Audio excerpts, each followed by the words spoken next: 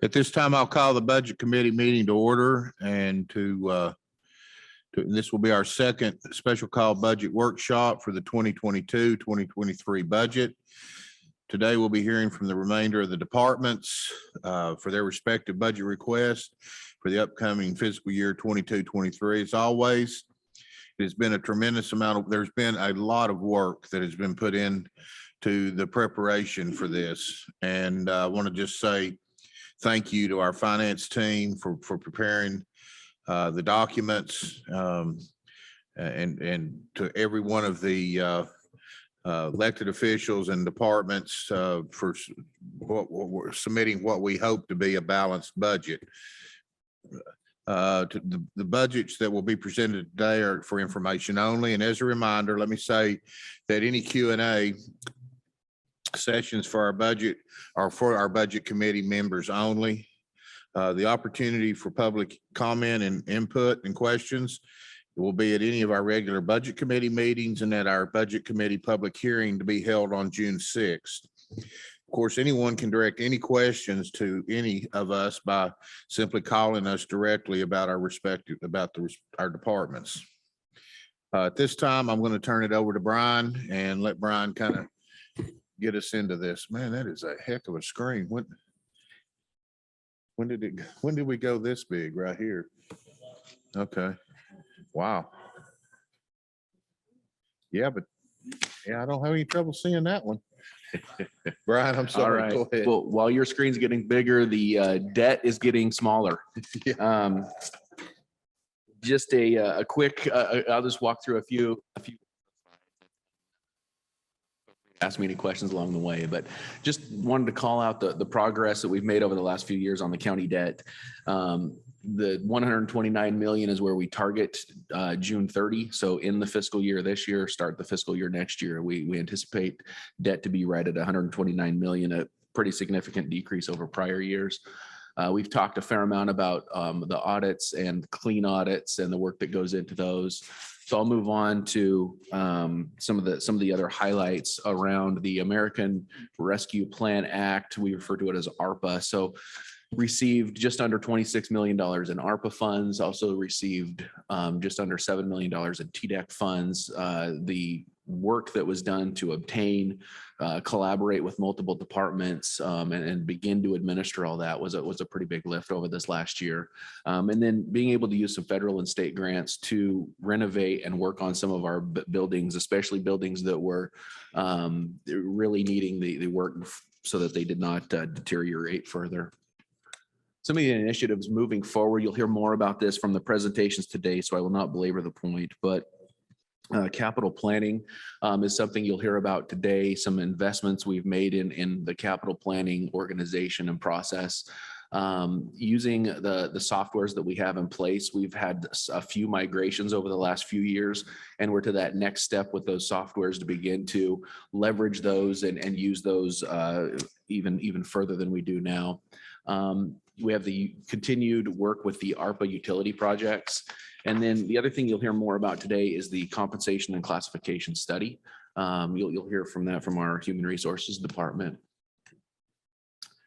Accounting practices and Munis is our accounting software. So just wanted to call out some high level things, and I'll speak to this in more detail. So I'm going to gloss over these fairly quickly here as we kick off, but there's going to be an emphasis on fixed assets. The auditors have been working with us. Our team has been working really hard to come around on fixed assets and report those in a way that the auditors want to see. It's a shift in how we do things now, but a lot of progress has already been done toward this. And so we'll need to continue that work on fixed assets. Three-way match is an opportunity for us to begin to close the loop using our software and maintains compliance with financial compliance, but it closes the loop from a purchase order all the way to receipt of item and then entry of the receipt. So one of the things that we'll be doing is working with the different departments and elected official offices to do that data entry once the receipt is in so that we can make sure we close that loop. GASB 87, it's a standards board that we must adhere to on the accounting side. And this is really about leases. And it's whether it's an equipment, vehicle, land, buildings, it is going to require us to track those and report on those in a different way.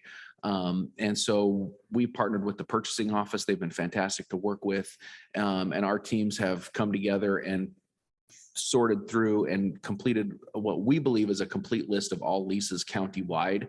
We are still going to reach out to each department and office to make sure that they don't know of something that just hasn't crossed our radar yet. So we're going to be asking them to help partner with us on that, and then we'll be reporting that to the auditors. So it's well underway, but it's something that will definitely be a big audit issue this year.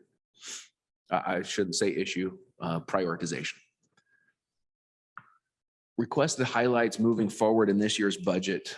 Some of the things that are baked into these numbers you're going to see are another step as of July 1st in compensation that is already built into the projections according to the county's approved compensation plan. We have worked with our self-insured third-party administrator on what health insurance increases look like. Right now, they're sitting at 1.5%. I will tell the committee that number could fluctuate very slightly up or down as we go through the spring, as they continue to get our actual expenses and our actual experiences and put those into our data model. It should be very close to that, but it could fluctuate slightly.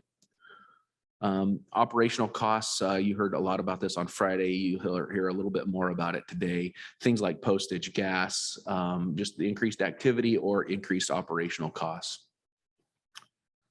These next couple of slides are more for reference. These were the rates. When we started the process, we published rates in the budget manual. These are the rates that throughout the course of the last couple of months, the rates that we actually landed on. The state retirement letters came out. We have actual rates as of like a couple of weeks ago. So these are the actual rates that we use to budget. The health insurance, unemployment, Medicare, those things we've already talked about, but they're there for your reference should you want to go back and look at the rates. All said and done, when you look at what we budgeted last year and what we're looking to budget this year, right now it sits at a 2.2% increase year over year. And those key factors still are that 2.5% step, the changes in benefits, and a few operational costs. Walking through your binder just real quickly, it's very similar to last week. In fact, the same except for different presentations. It's got the agenda, the summary sheet that I'll speak about, and it's got the set of slides. The second section includes all the presentations. So it'll include a department presentation, a detailed budget report after this. And then if there are additional requests, they will have a slide or an extra page around an additional request or a capital plan request should they have one. And then section 3 is all of our backup documents. Just a quick look at the summary page. We talked about this last week, so I will not spend extra time on it, but it's going to give you an opportunity to look at the budget request for this year, compare it to last year's original and last year's revised, and just call out those variances according to the flow on your agenda. This slide here is really just another cheat sheet for you on the Munis reports. If you want to look at those headers and want a detailed explanation for what each of those headers mean, this is the slide that's gonna provide that detail. I think finally, I would like to just thank a number of people for the work on the budget. Just to follow up on the mayor's comments, there's a lot of work that goes into this process, and I want to thank especially Angeli Schenkel. She has come over from the sheriff's office and partnered with us, and really appreciate all the time and effort that you've given us, Angeli. So thank you, Carrie. There's a lot of work that goes into pulling these packets together, partnering with departments, a tremendous amount of work done by Carrie Barrett. So Carrie, thank you. And Randy Vineyard. Mr. Vineyard has been instrumental in guiding us through this process. So can't thank him enough. Can't thank him enough for helping us through this process. So with that, Mayor, I am ready to take questions or move on. So you want to have any questions from the committee for Brian before we go on? Thank you, Brian. And just to kind of piggyback on what you said, and it's, you know, with Angela coming and helping and all of us working together, that's just the way we do business in Blount County. We help each other, we work together, and that's pretty special. And how that all works, you know, I call it a special sauce. We've got a special recipe that, and what that recipe is all of us working together instead of trying to be individualized and in our own silos. It's all about the entire scope of what we are as Blount County, and working together is what makes it special. I think very proud of it. Very proud to be a citizen in this county. Next up, first up, I guess, is Circuit Court Clerk Tom Hatcher, and Tom has asked us if we can flip and let Judge Harrington go first. Does that mean that you won't go quite as long if we go ahead and let her go first? Go ahead. That is, if no one has any objections to that on the committee, go ahead. Tom, go ahead, and you and the judge can.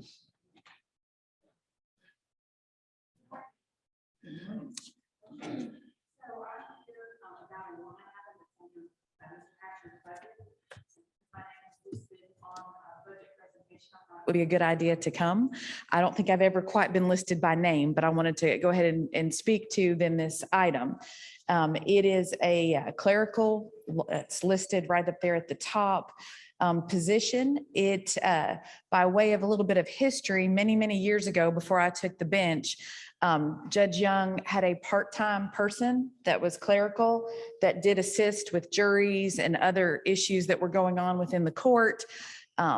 When I think I took the bench in 2011, a couple of years after that, the person that was doing that jury coordinating transitioned into being my judicial assistant. And so since that time, she has done double duty and basically fills that role. We talked about at that time, so we've never fully filled that position. What we have done is over the years, we have been in need of a law clerk at different times to assist. It's under my name, but that person works with all the judges to assist in either real-time research as issues are coming up in court, some legal writing issues, and some other things that have happened. As when I was here last week with Recovery Court, we are fortunate to have a partnership with the University of Tennessee, this time with the College of Law.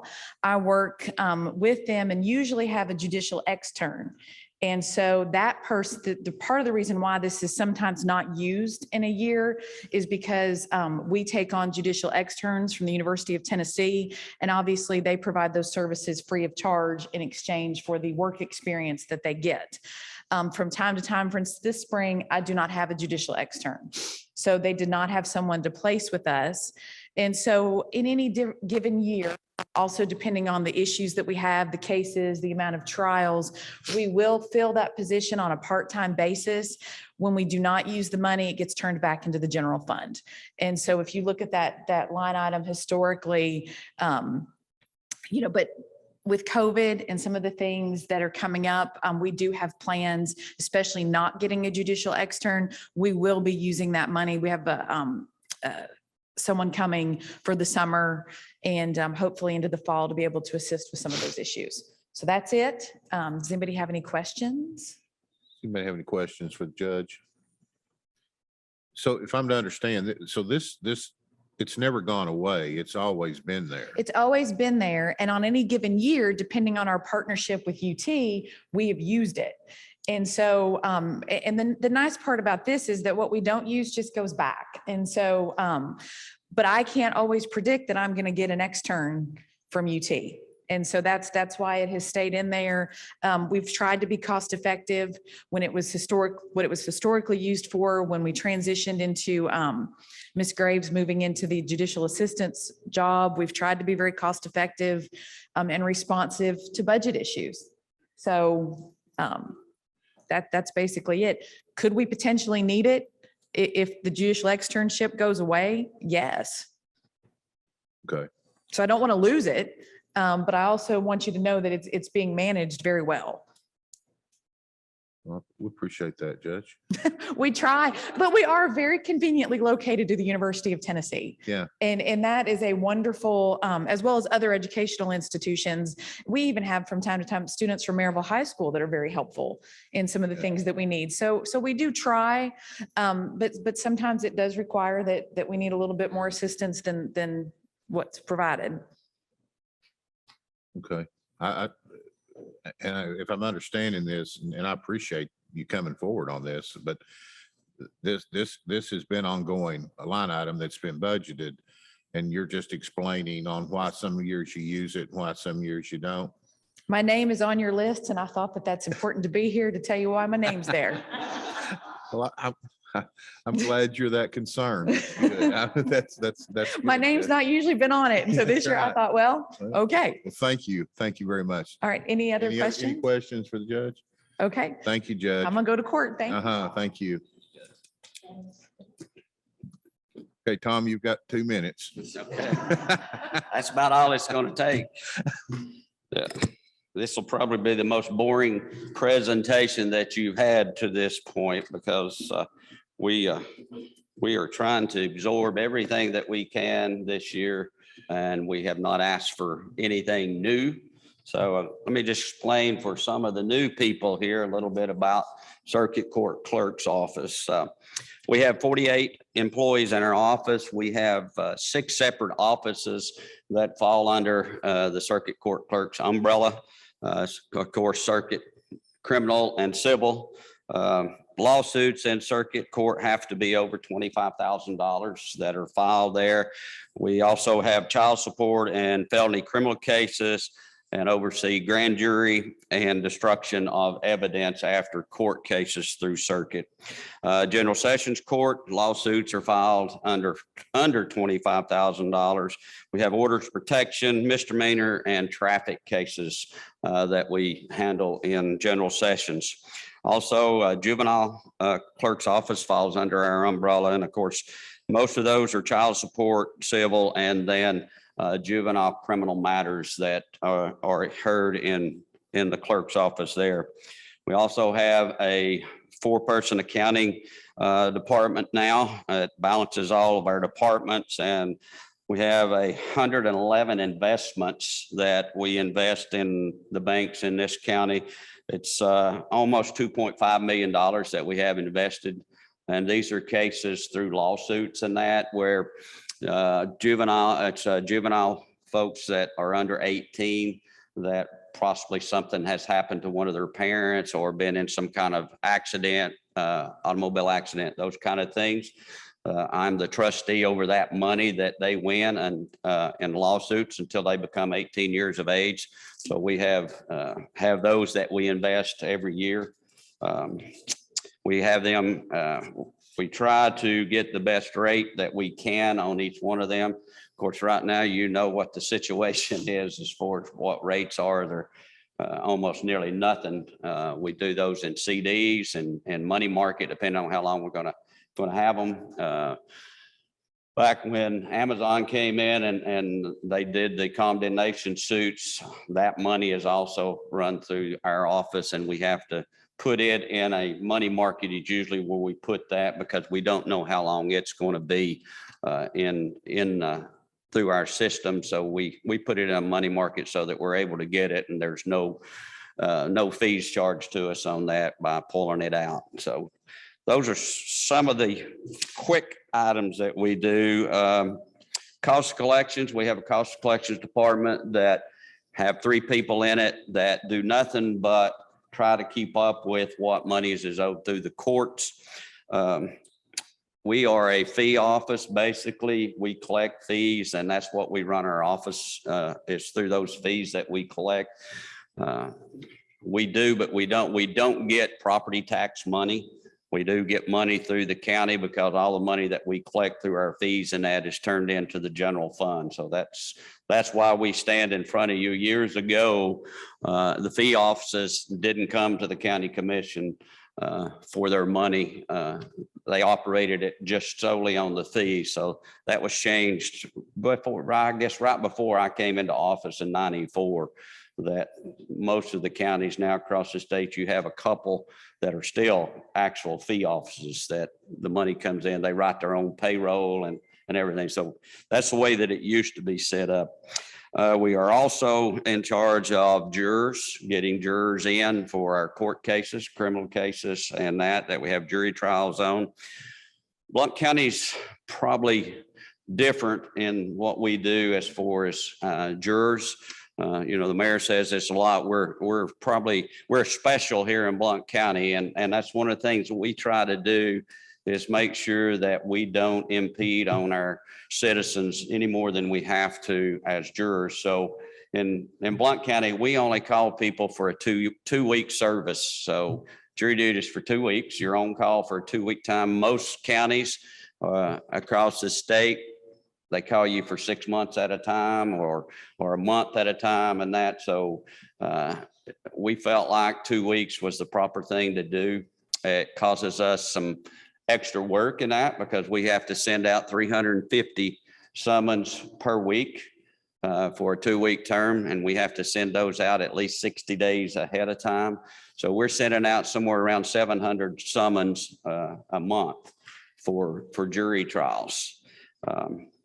And we changed the laws back in 2008. Now, used to you could excuse somebody for just about whatever you wanted to do, and the judges were the ones that do that. But now, since 2008, our office does all of that. Every letter that comes in that's asking for an excuse, we have to look at that and see if it qualifies, because there's only like 5 different areas now that you can be qualified to be excused for. You are allowed 1 reschedule, no matter what. If let's say you get a summons and you have a vacation plan, you can call our office and ask for to be reassigned at another time, and we can do that up to 1 year for you basically out any kind of documentation and that. So it's sort of like one of the sheriff's get out of free jail cards that he gives out every now and then.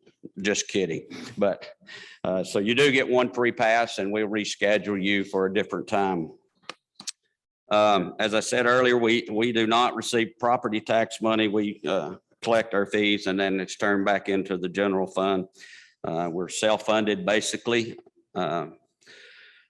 Increase in the budget consists this year of only on compensation changes from Evergreen. We're not asking for anything as far as new positions or new money. We're not asking for any money and postage and stuff. We're going to try to absorb that. Hopefully, if we have some trials that's called off and we don't have to send out jury summons and that. So that's what we did this year because of COVID. We had a lot of cases that was rescheduled. So we're going to try to absorb that. We'll have a little over 94,000 coming from our data processing reserve fund. This money is collected by our office. The legislature put a fee on all cases that's filed so that we have a fund, a reserve fund that this money goes into, and it's strictly used for data processing items in our office. If we need new computers and that, we go to that fund and come to bring it to increase to this committee, to the budget committee, and ask for an increase so that we can buy computers. What that does, that takes the burden off the county by us being able to use this fee and have a reserve. And I'm not sure, Brandon, you know what our reserve is on that? Somewhere around 300,000 right now. Is that close? Yeah, somewhere around 300,000. So we're going to be asking for a little over 94,000 to start replacing some of the computers, 48 computers plus that we have, to bring them up to date. There's some of them that's several years old and that, so we're very slow when you go to use them. So we're going to be replacing a lot of that stuff this year, try to get up to snuff on it. Some accomplishments that we have this year. One that I am very, very proud of back during COVID, our office was not able, our folks could not work from home.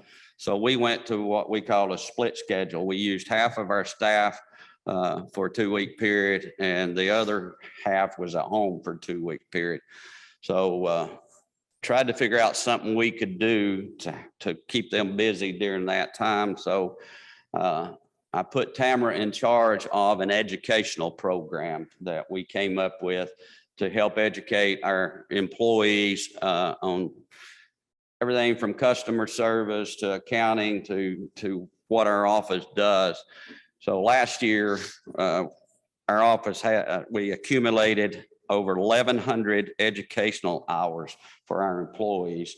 And on each class that they take, Tamara has a book. She keeps those classes down that they took, how many hours they were, and how many hours each person in our office has accumulated over the year, that period of year. One of the things we did last year year in COVID was put a walk-up window for the outside of the Justice Center for folks to come and make payments. That way it kept them from coming inside the building during COVID. And then just this past couple, 2 or 3 months ago, we were able to put a canopy up over that so they wouldn't have to stand in the rain while they were paying us money. We felt like, we should do a little bit something for them since they were bringing us cash to help fund what we do here. We made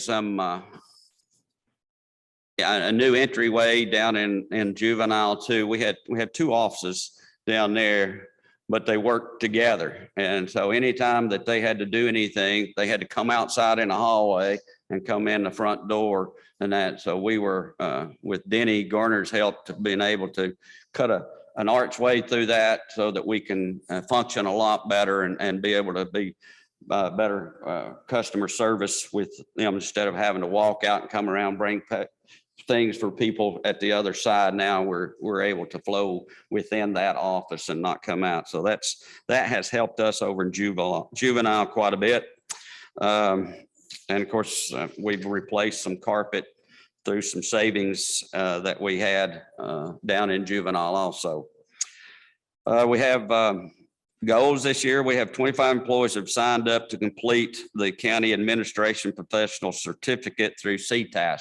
And that's ongoing through our educational process that we have that Tamara's overseeing. And she has done a great job with that. We've been able to, through CTAS, get a lot of credits in that on the education that CTAS has. I know a lot of the commissioners go to some of those classes through CTAS and that. So it's really helped us. And what it's allowed us to do is the last thing on this is the cross training. We're going to continue to do some cross training and stuff. So with this other education that they're getting, it's making it easier for us to cross train our employees. So it's helped quite a bit. As I said, additional requests, we have none this year. We're not asking for anything. Our capital plan, we need to replace the flooring in the jury pool room. We'd like to do that through our capital plan that we have. That's got the same flooring that's been in there ever since that the Justice Center was opened up in 1999. So you can imagine what it looks like now. So we would like to do that. And then we installed several years ago a pneumatic tube system that allows us to send stuff down to master control and to the civil process paperwork that we do instead of people having to get up, walk stuff across the hall or down to the jail. And we need to upgrade that. It's got some leaks in it and those kind of things. That's not letting the tubes go back and forth. So we need to upgrade that. So we have placed that in our capital planning. In a nutshell, that's basically all I have, unless you all have some questions on any of the items in our budget. This time, any questions from the committee? Tom? Anything? All right. Thank you, Thank Mr. you, Tom. Committee.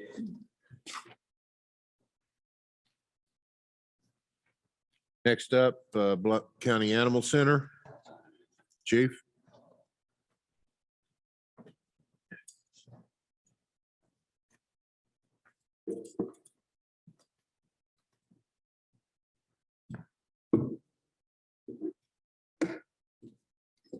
Morning.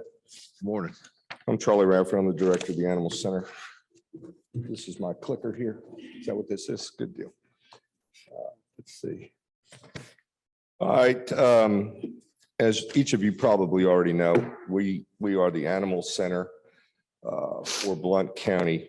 Physically, we have an approximately 11,000 square foot facility located at 233 Curry Avenue, where we provide animal control services, adoption and housing services, as well as veterinary care and spay and neuter for all the animals that come into our facility.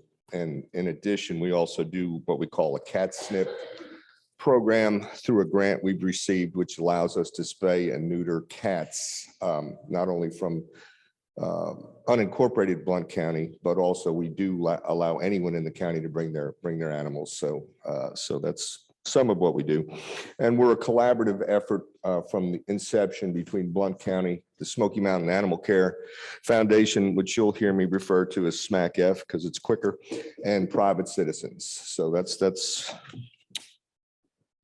who we are. What do we do?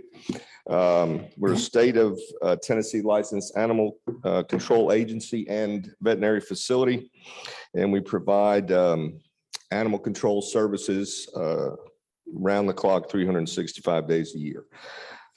We are the only animal control agency licensed in the state to perform chemical capture of injured or dangerous animals, and that means going out in the field and being allowed to dart an animal to sedate it in order to take it into our custody. My animal control officers respond to dangerous animal and animal seizure cases when requested by the sheriff's office.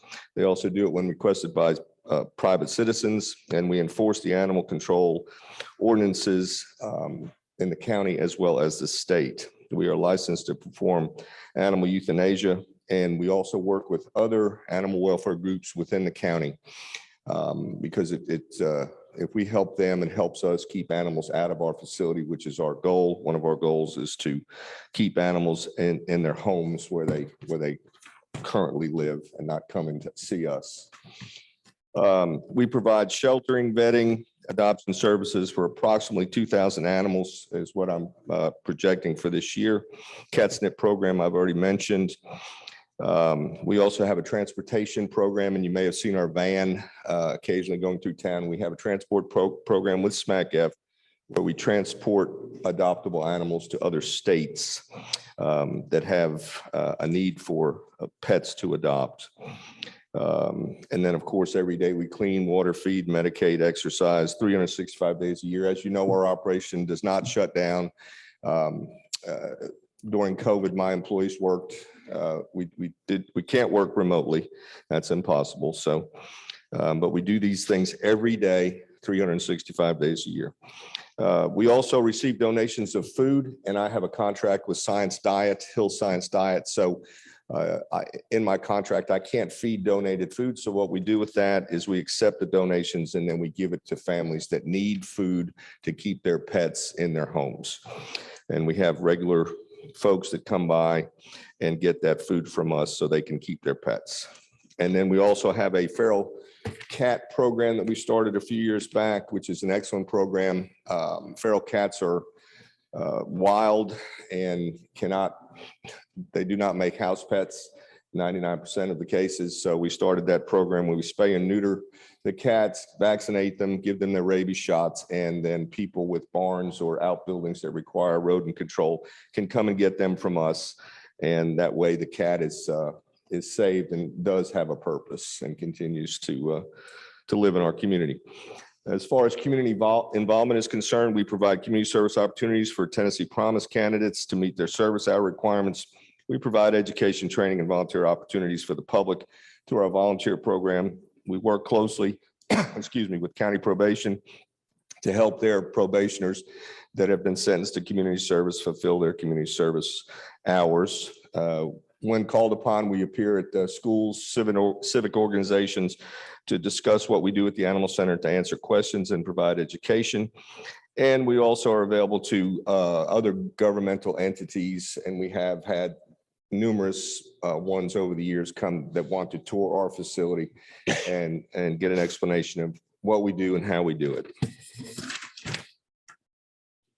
Our accomplishments, we continue to maintain a very high successful outcome rate for both dogs and cats, approximately 92 to 94%. And that statement and that statistic is very important when you consider that we are an open intake center animal shelter. We do not have a right to refuse a citizen of unincorporated Blount County from turning in their animal to us. So that statistic is very telling as to the amazing work that the staff at the animal center does. So right there, we continue to provide high quality animal control services through our professional animal control officers. We're fiscally responsible. We always, knock on wood, every year that I've been the director, we've stayed within budget and usually have a turn back. Some of the things we've also had done through volunteers, we've got some new outdoor pavilions that were finished last year. We maintain the highest standards and licensing level possible. We were put in charge of Smoky Mountain Animal Care Foundation's budget the first time I worked here several years ago. And so we continue to manage their budgets so they don't have to. And we always stay within budget for them and usually have turn back for them as well. And we consistently provide the highest quality of care for our animals that are in our care. And we set the standard for other agencies to emulate. We do have plans for expansion.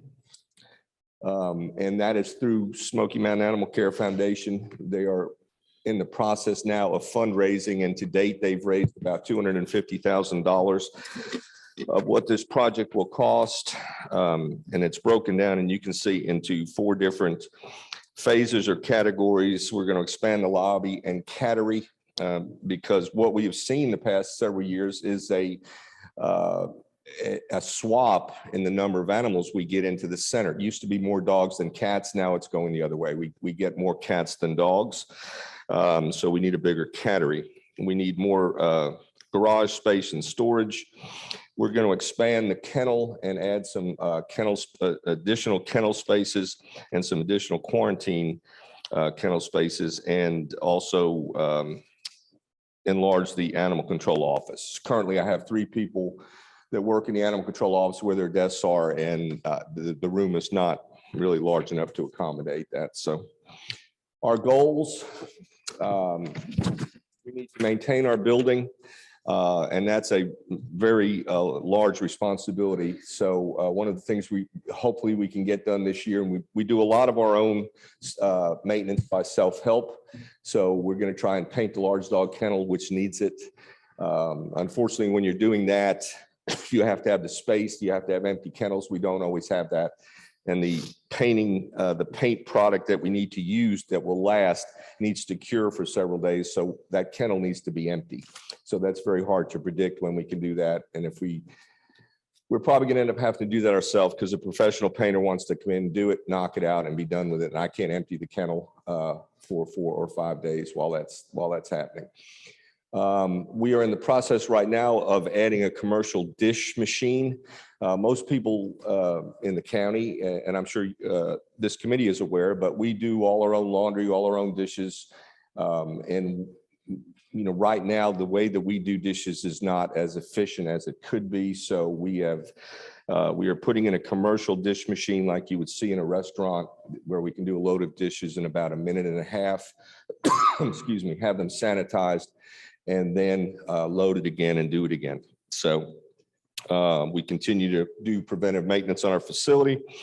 We're going to continue to work with our other agencies to benefit the animals of Blount County. We're going to continue to set the standard and raise the bar of what we do as high as we possibly can.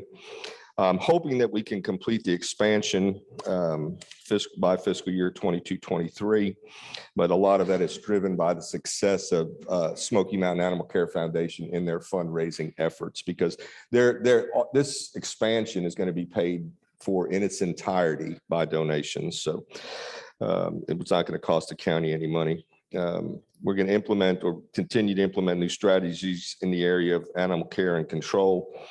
And we hopefully continue to keep our high standards and be a facility that the citizens of Blount County can be proud of. And in closing, I just thank you for your continued support of the center, and I'll be happy to answer any questions you might have.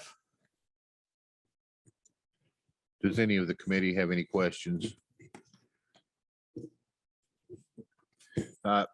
Mine's not a question, Chief. It's more of a statement. You talked about it earlier. What we have out there is something recognized across the state as the model. I mean, that, I hear from other mayors, other counties have came in to try, they, whenever they are starting up or they've had failure on their animals shelters and they haven't been able to make it work. The word across the state is go see how Blount County does it. Go try to in some way mimic or develop the same type of program that we have here in Blount County. And I think that says a lot for the job you and your staff have done, the partnership we have. I like being what everybody else wants to be in how you do business as a government, because you're doing it the right way and you're being effective and you're being conservative in how we do business. And I just want to thank you and your staff for the job they've done. If you haven't visited our animal center, it is absolutely a state-of-the-art animal center. And this county is very well served by that. So Thanks, Thank sir. I you, appreciate that. Yes, sir.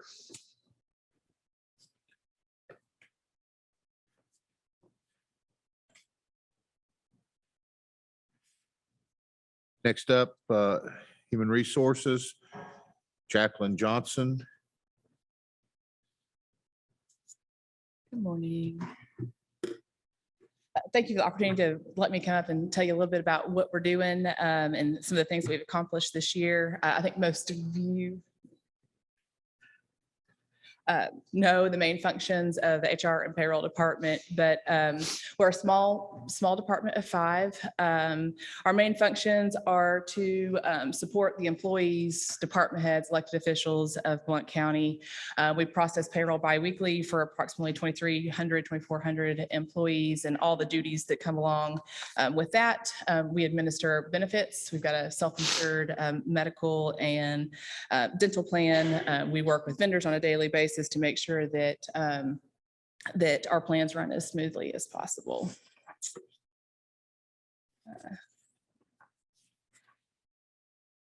In terms of accomplishments, I'll just touch on a couple of these up here.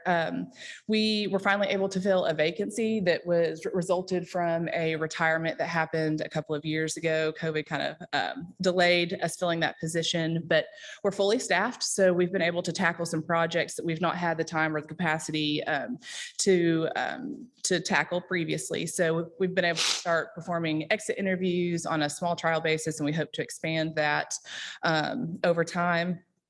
We have been able to get our electronic record keeping project off the ground. We've been able to keep our HR page relevant and updated.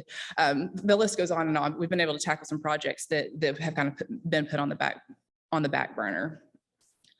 We've been able to make some improvements to our hiring process.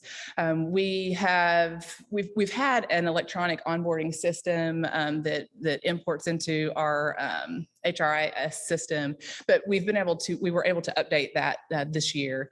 That was kind of a heavy lift. It took us some time, but it's got a new modern look. It's streamlined the process for applicants and hiring managers. So really proud about that. And more recently, up until this point, new hires, whenever they've enrolled with benefits, it's been a completely paper manual process, and we've been able to make that electronic. So now these employees are enrolling for benefits for the first time, just like our rest of our employees enrolled in open enrollment. So that's through Kronos, and it's completely electronic, and it just streamlines the process all the way around. So really, really excited about that. You can see some pictures on my slide here. We've been able to continue to do some, engagement, fun activities throughout the year. HR did win the Christmas tree decorating contest, so just need to mention that. But some fun things that we've done, especially around the holidays. And the last thing I want to mention is not necessarily something that we have, to show for, not something that's made our office better, but I feel like I need to mention it because it was a huge accomplishment. In mid-December last year, we received word from our HRIS system and payroll system that they had experienced an incident and that our system would be down for a couple of days. We scurried to make some adjustments to the way that we were going to collect time, but very quickly that escalated into, it's not gonna be a couple of days, it's gonna be weeks. And so the county put together a core team of individuals ranging from my entire team to accounting, to IT, trustee, the schools payroll, the schools IT. Anyway, we put together a core team, and those individuals worked together beautifully to make sure that every Blount County employee was paid and that they were paid on time. It was a huge, huge lift over the holidays. It was not something that I want to go through again, but I'm very, very proud to be a part of that team. It was a huge, huge accomplishment. So I just want to mention that. Goals. Like I said, going through the issue that we went through with UKG or HRIS and payroll system, not necessarily something that I want to go through again. So we want to make sure that we're not vulnerable to be in a position like that in the future. So my team is partnering with IT to make sure that we don't experience something like that in the future. So we're looking at some redundancy plans, some business continuity plans as a backup in case something like this does happen in the future. The other goal is you've heard from department heads, elected officials over the course of the last two meetings that that recruiting and staffing is becoming an ever increasing challenge because of salary expectations. We've seen this coming. Last year, we had planned to do a class comp study and have something implemented in 2024. When we started seeing the trends, we thought we can't wait. We've got to go ahead and get something in place.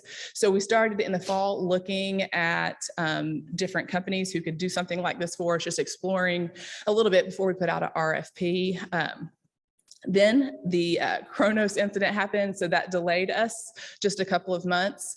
We did put out an RFP in early February, though. The bid opening was last week. We were disappointed with the number of respondents that we got. It was just one. So we are exploring what we can do to attract some other vendors and potentially find somebody that we can do business with going forward. We do anticipate that process will take 6 to 7 months. So we want to get something started as quickly as possible so that we can implement hopefully in January of 2023. I do want to mention that that we did make an adjustment to our pay scale. We made an adjustment of 2.5% that we implemented in January just to try to mitigate some of these issues that we're seeing. But I just felt like I wanted to mention that since we're talking about compensation. Other than that, I've submitted a status quo budget in terms of my operating expenses, but I'm happy to answer any questions if you have them. Does any of the committee have any questions, Commissioner? Thank you, Mayor. Mrs. Johnson, line 539900. What is other CONT? So Other supplies?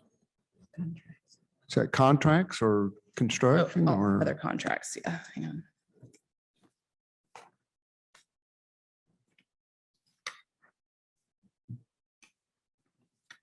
I'll tell you what's in that line. Hang on just a second.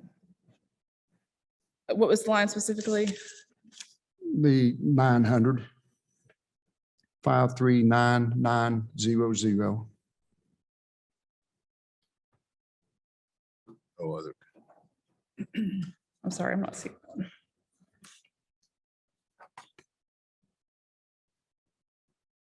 Oh, other contracts. I'm sorry. I'm sorry. Yeah. sorry, sorry. About two-thirds of the way down.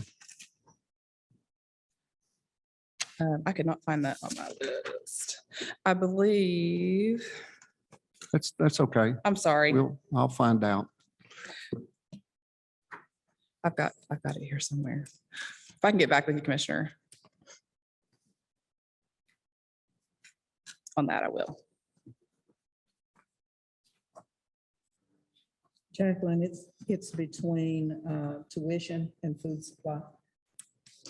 Oh, that is for our biometric screenings is the big item in that one.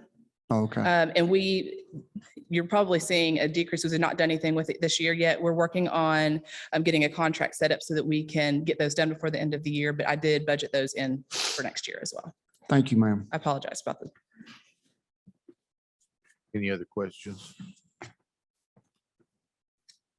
I do want to say that when you were talking about Kronos and the ransomware and what we went through at Christmas, it's the first time I've actually ever seen you smile when you've talked about that. So, and I know most people that don't live in your world and saw what we were going through and what your team did and how we pulled together from HR, all of your staff, IT, trustees office, and not just that, the elected officials. We met numerous times over it to because it was a big deal. I mean, when Kronos got hit, it was a big deal, and you all worked tirelessly. I know weekends, and it was a lot of it was over the Christmas holidays, and there was a whole lot of time that was probably not spent with family because of what you all were doing and working. And I know there was a lot of people working to make that happen from other departments in your department. So that there again, it's once again, it's what I think what sets us apart and makes us very special that we're able to come together, got it taken care of, and not one employee ever missed a paycheck. Yeah. And that was pretty amazing because there was failure in other organizations across the country from this. And I just want to say thank you for the hard work you all did. I'm glad you're able to smile about it now because used to you would tear up whenever we brought it up now. But thank you and It was thank a your tough time. department. Thank you, Mayor. I appreciate it. Uh-huh. Thank you. Next up, Katie Kerr.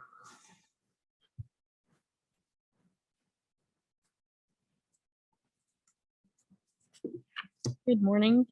Katie Kerr on behalf of the purchasing department. I'm your purchasing agent, and we have a staff of 4 people, which includes Teresa Johnson, Jackie Cooper, Judy Peffley, and Lisa Dyring. We currently have one open position that I will discuss with you as we go through this. What we do the buying and selling of all surplus goods for all of the departments throughout the county. So that would include the highway department, the animal center, and all of our school systems as well. We operate under the 1957 Purchasing Act, which, as it states, was adopted in 1957, which can be quite challenging to doing business in current times. We are centralized, meaning that everything, every contract that is issued or every bid that is let runs through our office. And as you've heard from other departments, business is booming and our office is no exception. Let's see, we also manage the fuel card program as well as the wireless communication programs. And our accomplishment this year is we have issued over 3,700 purchase orders. We are currently managing more than 560 contracts. We have prepared, advertised, and awarded over 30 bids to date, and there at least will be 20 more issued before the end of this fiscal year. That's a big increase from previous years due to how we were issuing bids under the 57 Act. We are now required that any bid that is issued that has a percentage off of MSRP to be issued each year. And we are currently complying with that, but that's been a increase in some of our bids and some of our vendor frustrations as well. I just want to recognize Jackie Cooper. Unfortunately, she could not be up here this morning. She has another meeting, but she received Buyer of the Year, and that is an acknowledgement through the Tennessee Association of Purchasing Professionals, and that's a statewide organization. Also, our office has participated in the annual Diversity Business Expo, which occurred this year on March 3rd. That was a virtual event. I was on the founding board of that, and the concept of that board is to try to get local and diverse businesses to bid on our contracts and to do business with them, specifically small businesses as well. And as you will hear, you heard from Jacqueline that we only had one respondent to some of our bids, and I'm sure you all have seen in the paper that ECCA only had one respondent. What our goal is this year is to manage our vendor relationships as much as we can. Most of our contractors have tons of work out there, and that is our main goal this year, is to try to foster those relationships and really hear from vendors and see what we can do to try to encourage them to do business with us. We will continue to try to leverage our technology and maximize our software capabilities. We have some excellent tools in place that allowed our office to never miss a day of work during COVID. We are thankful for that. Where we also need to improve is on warranties and discounts, is when we receive something that is under warranty to be able to track that. And again, we have the software to do that. That's just something we would like to improve on moving forward. Something that we do really well in our office is education. We try to promote our employees to seek continuing education. And we currently have 2 people that are getting their certified public buyers and or their CPPO in the next following year. Additional requests, and this is where I said that I would mention to you the vacancy in our office. So I'm requesting from you for an additional $19,899 for a contract management position. We initially issued a contract management position to go out a few months ago. We did have some responses to it, and what I learned from that and from talking to or networking with other purchasing agents in our area and in the state is that position seemed to be underfunded. But I was hoping that we kind of get lucky around here that we have a special sauce and we have managed to hire and retain really good talent on a nickel, is what I would say. And I think my office is no exception to that. But unfortunately, it doesn't seem like that person has been able to cross our paths. And why that specifically is with this position is it is looking at federal contract compliance and federal regulations that they will be doing through ARPA funding and through ESSER funding. And the ESSER funding, of course, is the school's funding, and ARPA, I'm sure you've heard from other people as well. But this person would be managing those contracts and doing compliance for those. And again, it's an additional 19,000. I've interviewed 14 people for this position. We had, in the second time we had issued it, we had said what the salary was. So I figured if people wouldn't respond to it, if they knew what the salary was, if they were not interested. I had one person ask me if it was a typo. I had somebody laugh at me, and I had somebody assume that was the bottom of the range, that we would be able to offer much more. And I only tell you that to say that prior to COVID, we had some hiring constraints, and now it seems, I'm not saying impossible, but very hard to fill this position without an increase. But if anybody has any questions about anything within my budget or would like to talk to me about that specific position, I'd be happy to talk to you. Does anyone have any questions for Katie? Tom, you got a question or? All right. All righty, Katie, thank you very much. Appreciate Thank you. the report. This time, general services, county building maintenance. Chief Stallions, you want to come up?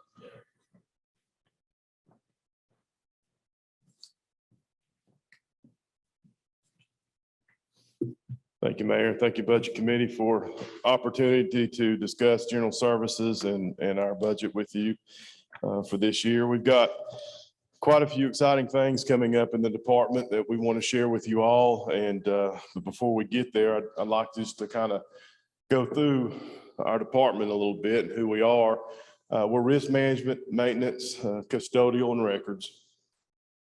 And what we do, risk management, as you can see that we offer complete risk management services for the whole county. That includes the school systems, highway department, sheriff's department, everybody. And really our risk management program is in two factors. One is risk assumption, and one is risk transference.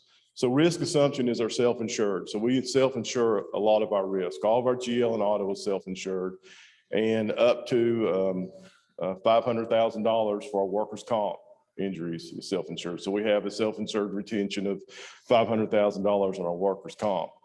The reason why we do that is usually when you buy an insurance policy, rule of thumb is a 70-30 split. 70% of that premium you pay goes to pay for things that might happen. 30% is pocketed by the insurance company. So right off the bat, we're saving 30%. We're one of the few counties that do that. We're one of the few counties that actually have our own fund. And that's because of the financial responsibility of you all and of the county and of the county commission, that we can have a fund that we can draw from and pay from. Not every county has that opportunity. We use risk mitigation during risk assumption to minimize that risk.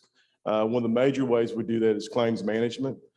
Tim Tipton is our risk manager, and Lindsay Jackson works with him. They are very well experienced claims managers as well, and very aggressive on our claims management. And then our county attorney, Craig Garrett, and then some of the attorneys we bring in, where we aggressively, when I say aggressive, if we've done something wrong, we'll be sure to make it right. But the attitude of if something happens to you surrounding the county and you hit the lottery, that's not Blount County. And so the word is out that if we've done you wrong, we'll make it right, but you've not hit the lottery with us. And if we've not done you wrong, we'll stand up for our teachers. We'll stand up for our officers. We'll stand up for our elected officials, and we'll do what's right.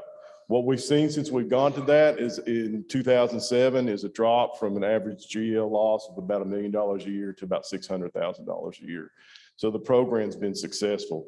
The other side, you heard me mention risk transference. That's insurance. That's what we're transferring that risk for a cost to somebody else.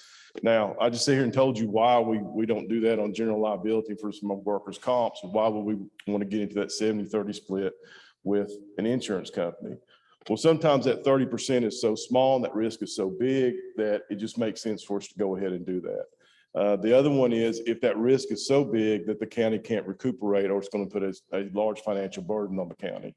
An example of that, our biggest policy that we purchase is property insurance. We insure close to $500 million worth of property.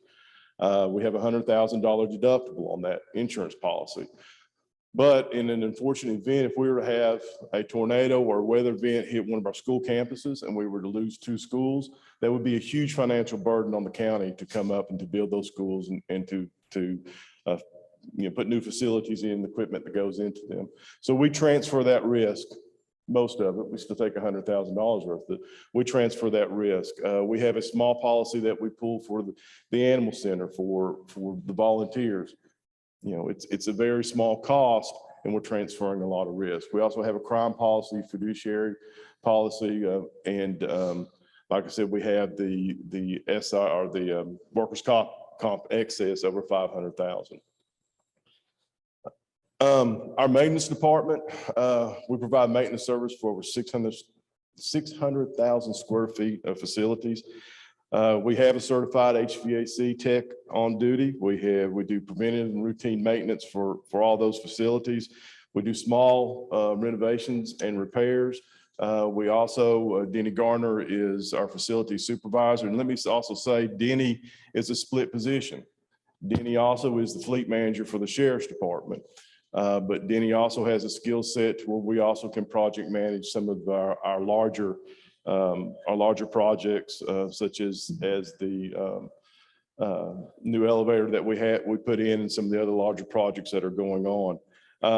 In maintenance, and I'm gonna talk about that here a little bit later, we're excited about a change that's coming, and it's gonna have a big impact on the capital plans, and I'll get into that in a minute, but we were able to purchase a facilities management software.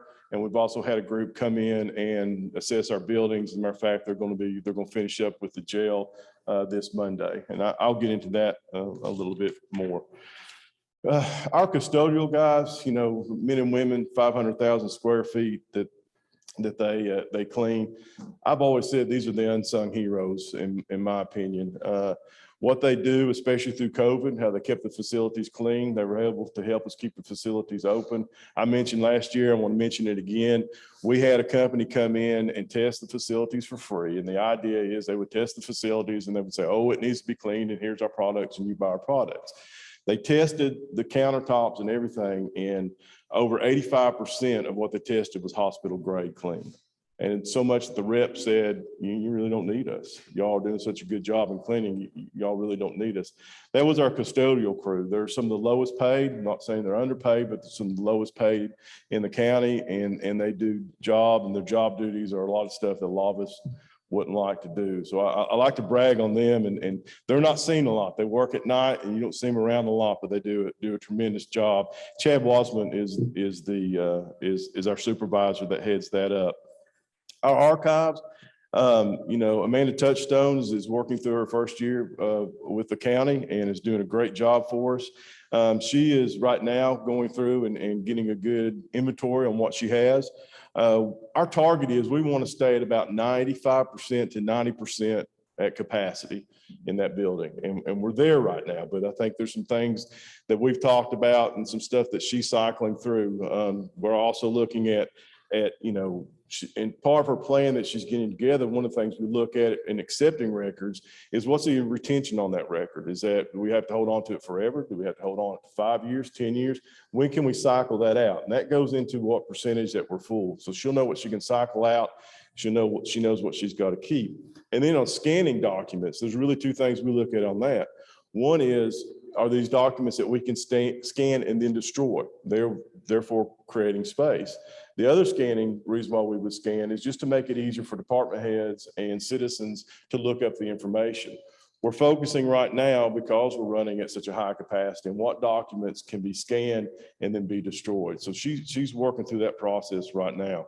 I've got on there, I also serve as the county's ADA coordinator. The big thing about that is our transition plan. There's a lot around ADA, people like, are we compliant? We are compliant to what the state wants us to be and to what the Department of Justice wants us to be. Does that mean that we don't have any ADA issues? No, our transition plan, what it does is it recognizes these are the issues and these are the things that need to be fixed. As long as we're showing good faith effort in getting those things done and getting those fixed, the Department of Justice and the state of Tennessee is okay with that. Now, when it becomes a priority, if we have a citizen, and that's also what we handle, if we have a citizen that says, hey, I can't use this service, I'm disabled and I can't use this service because, A, B, C, or D reason. At that point, we have to address it, and we have to come up with a solution that would move it to the table. But the big part, the first thing, if there's ever a complaint, they say, we want to see your transition plan. I believe it was 3 or 4 years ago, we hired an outside company to come in and do the transition plan for us. So we are in compliant as far as state and Department of Justice. The last thing is the county EMS system coordinator, and that's a big one. We've got a lot of changes that's happening this year, and I'm going to go into it a little bit more at the end because it's on the additional request. But essentially, our contract with our ambulance provider is expiring on July 1st. Mayor Mitchell talked to the purchasing director, Katie Kerr, and myself, and kind of charged us with, he wanted to make sure that this new contract wasn't just a contract with the ambulance provider, but that the county would be prepared as we grow, that we would be prepared 5, 10, 15 years out, that we wouldn't be caught off guard by tremendous growth and not be able to offer EMS services to our citizens. Katie came up with an excellent idea of bringing in a consulting firm, and we brought in Fitch and Associates. What they came up with, I'll get into specifics later, is a wholesale change on how we're going to do EMS in Blount County, and puts us right on the cutting edge, and I think raises the bar, not for us, but across the nation.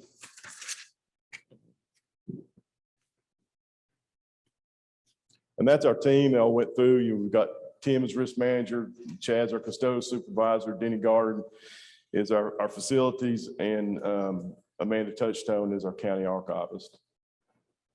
So let's talk about opportunities coming up, and that's where you're going to see on my additional requests, where I've made some additional requests. The first one that's It's, all these are exciting and big in themselves, but that's combining and consolidating the maintenance custodial at the library with our maintenance custodial team here. Essentially, we'll take over those duties for the library. We'll absorb their staff. We'll absorb some of their costs that they have in their budget to keep their facilities running, and we'll roll it into our team. And what that means for us is we'll have 2 extra maintenance techs that we can roll into our team. So right now for that, we've got 3 full-time, 1 part-time that handle 600,000 square feet of space. We'll have 2 more full-times. Each has their own truck. It's a full-size Dodge pickup truck that is loaded with the tools they need.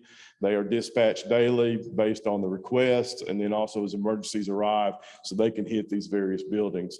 So I am requesting for 2 trucks for each one of those people. We currently lease those off of our county lease. We're paying $500 a month, so it's $1,000 a month. So I'm asking for $12,000 to get vehicles so we can rotate them to the staff.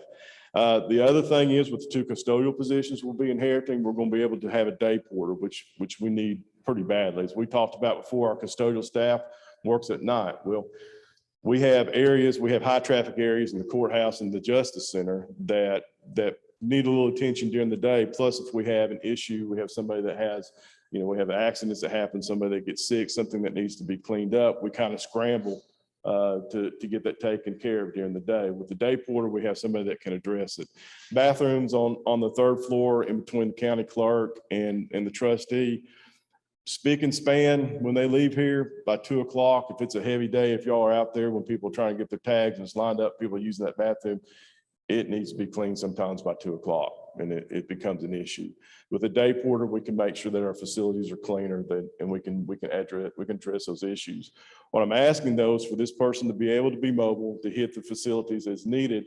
There are some vehicles that are coming off lease in departments, and one vehicle is low mileage. It's a little small SUV. Right now, its buyout on it's about $8,500.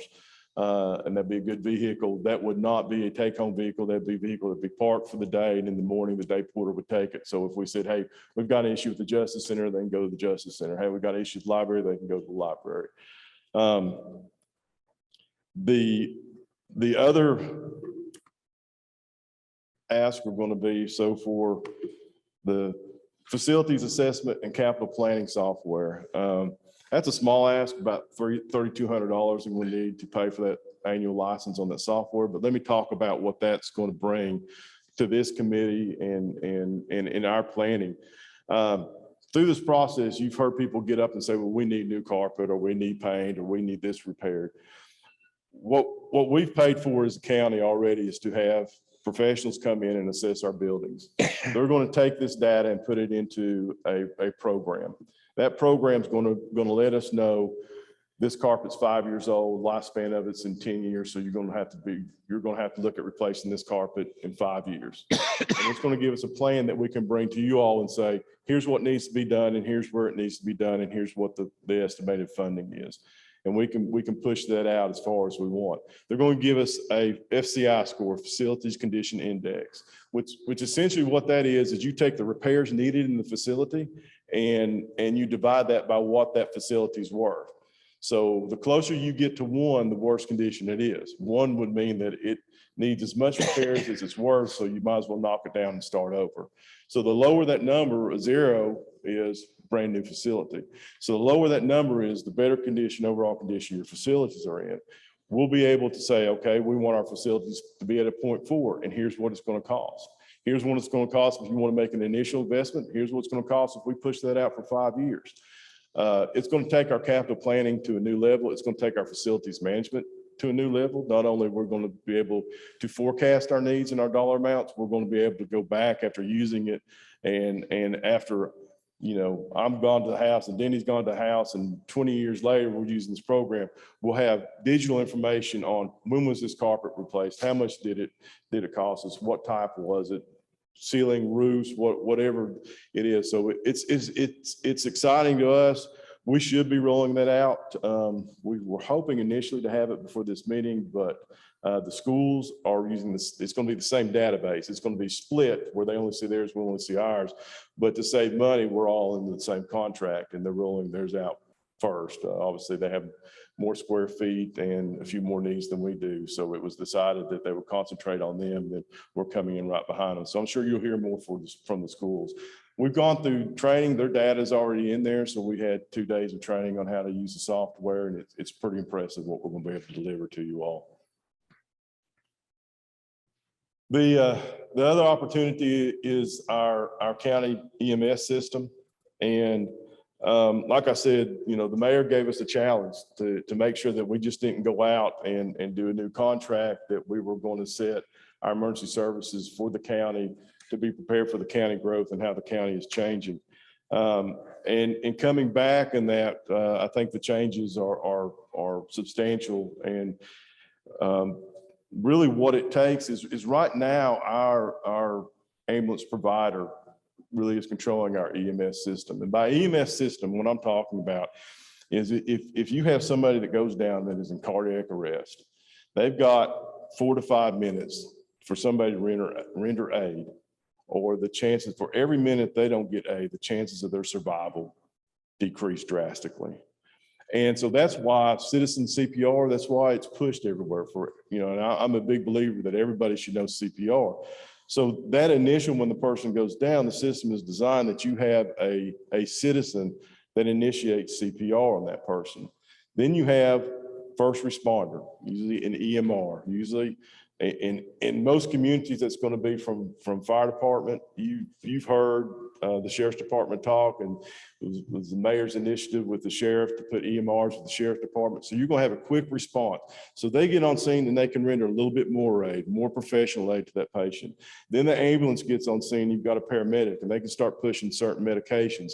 They can render more aid to that patient. Then they get him to the hospital to where hopefully what the issue is can be fixed and the patient is safe. So that's the EMS system that we're talking about. And that EMS system relied primarily on our provider. Under this, the EMS system is going to be looked over by the county.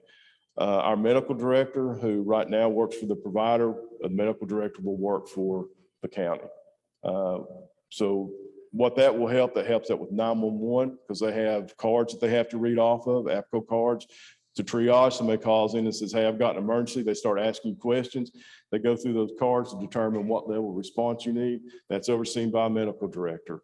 All the EMRs, EMTs that run, they're all overseen by a medical director.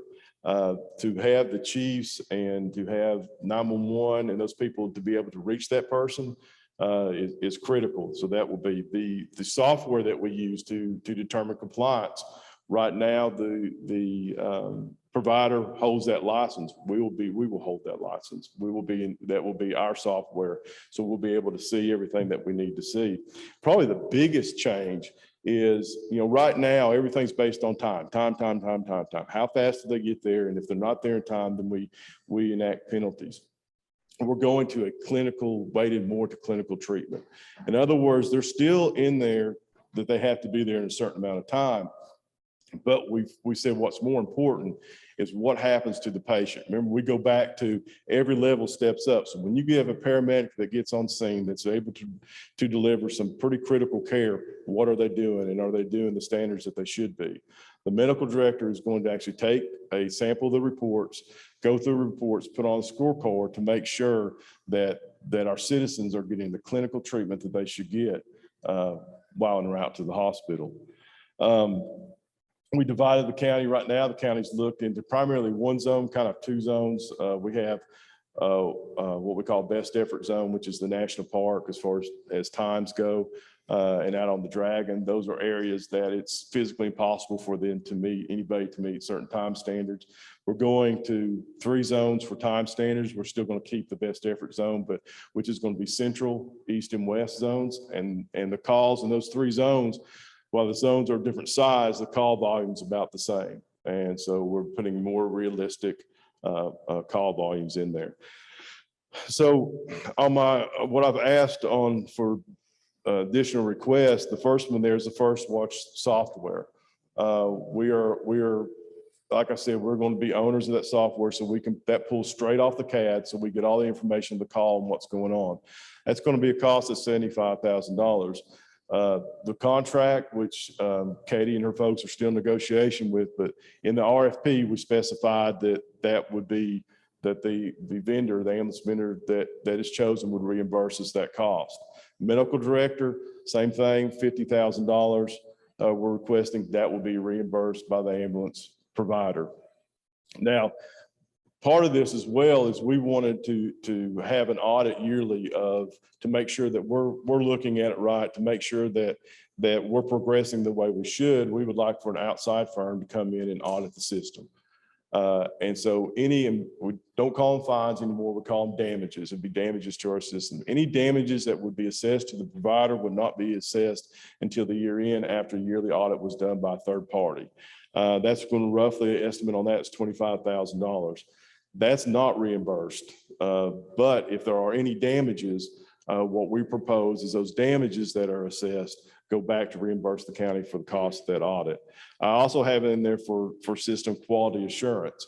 And that's to make sure that what we've put in place as far as are we triaging the new calls that come in?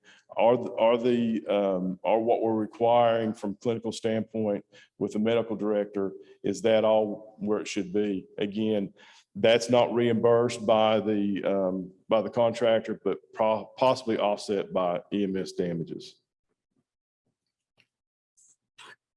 That's all I've got. Those three things are pretty big things and pretty excited about. I appreciate the opportunity, and I appreciate Mayor Mitchell allowing us to kind of shoot for the stars on some of this stuff and challenge us to put the county in a position to where we're going to be prepared for the growth that's coming in the next 10 to 15 years. Ms. Hannum? I have a couple of questions. Mhm. The first one is, in looking at the facilities assessment and capital planning software, have you identified, you said you did identify a company that you're looking at for the software, or it's out for bid? If we've identified it, it's Gordian is the company that's doing it. We'll be using their VFA software. They have completed all of our buildings except for the jail. They've completed their evaluation of all the school buildings. And we have trained on that software with them using the school's data. So we are close to being live on it with our data. Okay.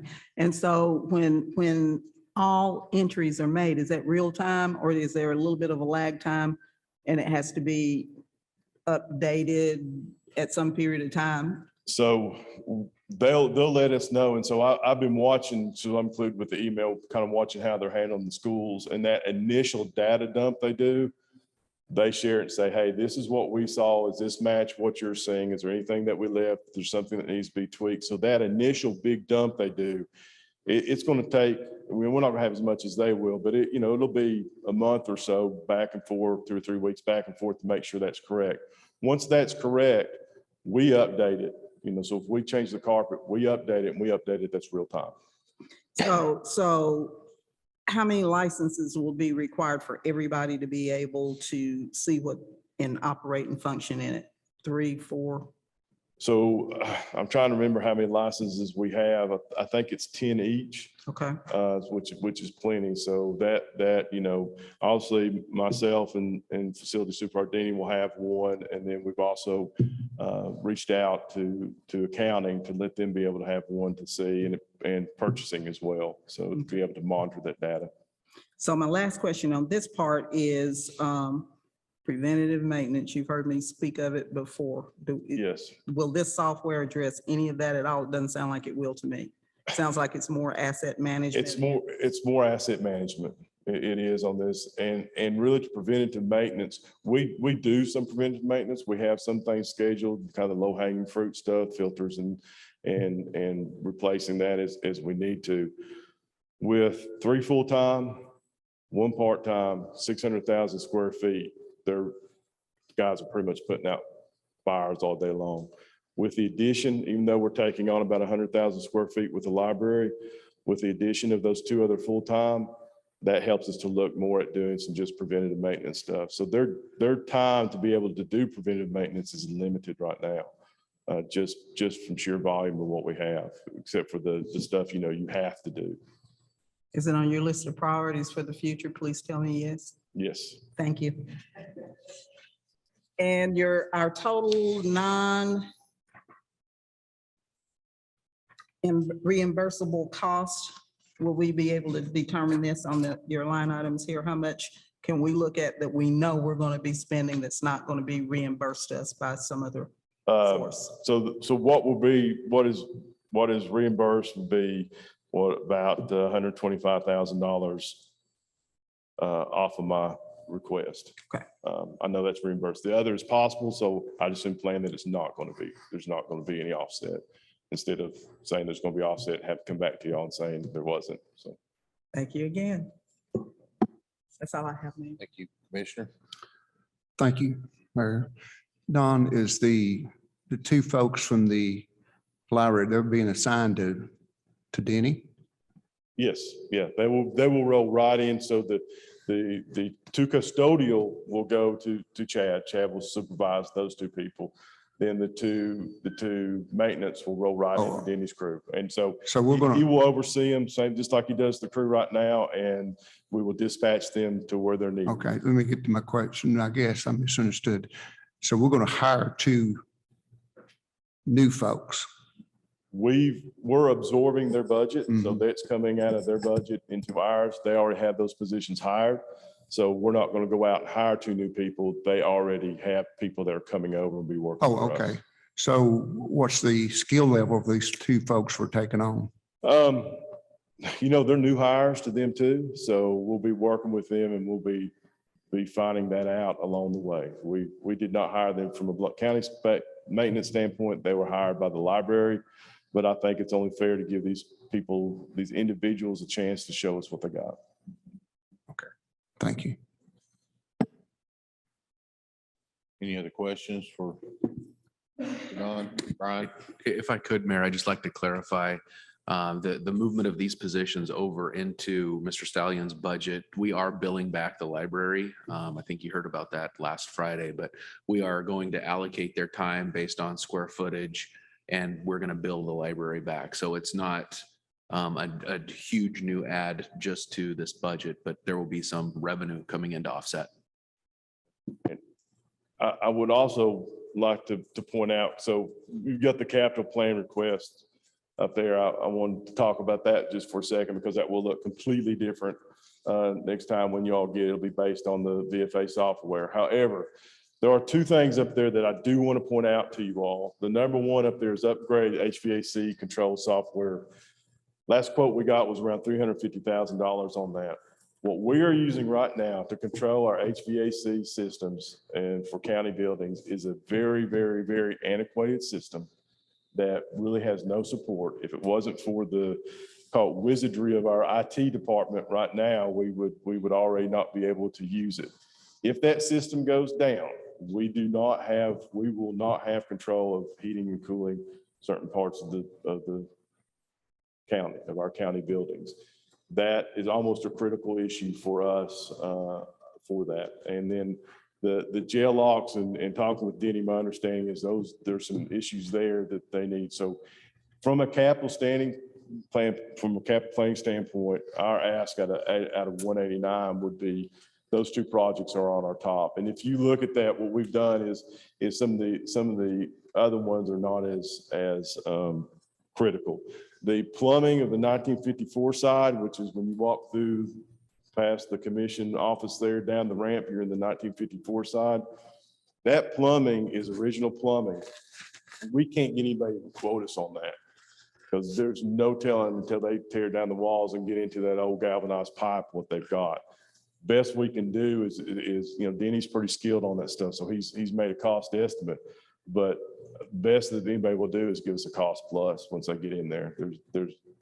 That's going to be such a major project that we can't even forecast it.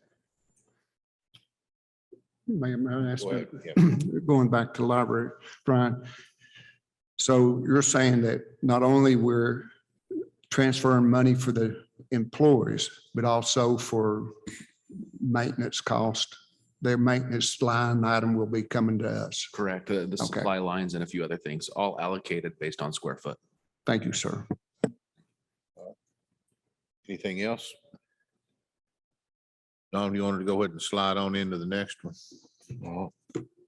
You got courthouse and jail maintenance.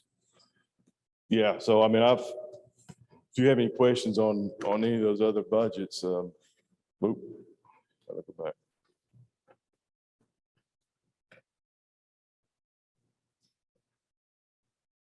If there's any questions, the 112 fund, is that what you're asking about, Mayor? Well, yeah, I didn't know whether you wanted, if you had planned on speaking on every one of these, like on records, on, I know you did, you spoke about that. One of the things that we didn't talk about is the fact that we're looking at finding a company to digitize, to start doing some digitization.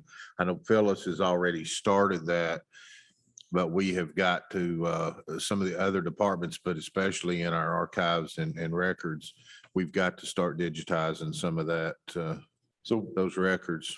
we've got, she's has identified it's 282, so about 300 documents that can be digitized. Right now, they're mainly tax rolls, and that is what we plan on submitting for the ARPA funds, like Phyllis did, to be able to start digitization.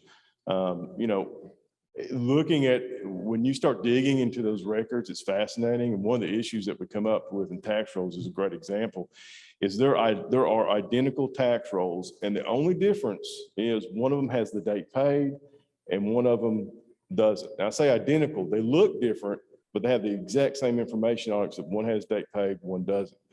Why do we have those? Where did they come from? You're talking about in the 70s. The dot matrix printers are the best. And so trying to figure out, and we're working with the trustee on which one do we need to keep? Do we need to digitize both? Which one's more important? So there's a lot of factors that go through when you're trying to look at these records, and some of it's playing the detective. Why do we have these? Where'd they come from and what's their importance? Commissioner, do you have something else? Yes, sir, please. The jail maintenance, remind me what's happening there this coming year.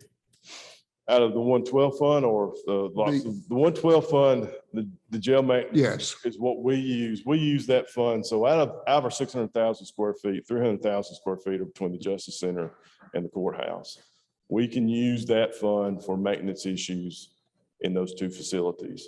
So some of that, we keep a budget, we keep Denny and I have talked, and we keep a reserve in that fund in case we get, just in case this plumbing finally goes in the middle of the day and now we've got emergency repairs that we have to pay for right now.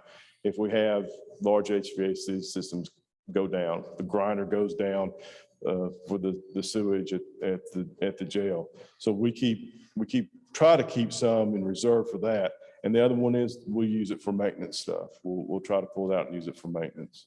Maybe I'm misreading this, but there's a huge increase in that amount, is it not? So that is set by the county clerk, by the county court clerk, because how that is funded through fines and fees that they collect in their Funded office. by fines and court costs. So that's, Okay.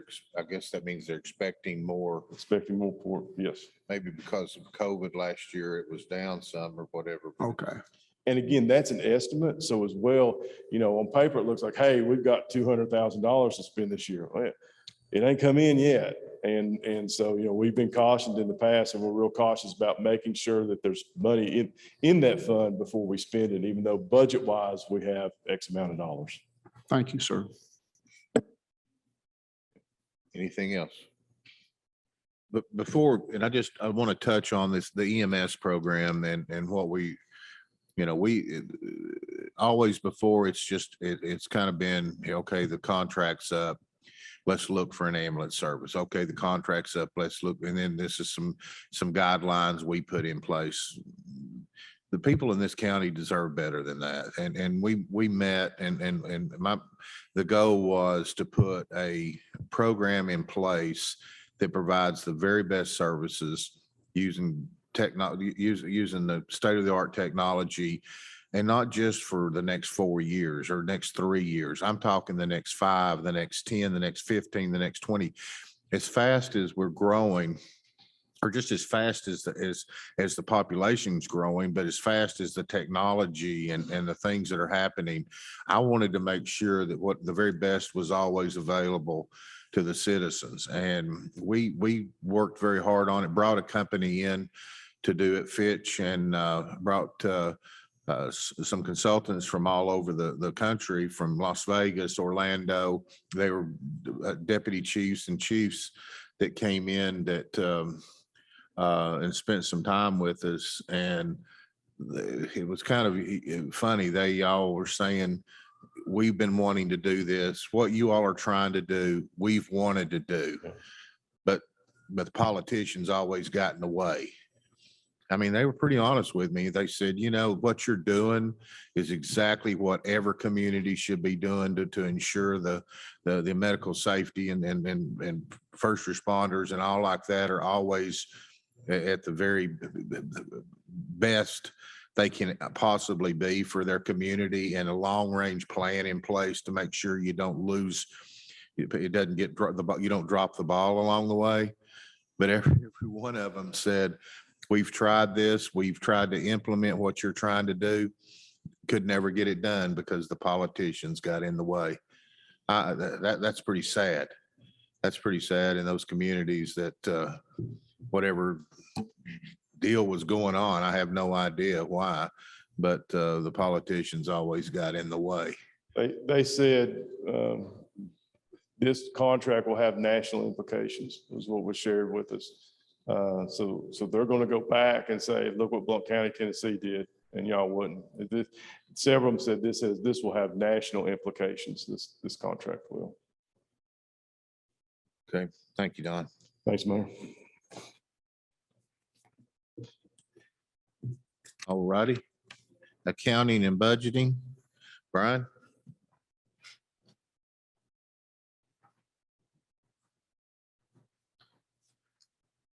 Thank you, Mayor. Thank you, committee. I appreciate the opportunity. I can't tell you how grateful I am to be a part of Blount County, to go through this process and the opportunities here with the accounting team. I'm not going to read through each name on the slide, but I do want to call out the accounting team. I'm very proud to be a part of this team. What I've seen in the last several months is a team that works extremely hard, cares about the quality of their work, and the flexibility they show on a daily basis to take on new compliance issues, take on new tasks, think about better efficiencies or how we can better support the county. Just really proud of this team and all the work that they've accomplished over the last year. It's fun for me to get to talk a little bit about the accomplishments that they had over the last year, because they really started to move the county forward on a couple of different areas. And one of those is around end of month soft close. It allowed for timeliness of closing month end, more accurate reports, really attention to the quality of what was going on a month end basis. And I know everybody thinks accounting is real exciting, but this was a good move in the right direction for data integrity and accounting practices. Fixed assets module. I apologize. You've heard this from me now. This will be the third time, but this was a pretty big deal for us, and it's a big deal with our auditors, that we are getting our hands wrapped better around fixed assets. And reporting those in a very formal manner to our auditors. So this is a big accomplishment to have this in place. It'll be another big lift during this year's audit. Another one is the retainage process. We were able to partner with the county trustee and the purchasing office to set up individual, what we're required to do is set up individual bank accounts for each vendor that we contract with over a certain threshold. And we have to withhold a % of payment from those vendors only to be released once the project is complete. So a lot of work, a lot of collaboration across many different offices that really allows us some additional oversight of those contracts and accountability to the contractors. You've heard a lot about ARPA and the $25 million that were awarded. I'm going to go a little bit more into detail with that, but if you can imagine the work that was done with only having a little bit of information and then interim guidance and then having the final guidance shift in some areas after the interim guidance, a lot of work was done to keep that all straight, to keep the county in compliance. And we used some of those funds to hire a grant coordinator. Really excited about this position. Are already seeing great things done. Having Kathy on board, it's been a really positive movement for the county and oversight of not just ARPA, but our grant processes overall. Some of the things we're looking at over the next year, we want to implement three-way match. And I spoke to this earlier. It's that closed loop process. This is going to be it's really about financial compliance. So we'll keep moving in that direction. It will require us to partner with really all departments and offices across the county. We will be asking them to work with us, and we'll be asking them to do extra work in this effort. But we believe it's just the right direction. Account reconciliation. You all are very familiar with all of the different accounts and funds and line items, but there's a little bit of account reconciliation we'd like to spend some time on and comb through those accounts. It's so important for your data integrity to make sure things are hitting the correct lines. And just every once in a while, we have to just hit the reset button or refresh and say, hey, are we, we've changed the model of our business or the way we do things. Are we still categorizing things correctly? Are things being tracked properly? And then the other thing we want to spend some time on this year is around our data. We have implemented a number of really fantastic systems, whether it's accounting software or payroll software, but systems across the county where we have a lot of data available to us. We want to start to use that data to drive more decision-making, reporting capabilities, transparency for the county. A lot of things we can do. We have to start with the data integrity. We have to make sure we have a good foundation and base that we're building upon. And then once we have that in place, we're excited about what we could do with some data analytics to help the county move forward. This is another important slide that I can't think of three different ways to talk about GASB 87 since this is the third time you've heard this as well, but it's so important for us. It's going to be a huge audit focus this year from our state auditors. And it's those leases, and it doesn't matter whether we're leasing the asset or we're or the leaseor. We're going to have to track that and report that. And it's just more opportunity for us to collaborate with all the different departments. And if anybody decides they want to watch this presentation later from other departments, they will know that Carrie will be reaching out to them to work on their list of leases.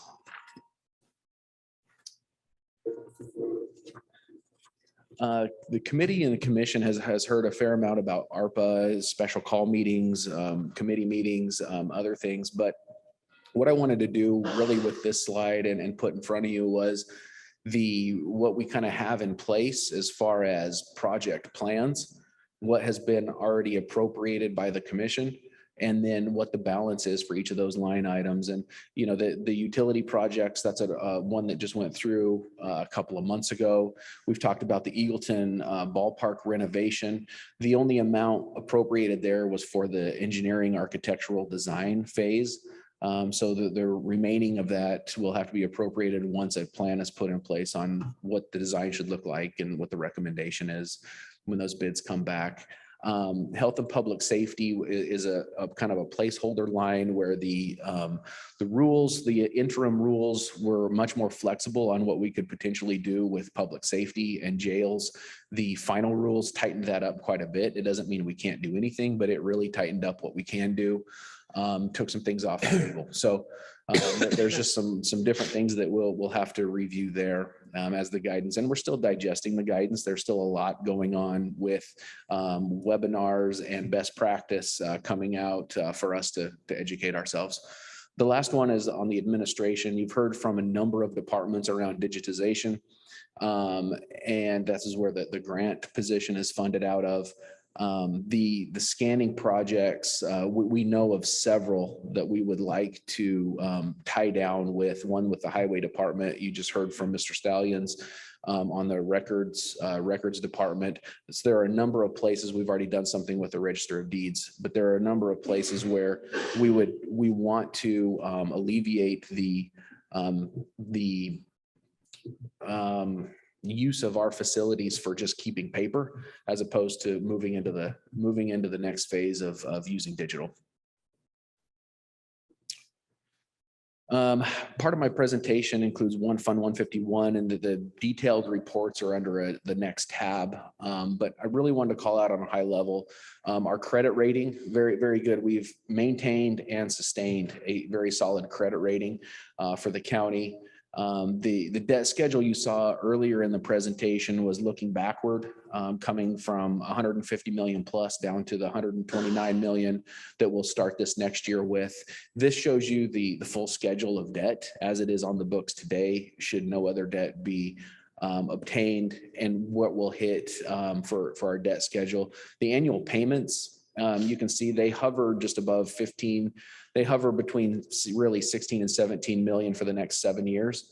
And then you'll see a bit of a drop there, some drop in payment as they've negotiated those payments as certain debts fall off the books. And it reduces for the last 7 or 8 years on that slide. So with that, I wasn't going to go into each single report, but I'd be happy to take any questions or go through any details you'd like.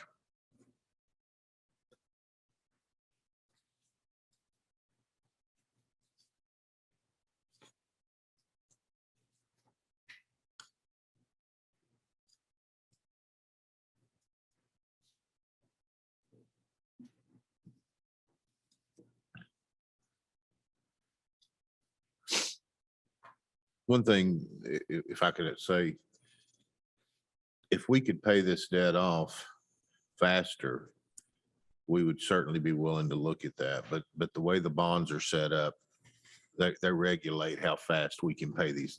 So we can't decide we're going to pay it all off. The bonds will not let us do that. Isn't that correct? That's my understanding. Yes, correct. Yeah.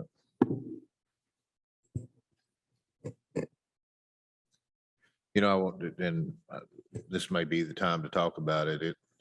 With everything we've got going on and the fact we're got a AA plus, 7 out of the last 9 years, no findings on our audits. Pretty amazing that we've been able to do that. But I think the reason we've been able to do that because of our staff and the people we have in place and the other elected officials. Yeah. We've got people that care and people that go into work every day to do the right thing, because if you don't, that's when you do have findings, and that's when things aren't done right. So, but I appreciate all of your all staff and all the hard work that you all do, because I see it every day. I mean, I'm in the hall. I see how hard everybody works. It's as aggressive a workforce as I think I've ever been involved with. So I appreciate that. Anybody have any questions? Brian? Just a quick question. Yeah, go ahead. This is just more my curiosity. Do we make annual debt payments on the debt, or do we make monthly payments? Is it all just fiscal year, write it out at one time, or? I would have to check the cash flow.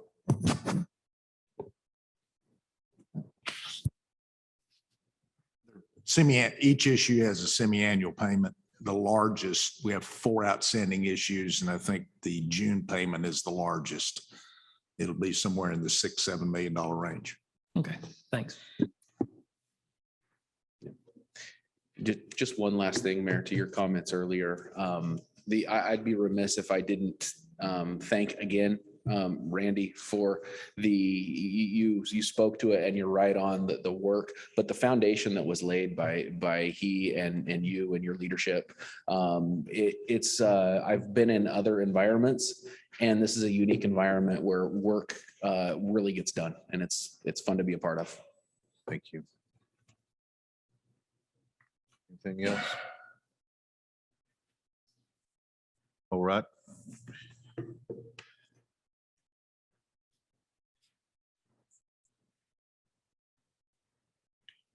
Randy, I believe it, you and Justin are up.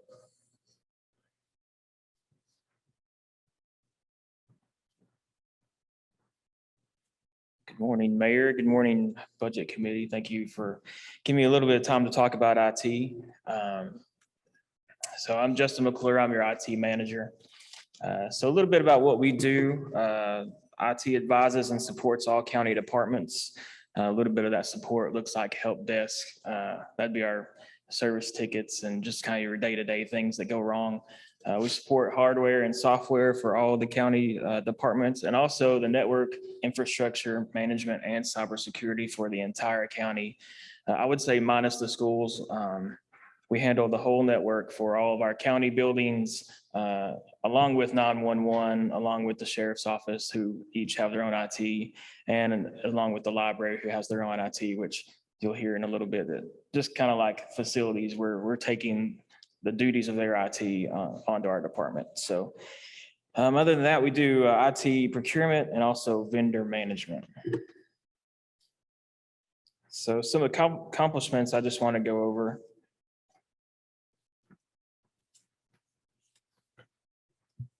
So one of our big ones is we improved in our security posture by implementing efficient cybersecurity tools and processes.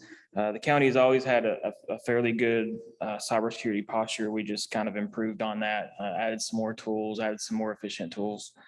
And I will say, I know the HR director talked a little bit about the Kronos hack. I just want to let everybody know that during that hack, none of our on-premise systems were in any way compromised. All this was a third party in the cloud type of situation. So even though it did cause heartache for us on the payroll and HR side, nothing internal was compromised at all. So we also implemented training and testing to all county employees to try to combat phishing attacks through your email. So probably, I would say most of you here have gotten text messages from us in one version of another. And that's just to bring light to our employees, how integral they are in our security process as well. I mean, I can spend all the money we can and put all the processes we can, but sometimes it's just one click on a rogue email that it would take to start the infection. So we've also partnered with new internet service providers. And basically by doing that, we were able to increase the internet speeds by reducing our costs. And you can see more than 26,000 per year.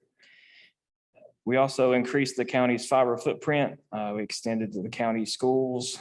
So now all the schools are connected with fiber. And we also have gone into Friendsville and Townsend to prepare to put kiosks there and to offer services as we need to those two locations. And then as always, we continue improvements in our network infrastructure. So I want to kind of stop here and say, we've accomplished a lot of things. These are just kind of the high points, but I also want to say my staff is very lean. I only have 3 other county employees other than myself to accomplish all of these. So the way we can get these done is we take advantage of managed services. So that would be like, instead of us trying to hire a network person, because we have tried before and it was hard to find the caliber of person that we needed for the type of improvements that we're doing. We moved to a managed services type of model. So I can get the really smart people, but I don't need those really smart people all the time. So just when I need them. So we've been able to use managed services, which has allowed us to accomplish a lot of these things throughout the year. So we're going to do a continued transition. Last year, I talked about how the county the past few years has been in a state of kind of IT modernization over the past few years. Last year, we kind of started to get out of that model and go to more of a sustainability. Not to say that we're not going to keep improving, because we will. You just won't see it to the scale that you have in the past years. We've had some IT staff retire. So last year I talked about Miss Jane Jenkins and Sterling Strevel. They both retired. And then this year I'll have one more retiring. So we'll be replacing her. So some of the goals that we're going to strive for this year, we're going to, and this goes back to this more cybersecurity. We're going to implement automated email encryption, so that the end user doesn't have to sit there and think, okay, what information am I sending out? Does it need to be encrypted and have to take a separate process to do that? The system that will all be automated. So the system will look through the email, see if it has basically sensitive information based on rules that we provide, and will automatically encrypt that. We're going to extend our public Wi-Fi to the parks and recreation locations. And this is just more of the initiative to push out Wi-Fi to those that may not have it at their house, but give them more places to go so they can utilize that when they need to. We're going to begin replacing some of our network equipment. Some of it is getting to be end of life. So we're just that's just kind of more the sustainability part of it, just for maintenance. We're going to continue to review and improve our disaster recovery plans and policies. We've tested those a few times. We're going to be starting to test those quarterly. And then again, we're always going to improve our county's fiber network to connect to, like I said, we're going to connect to Parks and Rec, and we're moving up into Friendsville and Townsend for more services. So if you take a look at the actual budget as a whole, I just want to draw your attention to a few things. So some of these amounts will be different, and part of that is that I have moved things basically into the buckets that they belong. So in the past, there was 3 or 4 buckets that were kind of used as I wouldn't say a catch-all, but that's where all the money went into. That's where everything was coming out of. But I've just moved it around to the buckets that I need to go. So an example of that would be 53-1-700 data processing. That's going to be like your SaaS services, your third-party cloud services, and that sort of thing. I will draw attention to other contracted services. That one has gone up. And the reason it has gone up is because last year I allocated part of our managed services to come out of the other contracted line, but also I had another portion of it that was in our 189 account, which Brian will talk to a little bit later. So we've just moved those into the other contracted services. And then another one that went up quite a bit was licensing. And that was kind of like I said before, where I was just moving things into the buckets that they needed to be in. And those licensings are just software licensing, hardware, network equipment licensing, and that sort of thing. So, and with that, I'll ask if anybody has any questions. Ms. Hannah? Yeah, Justin, I have a couple of questions. So the people who are retiring, have retired, are retiring, you planning to rehire? Yeah, so when Jane and Sterling retired, we hired 2 people to replace that. And then when Laura retires in June, we'll have a replacement for her as well. So, You got that in here somewhere? yes, it's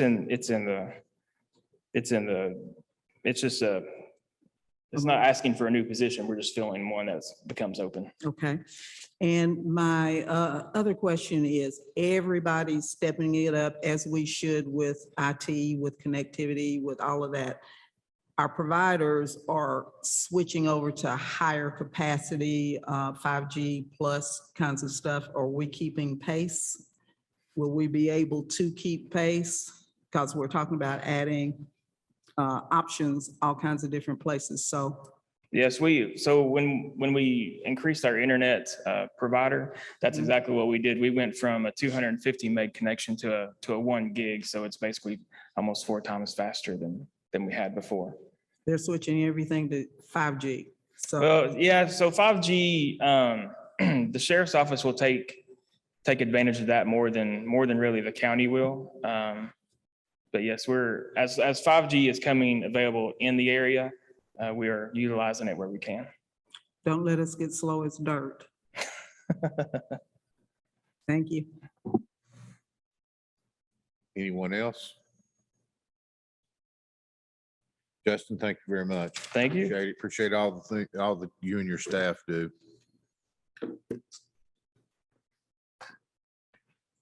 Tennessee Rehabilitation, Travis?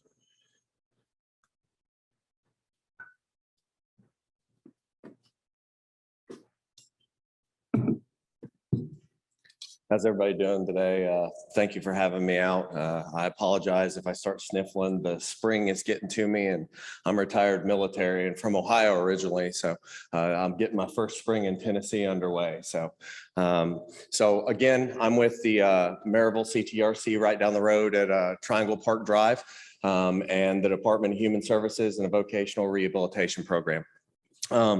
Next slide, please. You have a clicker there. Oh, goodness, my bad. I didn't even see it. Yeah. Sorry, used to military stuff. Yeah. So we provide a medley of services for not just adult education, vocational rehabilitation, but we also have we call it pre-eds, but it's high school kids, college kids, making sure that their gaps in employment ready status are fulfilled prior to them matriculating in any manner. That place will always be the hub where everybody will operate out of. And we can also assist in some other transportation issues, housing, things of that nature. So fiscal year 21-22, like everyone else, we dealt with the COVID issues, and especially with the vocational rehabilitation and disability services. Some of the people couldn't attend in person just due to the nature of their disability. So we had to do a lot of remote meetings and whatnot, like everyone else. And we also took that time and opportunity to kind of almost recreate the mission statement. And it was a mission from Nashville to try and get a little more efficient at each CTRC location and provide more bang for the buck, so to say, for the community. And so now we've had these pilot programs that they've kicked around at each regional area. Now we're developing them and kind of making them fit for the economic area here in Maryville and Blount County in general.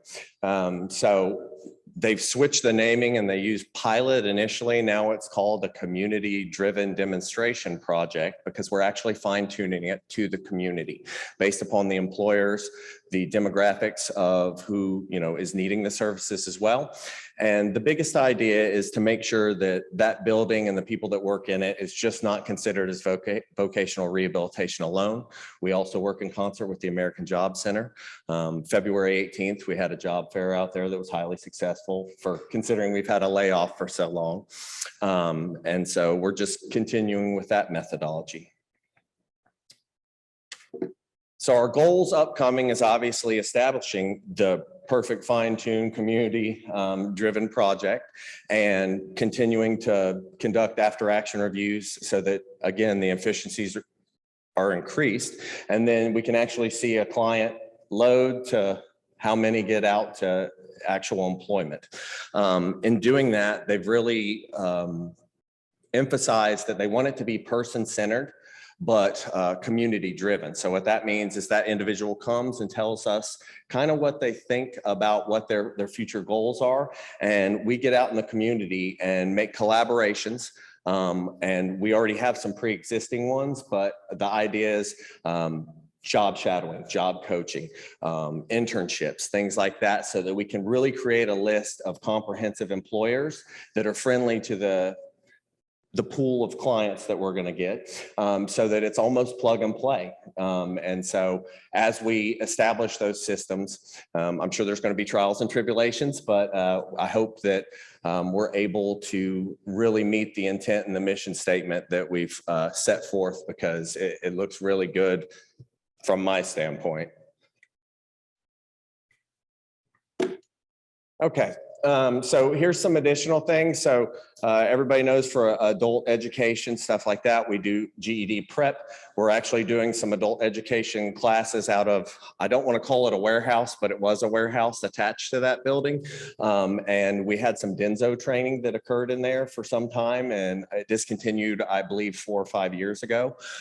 So now we're trying to utilize that same space to help the American Job Center with some of their adult education classes, some of the job fairs that we're doing, and just really maximize it as a multi-purpose training facility to where, you know, if anyone wants to get access to that warehouse, they sure can. You know, we have lots of tables, lots of chairs, and, you know, if you build it, they will come, said Field of Dreams. So I just want to let everyone know about that. So again, we don't want them to have to come to the facility though, like in order to solicit the services. We should be out in the community, introducing ourselves to everyone, letting everyone know, and then establishing these collaborations as I've previously discussed. Okay, so this RISE pilot methodology, it's the road to independence, success, and employment, right? So the idea is, again, that we're taking that individual and we're discussing what their strengths and weaknesses are, finding any gaps to gaining that future goal. And then we'll facilitate whatever corrections need to happen so that that person can go forth and hopefully, you know, get that job that they really seek, and therefore strengthen the community in the Blount County area.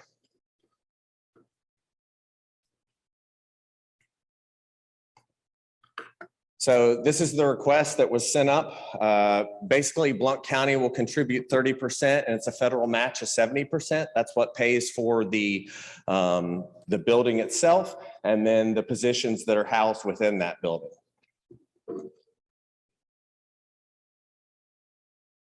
I think that's it, but if I can send everybody the list, there's absolutely no increase from last year to this year. We're kind of in a hold status right now as we develop these programs, but I hope to give you all some better quantifiable data points come next year's meeting, so that we can really see, you know, what has become of this pilot program and community-driven demonstration project. So barring y'all's questions. Travis? Yes, sir. So how many folks do you have employed now? Say that How many one. folks do you have employed? You and how many others? So there is 6 out of that office, but the way it works, think like a Venn diagram. So there's a Knoxville one off of Summit. There's that one there. We operate out of Region 2, so Elizabethton and Greenville are our other 2, like, in our region, but because of the proximity of the Knoxville, and we have to go out as far as Madisonville, stuff like that, to ensure that we have, you know, if there's clients out there that have a need. So there's a lot of overlap, but in the building presently is 6 people. I'm actually a new hire. It's vocational rehabilitation career coordinator. It's a new position in part with this pilot program. So as they made that mission statement, they adjusted the job positions that they had, and we've got some people, you know, out there that have been there 24 years. Typical, you know, time in the job is 2 years, but with these new positions, obviously, you know, we're developing the processes and the policy and going to push it as best we can. So. Any other questions for Travis? Travis, thank you very much. Thank you, sir.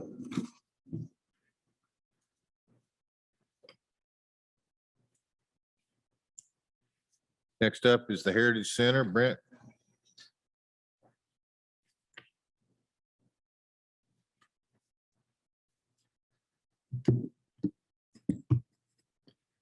Good morning, Mr. Mayor, committee members.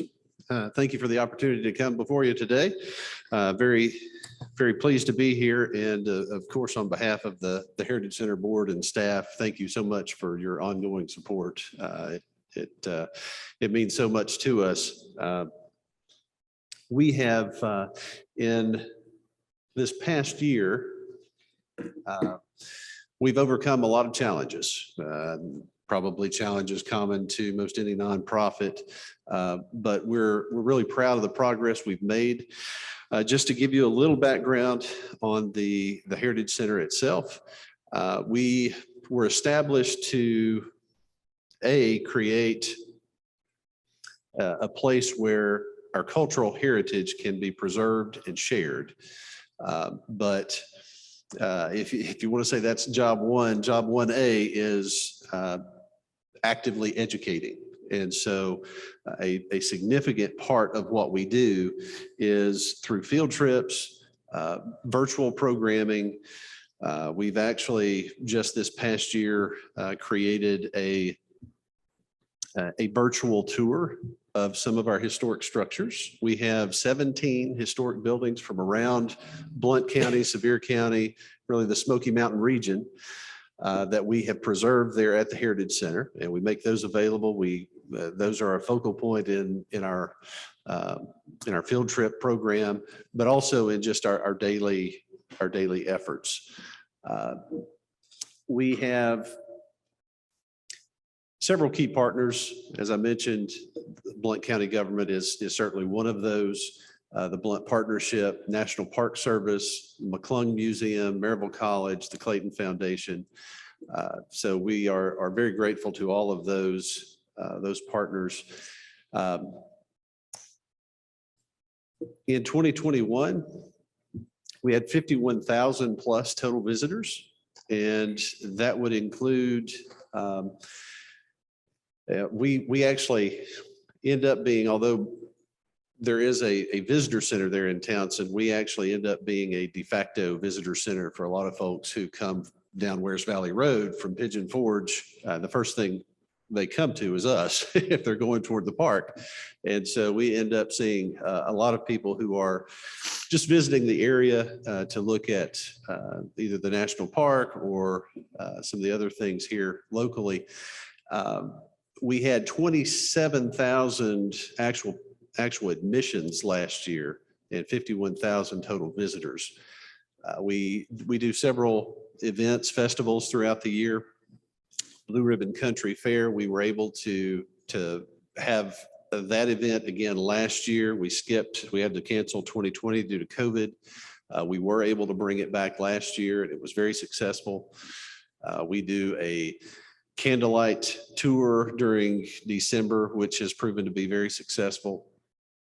We were also part of the Smoky Mountain Bigfoot Festival last year. And also we hosted the Vietnam Veterans Memorial Highway Dedication Ceremony. This year we will be a part of the Scottish Festival and Games. We're one of the event sites for that. And in the past year, we've also had 2 television programs come to the Heritage Center to do filming. And one of those is A Taste of History with Chef Walter Stabe. And that is a show that comes on, I think it's in its 12th season. And it is on, I believe, Amazon Prime and several others. It actually started as a PBS program in the Philadelphia area, but grew and now has a national and international following. And then Barnwood Builders was there to film an episode just a few weeks ago. And so we will be, both of those programs should run at some point this summer. But again, all of it is focused on educating about our cultural heritage here in the Smoky Mountain region. Some of the things we do to be a community resource, all Blount County students receive free admission for field trips. So there is no cost at all to Blount County students to come visit the Heritage Center. In the fall, of course, we didn't see many field trips through 2020 and early 21. We had a dozen or so in the fall of 21.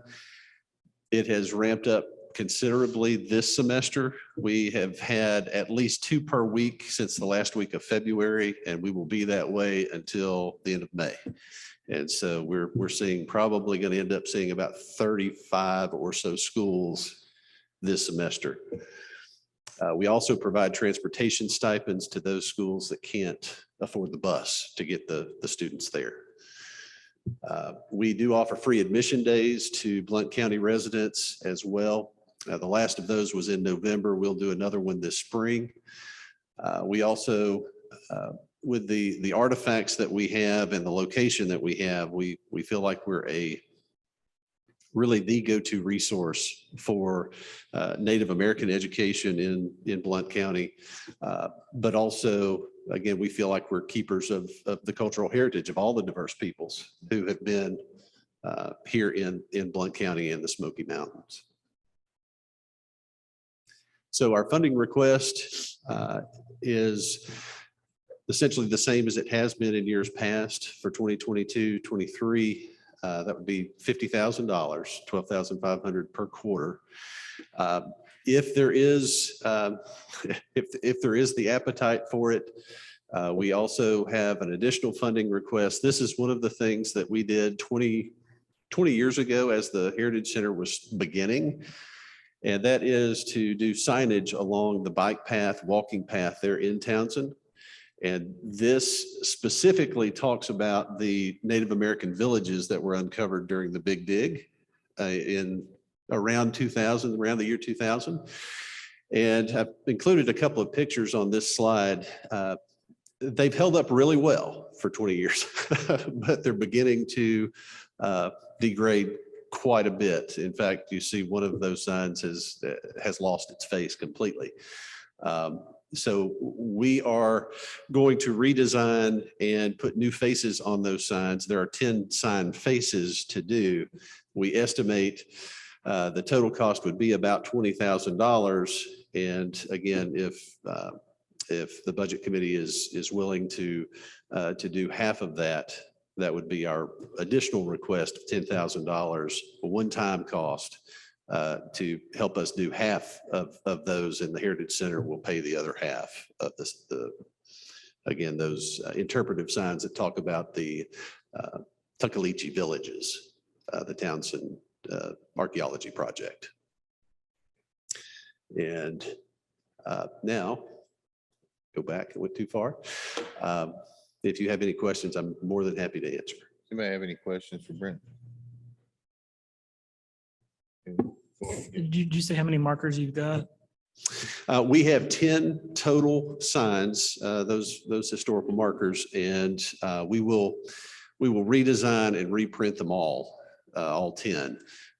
We estimate the cost between the design, the production, installation, all of that, probably be about a $20,000 project. And we have already budgeted in our budget $10,000 to try to take care of at least half of it. Mhm.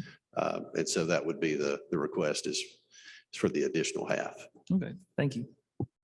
Thank you, sir. If I can, while Brent's here, and just to remind everyone how the Heritage Center came to be, and it was a grant, a TDOT grant that came, but the county actually applied for the grant, and the grant came through the county, and the Heritage Center was built. The caveat to that is the day that the Heritage Center is no longer a Heritage Center, or for whatever reason, if it ceases to exist, the county has to pay back the grant. So that's our goal is to never let that happen. we never have to pay that money back either. But the Heritage Center, no, it does roll back to the county. You know, like we need another building or something, but we also have to pay back that grant. So I think it's very important, if you haven't visited the Heritage Center, to see what they're doing up there. But it's very important, I think, for this community and for Blount County that the Heritage Center does well, and we continue to support them. And we're very grateful for the ongoing support. We really are. Thank you, Brent. Thank you.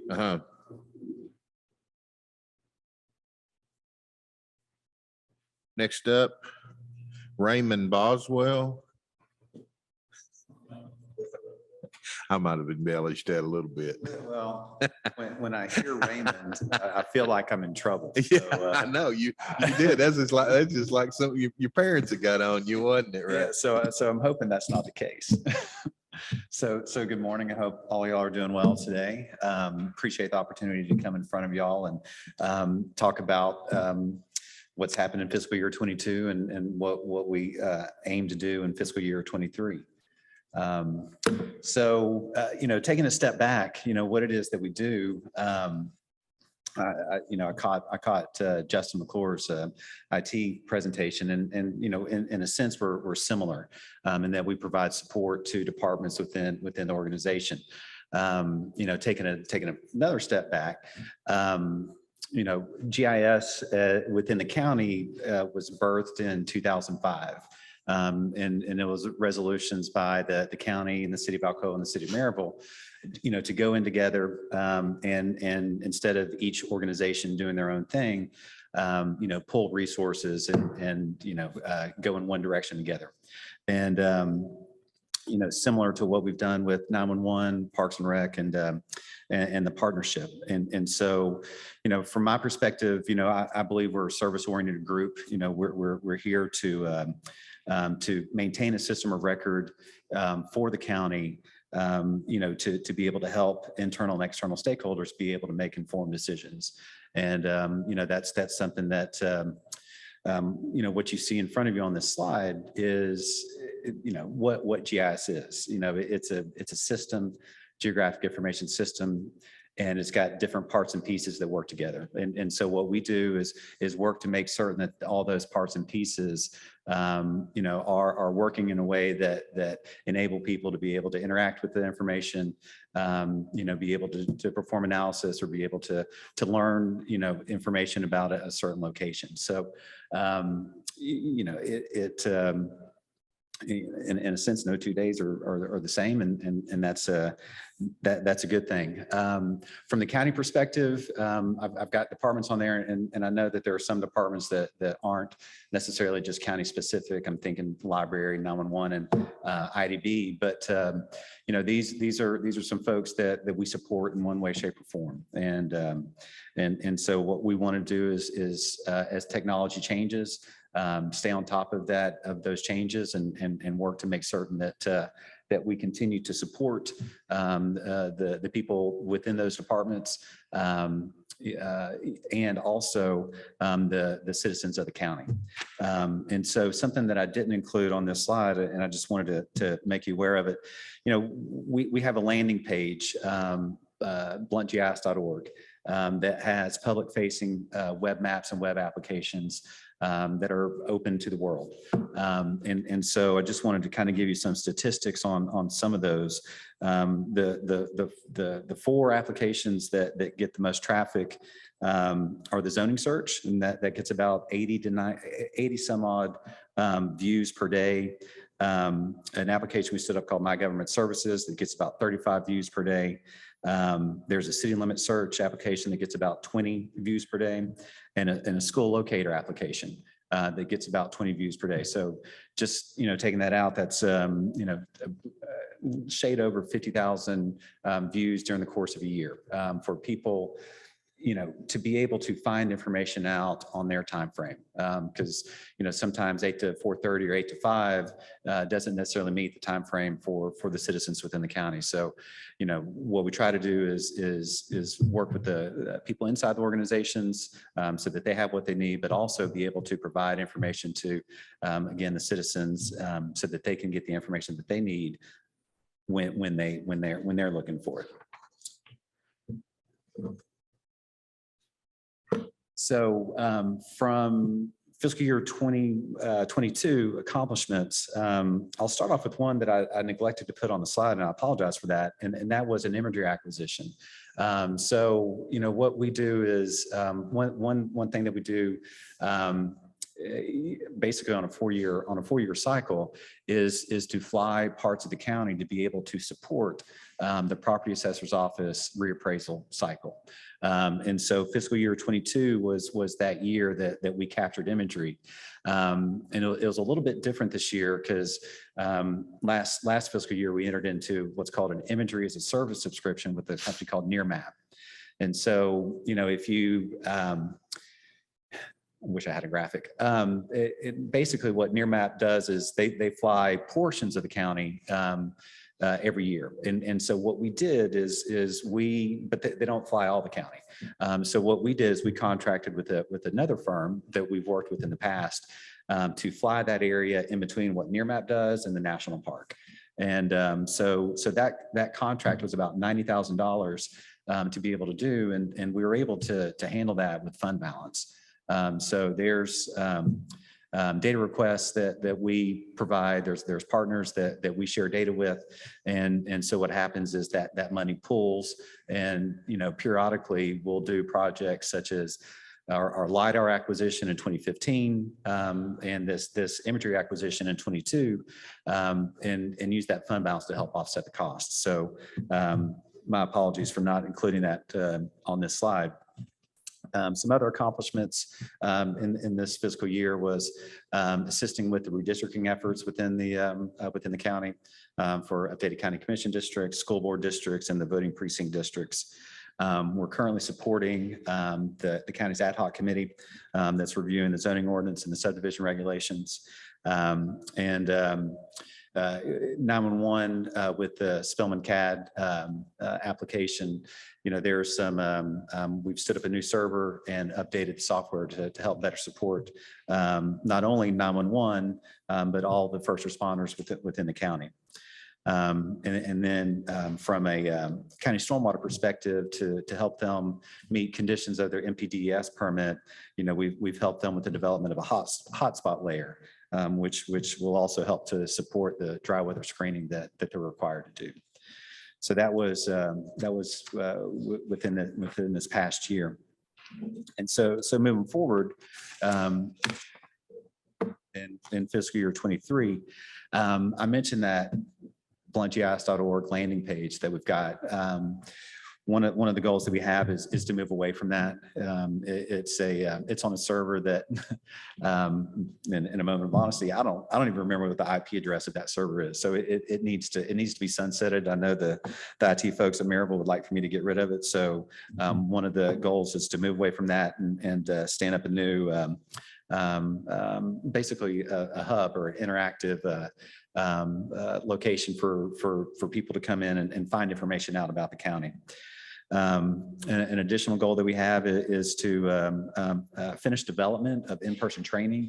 There's been a lot of changes, from a software perspective, and what we're really looking to do is to do a better job of training our end users on how to use the technology that we have available to us. So that's high on our priority list. And I've another goal that I have is we've had conversations with Todd and his folks in the property assessor's office about how we could leverage this technology to be able to help citizens answer questions that they're making phone calls to try to get answered now. So, try to take some of the try to reduce some of the call volume within that office. There's lots of questions that they get that are variations on the same theme. So if we're able to utilize this technology to be able to help answer those questions, it allows them to be able to spend more time, not answering the same question over and over again.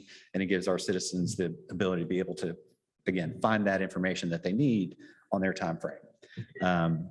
And then also, specifically work with county operations. And, in my mind's eye, when I say county operations, I'm talking highway department and development services.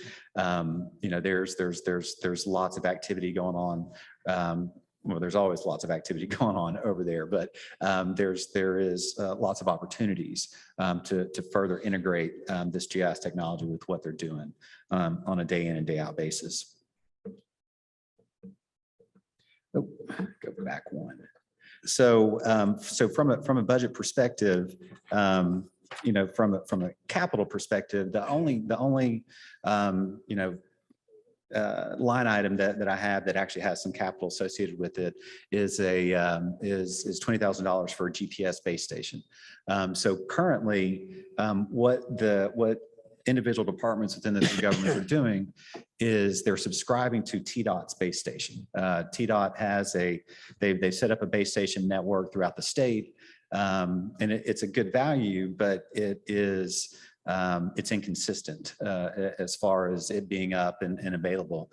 Anecdotally, there's an individual within Maryville's water department that was trying to establish a subscription to it, and still after 6 months has not been able to start that subscription. So what we're wanting to do is to purchase that base station, put it in a central location, and then individuals within the county, within the city of Alcoa and the city of Maryville would be able to utilize that base station, to increase the accuracy of the GPS data that they're collecting in the field.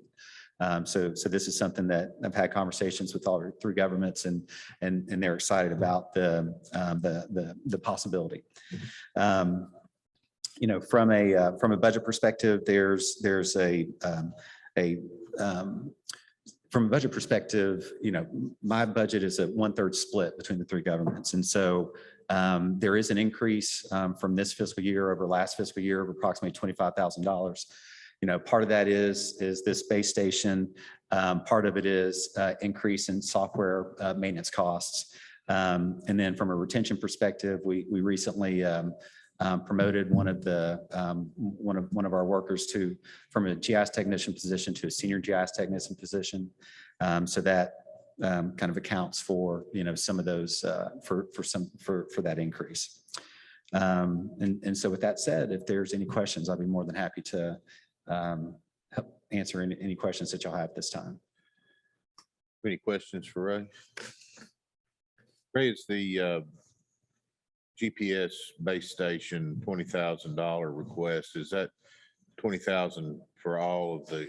No, I guess if we wanted to take it down, it would be like 66, 67 for each government, or that was me doing math real quick. So that don't check that, but it's not 20,000 per government. It's 20,000 total for that GPS base station. So I'm looking at, and man, I don't know if this is what on this budget analysis. Why is there something in mind that shouldn't be? I'm showing general sessions, juvenile, any of that. That shouldn't be in your budget, should it? It shouldn't be, no. Okay, all right. I've got them. I've got some, and if I'm looking at this right, is I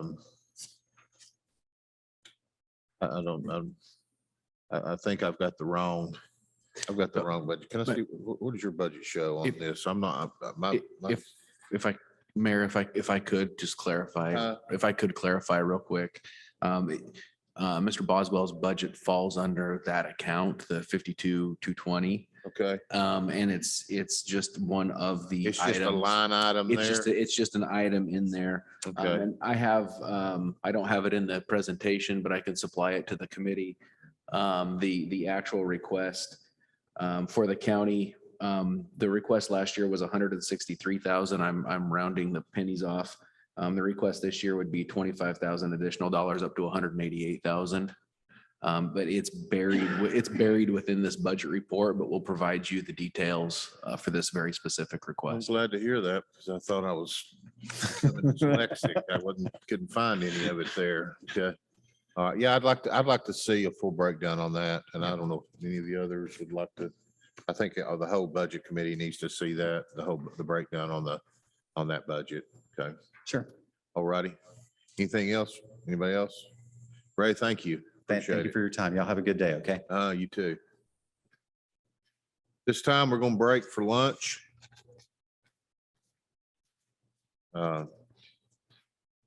So Kayla will probably show up just any minute now.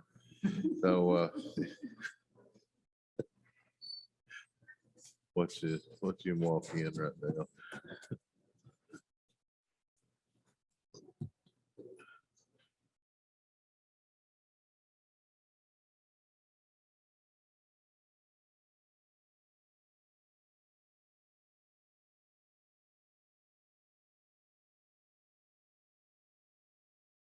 Had yeah, we need to start before that. Yeah.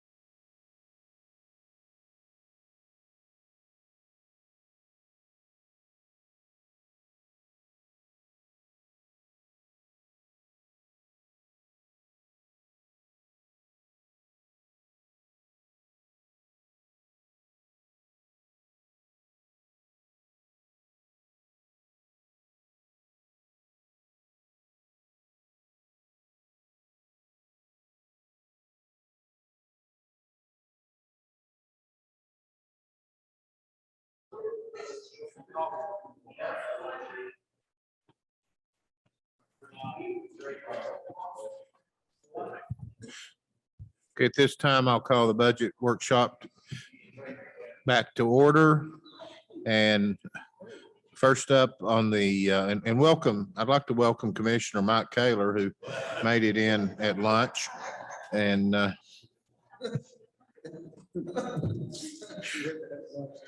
first up is Veteran Services and Nathan Weinbaum.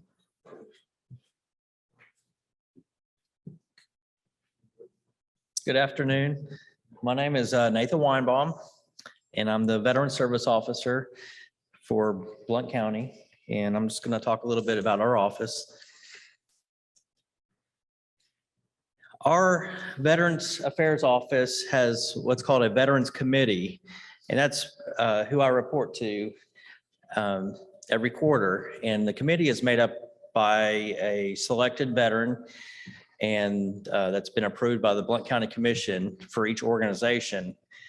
And it's represented by the DAV, the Military Order of the Purple Heart. We have 2 VFWs, our local American Legion, AMVETS. We have a Gold Star Mother and a Blount County Commissioner. And then we have a member at large that I report to.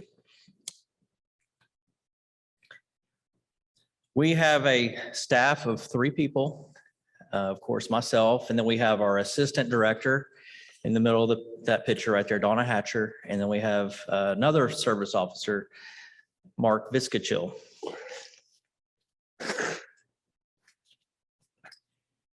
Okay, what do we do? We provide accredited services to our veterans who are in need. I mean, I could read that, but really what we do is we just want to help our veterans with anything that they have going on in their life that can be VA related.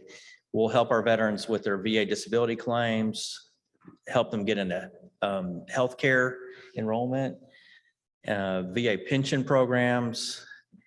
There's a lot of different benefits, burial benefits. We have there's just a lot that goes into it. We'll help them get their DD-214s or any other documents that they need. A lot of claims that we do involve research and we'll need medical evidence to help them file their VA claims. So the VA awards monetary benefits to veterans all over the country. And we get our numbers strictly from the Department of Veterans Affairs of what is paid to veterans in Blount County. So it's grown every year, and I think we're at 58 million in the past year, and we haven't gotten the numbers, the most recent numbers. We'll get those in a few weeks. But that money is tax-free money that is paid to the veterans, and it really helps our economy locally because I know many veterans who they may be receiving VA disability payments, and I know they'll use that money on groceries, on going to restaurants, buying cars, and some of them even use that money to pay their mortgage every month. So it really helps our economy. This money that comes in today, it came in today, the first of every month, tax-free money, and veterans can start spending it as soon as it hits their bank account. Nathan, on this chart right here, is that your projected retirement date that are you 2030? Why, all those numbers? No. You went through to this year, but you projected to 2034. You're gonna just follow it through your retirement? Is that what that is? I may retire before that. That's a good question. I appreciate that. Okay, we offer experienced and dedicated service officers. We have on-site counseling by the Knoxville Vet Center, and that's actually been postponed or paused because of COVID. We're hoping to get that started again soon. The Knoxville Vet Center offers mental health counseling, and a lot of veterans don't want to drive to Knoxville to have some counseling. So we have an arrangement with the Knoxville Vet Center Melanie is our counselor and she had been coming to our location to provide those services. And thanks to the mayor, Mayor Ed Mitchell, he gave us a room that offers privacy, because it's not easy to talk about mental health and problems that people are having if other people can hear. So none of us can hear the conversations between Melanie and the veteran. So it's strictly between them. Sure, go ahead, Commissioner. When do you expect the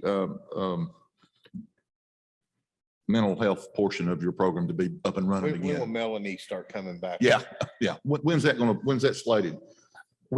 Sir, we really don't know. It's the decision by the VA.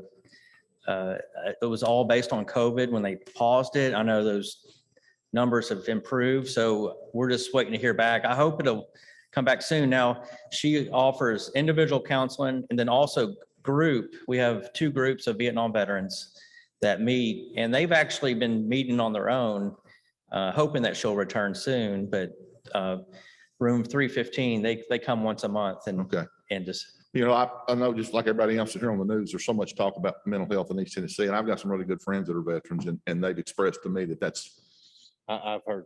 that's something that's not your control. I know it's not under your purview in regards to when they do it, but I think it's critical, because I know people are going to Johnson City. Yeah. To the VA up there to seek a PTSD related assistance. So just. No, I agree with you. And we want her back. I mean, as soon as possible. It's just not our decision. I don't think it's her decision either, but the need is there. I mean, the mental health over this past year, COVID, the withdrawal of Afghanistan, that caused some serious problems locally. And these veterans need, of course, they have the crisis line they can call, and there's the Knoxville outpatient clinic, but there really needs to be more local. I agree with that. We have a veterans food pantry, and the mayor gave us a great room to have food that's been donated to our office. It's non-perishable food. The only thing we ever ask people is, just don't give us we can't take perishable, and we just don't want expired food, because I don't want to give someone food that's 5 years old. But we have veterans that use our pantry for their source of food, and it's been a big help for a lot of them that are in financial need. We have the veterans parking in the front that the mayor gave us. And there's actually some spots in the back of the courthouse, which is the main entrance. We have a local veteran, Vietnam veteran. His name's Steve Newman, and he has given us walking sticks, thousands of them, and we give them to our veterans. If you've been out in town, you may see they have canes and sticks, and they're identified by their branch of service. And then I also do a Facebook page that a lot of people like to see what we're doing. So whenever we can, we like to put veterans in for medals that may be available. The Korean War, we still have some of those veterans left, and there's a good award called the Korean War Ambassador for Peace Medal. We did a few of those last year, and it's just a way, that medal is the Korean government thanking veterans who served in the Korean War.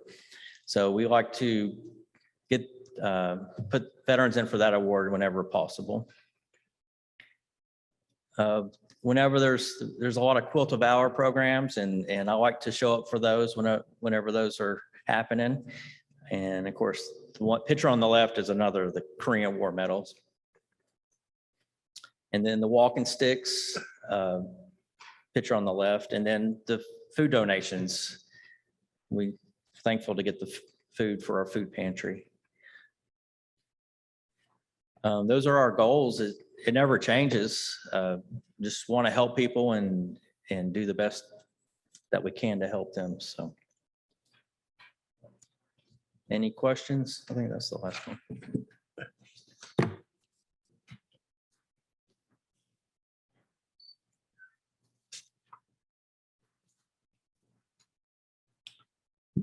Nathan.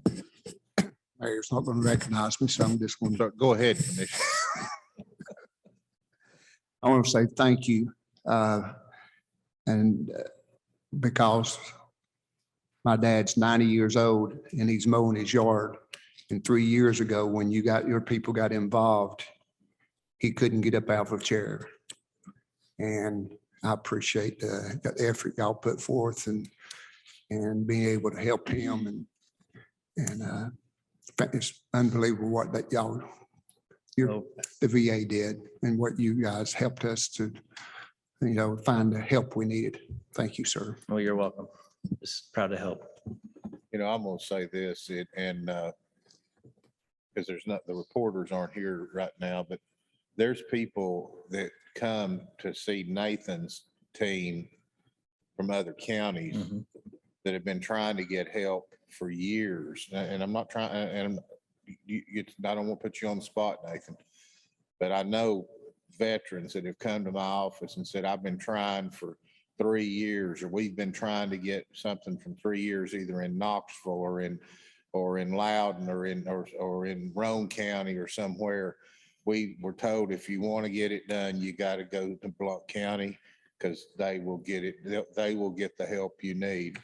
And I think that says a lot about what your team does here for our veterans. So veterans are a big part of this courthouse. They're in and out of here every day. And I think it's just real important that with sacrifices they make, that they always feel welcome in his courthouse. And Nathan's and his team do just an absolutely amazing job to make them feel that way. One thing, a lot of people don't realize that we get veterans that are suicidal.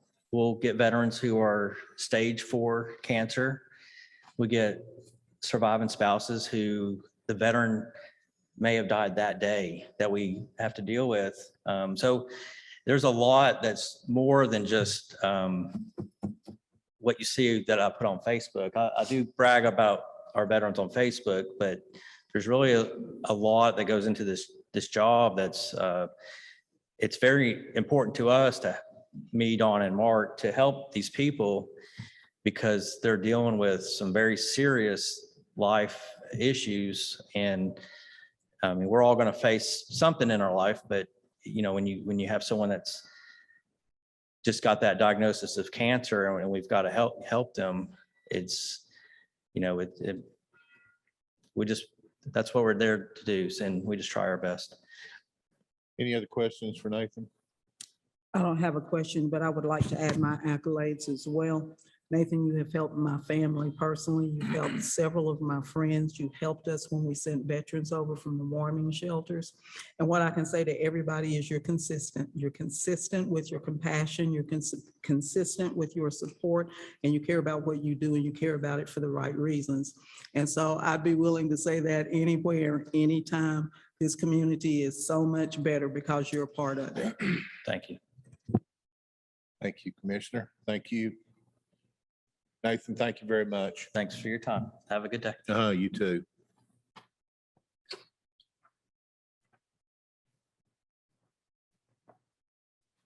Next up, Blount County UT Extension Institute of Agriculture, John Wilson, Director. Boy, John, I never realized there was so much of a title in all this. I always thought you were the Ag Extension agent, but what they gave you a UT Extension Institute of Agriculture Director for. That's pretty good. Yeah, well, thank you. That's sometimes that's most of the time that's in lieu of any bonus money. Just add a little more to your title.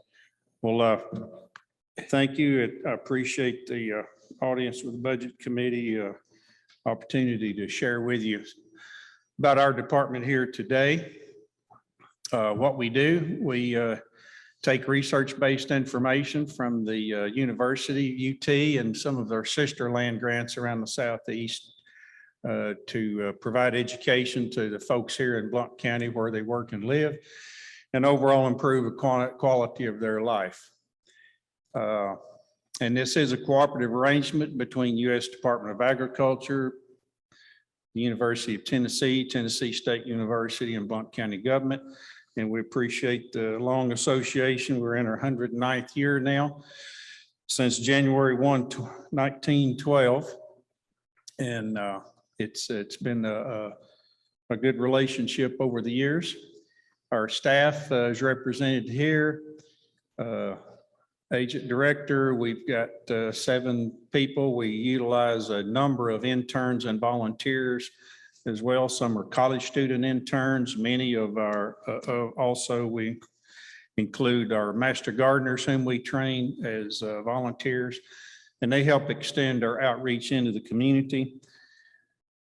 We are focused in these program areas: ag and natural resources, farm management, 4-H youth development with that program, family and consumer sciences, which historically was referred to as home economics, and then community and economic resource development, where we work with folks who may have an idea for a business, and we collaborate with a joint effort between Tennessee Department of Agriculture, Farm Bureau, and UT in helping folks to conduct feasibility studies if they have an idea for home-based products or manufacturing.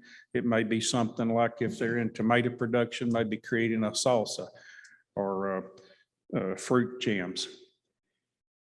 We accomplish this through a number of methods, largely and historically through farm and home visits, office visits there to our facility there at the Blount County Operations Center, which we're grateful to have that facility now. Many group meetings. With the advent of the pandemic, we have enlisted use of virtual meetings. So a lot of them we do face-to-face. We've got one now, Master Gardener training and session we do every Tuesday morning. We've got folks in-house, in person, and we're also Zooming at the same time. Demonstrations on site there at the Operations Center, as well as on farms, field days, classes, and camps.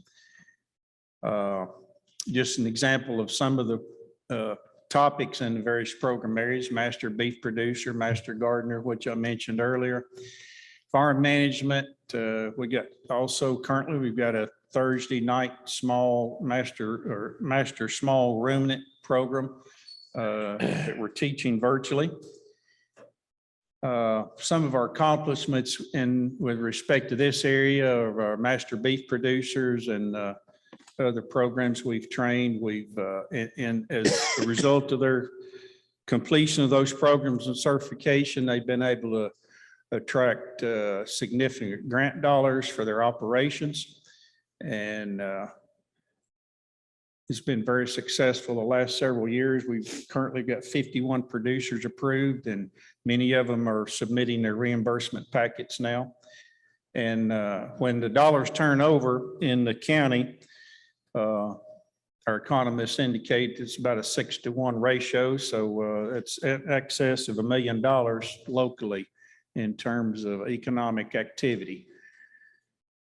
28 Master Gardeners graduated this fall. We've got 12 more in a class currently, and they've contributed 18,000 excess in value when they consider their time and the travel on 20 some odd projects in the community. I looked this week, and they've already donated about 1,600 hours so far this year. And as I mentioned earlier, without going into a lot of detail, some of the projects they're involved with. They're on site. I talked about demonstrations. We are in concert with the mayor's office and the highway department and the Blount County Beekeepers Association. We installed an apiary last spring, and working with them, we're poised to add 4 more hives this spring. And we've utilized it for various workshops. In fact, we've just scheduled a upcoming Master Beekeeper workshop, which will service Blount County and probably will attract a few folks from neighboring counties, but that's going to be on May 26 and 27. We'll be on site there at the Operations Center. It's one of the workshops earlier on. Again, on-farm demonstrations, this is where we did one with the artificial insemination for herd improvement. Weed tours, again, you can read a lot, you can do so much virtually, but when you can get farm folks, farm families, 4-H youth, others in person out on the farm in the various camps, it helps to get those lessons across. And youth development, these are 7 rather of our primary focus areas. Service learning for life skills. So through all the various topical projects in which they can become involved, it basically is teaching life skills, decision-making, leadership, citizenship, and so on. We've had numerous youth complete programs, and most of these are aligned with the teaching standards that education system in the county where they're held accountable. So we align our programs with those teaching standards, and certainly science, technology, engineering, and math, those STEM programming. We certainly recognize the importance of those. And many of them advance on to regional and state competition in the programs. We've got a very active youth horse project here as well in the county.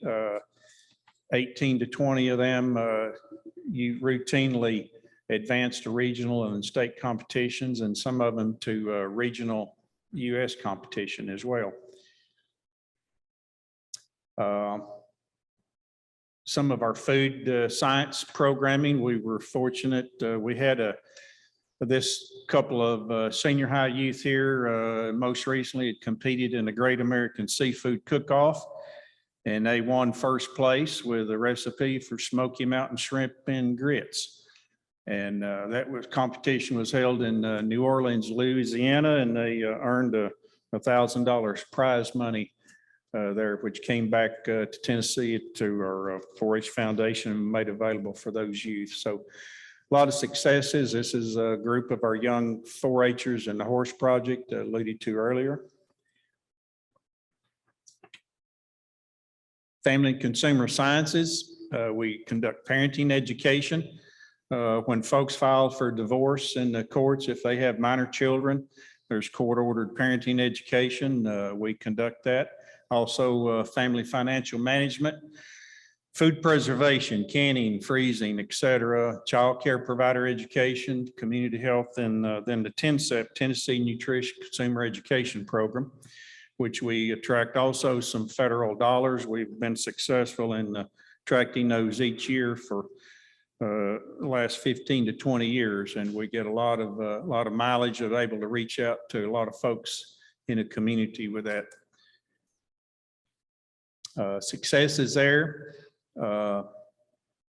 We had 38 homeowners trained, and we're closing 31 closures for these first-time home buyers. And so it has resulted in approximately $5 million in property sales revenue or impact rather, and an estimated $32,000 in property taxes, just that program alone. Our coworker, Mary Beth, she teaches the canning classes. We also conduct canner lid testing. We've had heightened interest in that, particularly during the pandemic in recent years with concerns about food safety and particularly food insecurity or food supply. Folks wanting to learn more about how to grow and preserve their own food source. Personal financial certification. We conduct training with teachers, 42 school teachers were trained in that program. And then TNCEP, we've got partnerships here. We had a TNCEP coalition meeting just last week with some needs assessment accomplished there. And they teach how to best manage your food dollars at home, and also teaching proper nutrition. We just finished a month-long training course there at the Operations Center. We had approximately 40 folks from the county attend each week for 4 weeks in that program.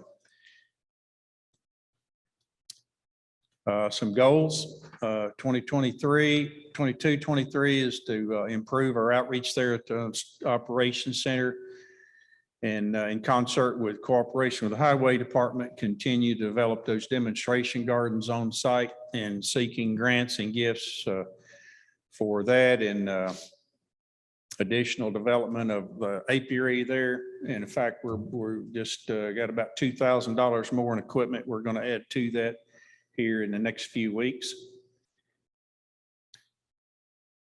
And we get a lot done, and we very much appreciate the opportunity to work here and serve in the county. As I said, we're embarking on our 109th year. We're pretty well taxed to the limit and beyond in many cases. We've had a 50% increase in a lot of our requests over the last several years, particularly since we lost funding for a person there about 10 years ago. So in the additional request, it's additional or restoration of a staff member loss we incurred about 10 years ago, again, of 69,576.22. We can do a lot with use of computers and virtual delivery, but when it comes right down to where the rubber meets the road, it takes people to get the job done. And so to help enhance our outreach to the community, and particularly in a more timely fashion, we would hopefully will entertain restoring this position and making these other funds available to us. Again, going back to the beginning, it is a cooperative arrangement between federal government, state government, and county government. And each dollar that's appropriated, there's another $4 that come from state that matches this to fund salaries, benefits, travel expenses, and so forth. And again, we appreciate the past 109 years and look forward to a successful 110th year in the county. So I put this photo in here. I kind of like to end with a photo. So I have the privilege, I've been in Blount County for 15 years, and every morning I get to look out at the sunrise over the Smokies when it's not cloudy. So from the forest and the park all the way across the county, we serve landowners with forestry needs, the farm families in the valley, and then the families in our communities, municipalities here with their needs, whether it be financial management, food security, child education, and so forth. So it's a pleasure to serve you. And with that, I'll entertain any questions you may have. You see here on your slide that going forward that we're asking for the 204,8474 for this upcoming budget year. And if we are able successful and you entertain and approve our additional request, then that would be an additional 69,000 plus to this amount, which would bring a total to 273,660.96. That person that we're asking for back, that was brought on about 24 years ago.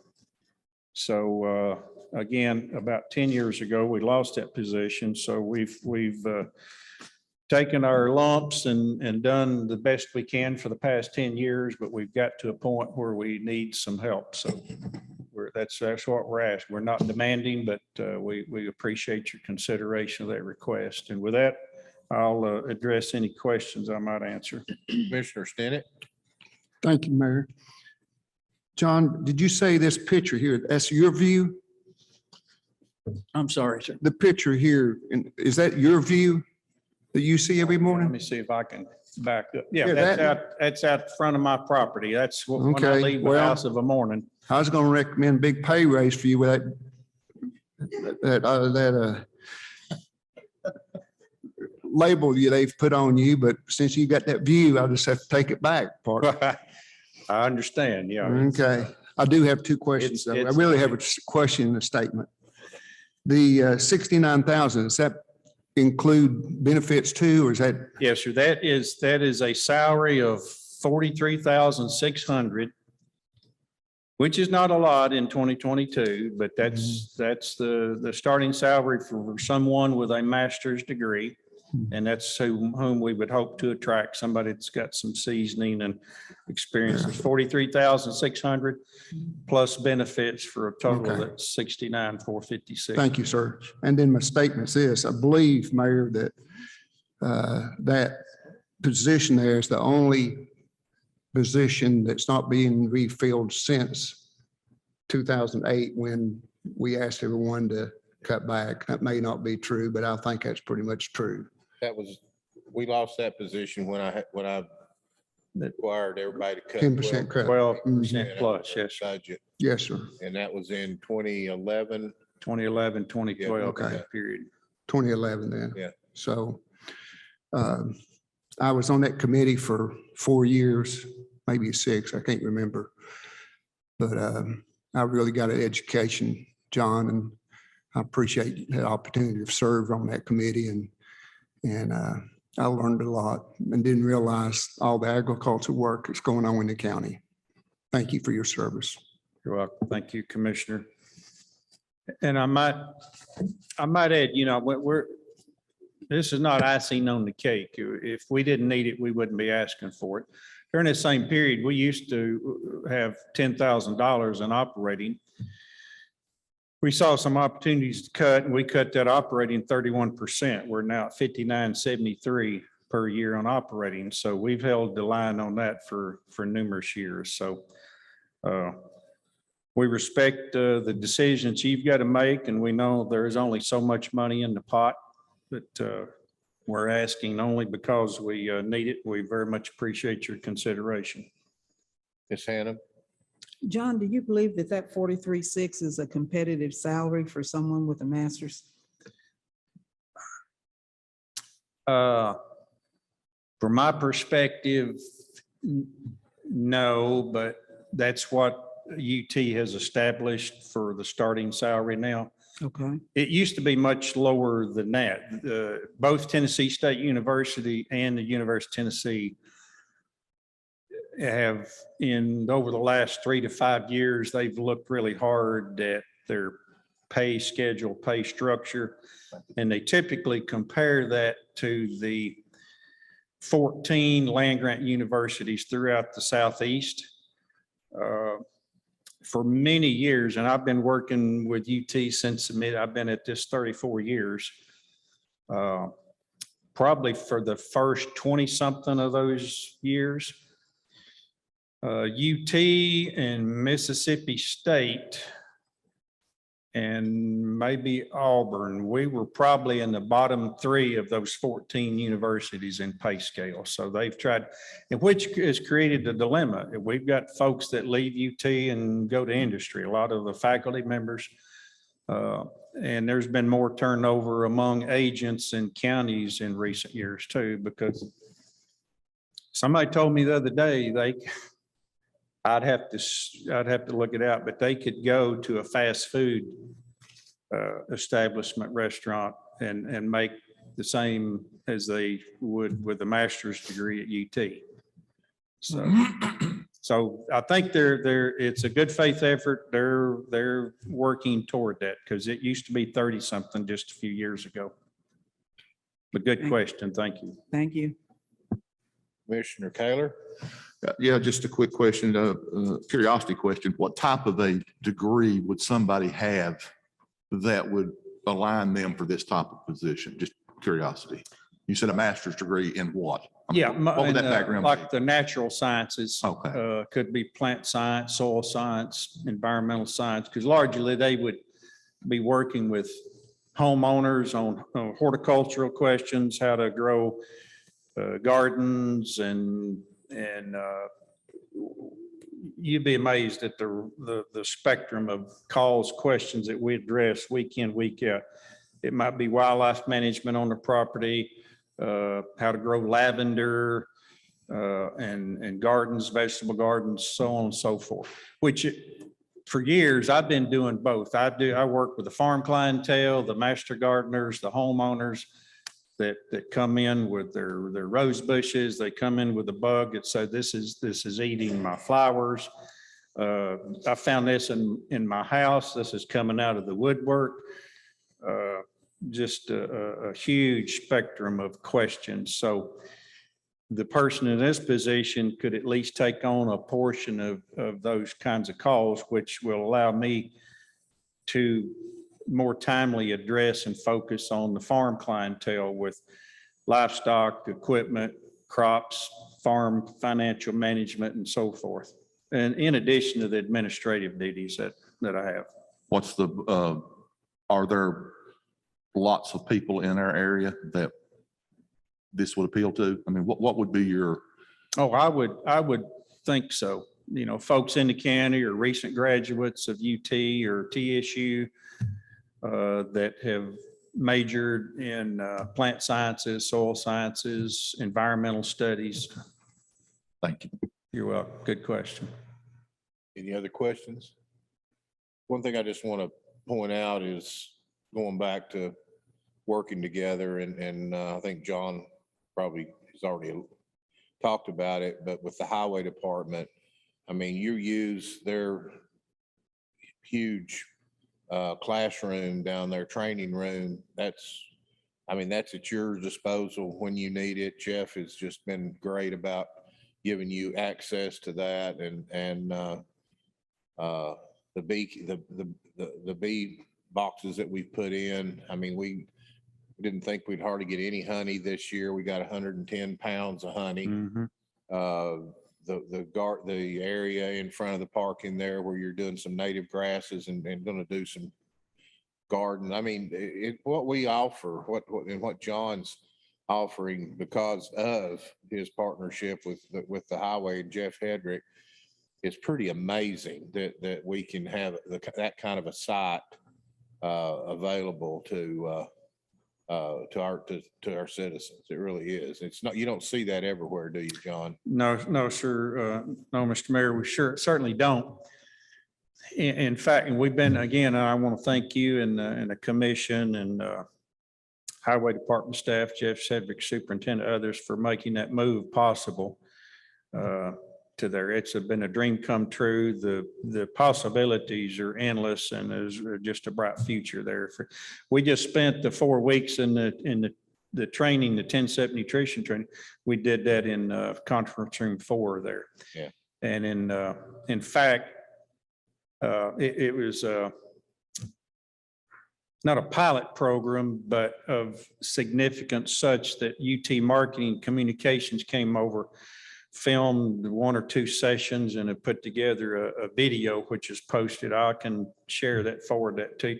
If I send that to you, Director Baldwin, can you forward that to the committee? That'll just give you so we've already had some videos filmed in that room. It's been fabulous to share that with the highway department and as they develop that and things that we can do now that we never could across the street.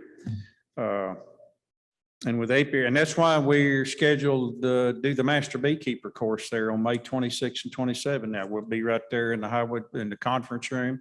We'll do our inside training there. And then we'll step right outside down and walk down to the honeybee apiary. The other counties, there's more and more coming and we've got agents. They're becoming envious of what Blount County has. And we just did a specialty crops workshop early in the month for commercial vegetable producers. Had folks come from Middle Tennessee and Knoxville over here for that. So among our producers. So it's becoming a go-to destination. Maybe in a similar sense, you mentioned Nathan in the VA office here. You know, if you want to get something, we've got a facility here that's very attractive in this region of East Tennessee. So kudos to you and the commission and your staff here for making those opportunities available. And we should have, according to Mr. Parton, we get those other hives, hopefully we'll have 300 pounds or more honey come fall. Thank you very much, John. You're welcome. Thank you. Next up, soil conservation, Eric Henry.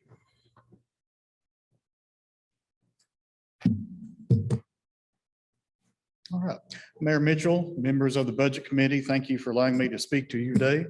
Again, I am Eric Henry of the Blount County Soil Conservation District, or at least I used to be. I am now with the Soil and Water Conservation District because the Tennessee legislature changed our name last year as part of a revision to the state law that enables all 95 conservation districts within the Tennessee.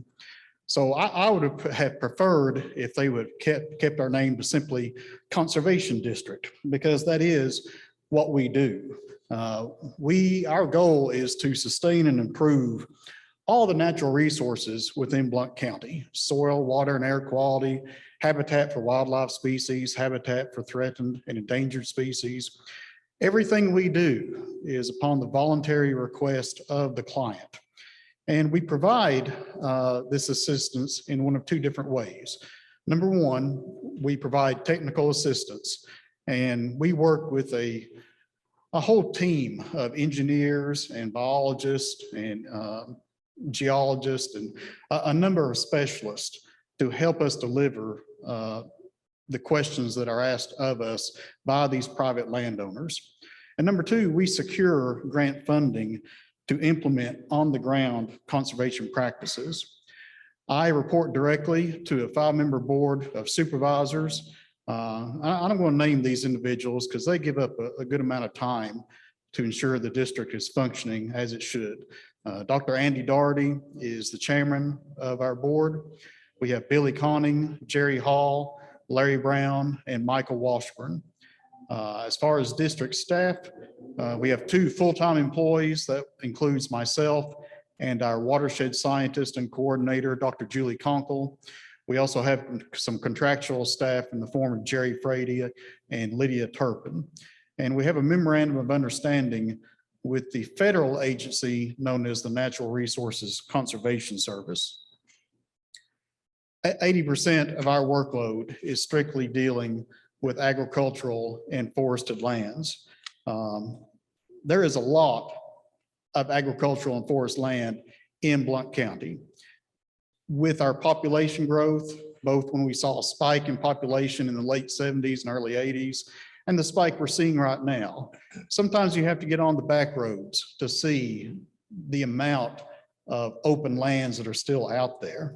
But nevertheless, we provide these services as requested. Our forest management plans are continuing to increase in popularity. The majority of these plans are geared toward wildlife habitat improvement, invasive species control. They can also be geared toward tender stand improvement. Regardless, all these practices end up improving water quality for the county as a whole. One of our more popular practices, they are called high tunnels. These are covered structures similar to a greenhouse, except they are designed for direct plant to soil planting. And we're even seeing some applicants within the city limits themselves start to apply for this particular practice. Because many of those clients, even within the city boundaries, they are selling their produce at the local farmers markets, both here locally and some of the more regional farmers markets in the surrounding counties. So again, if we can assist these microeconomies, I think that's a good thing. Sure, go ahead. I don't want to interrupt you, but since we're on the subject, is the high tunnel way, is that new? We've been Is that a implementing new high tunnels approximately, the first one I was involved with was probably 3, maybe 4 years ago. And that's why I say they're starting to catch on in popularity as we continue to advertise that service to our constituents. So I'm assuming it extends the growth period based on the Absolutely. weather and. Yes, you can have an earlier planting date, a later planting date. You can reduce or eliminate certain pesticides. A little bit easier to control adverse weather situations. Thank you. Mr. Mayor? Yes, go ahead. I know it probably depends on the crop and what you're growing, but about how many days does it extend the growing season typically? Oh, it can extend it 30 to 90 days. Okay. Easily, depending upon the crop. Thanks. Yes, sir. Does it let you start earlier and produce later? Does it let you start earlier? It allows an later? earlier planting. It allows for an earlier planting. It can also allow for a later planting, depending upon the particular economies behind that certain commodity, if that makes sense. So a lot more flexibility there than just a typical cropland situation. Okay. Thank you. Thank Let's see, where am I? Sorry.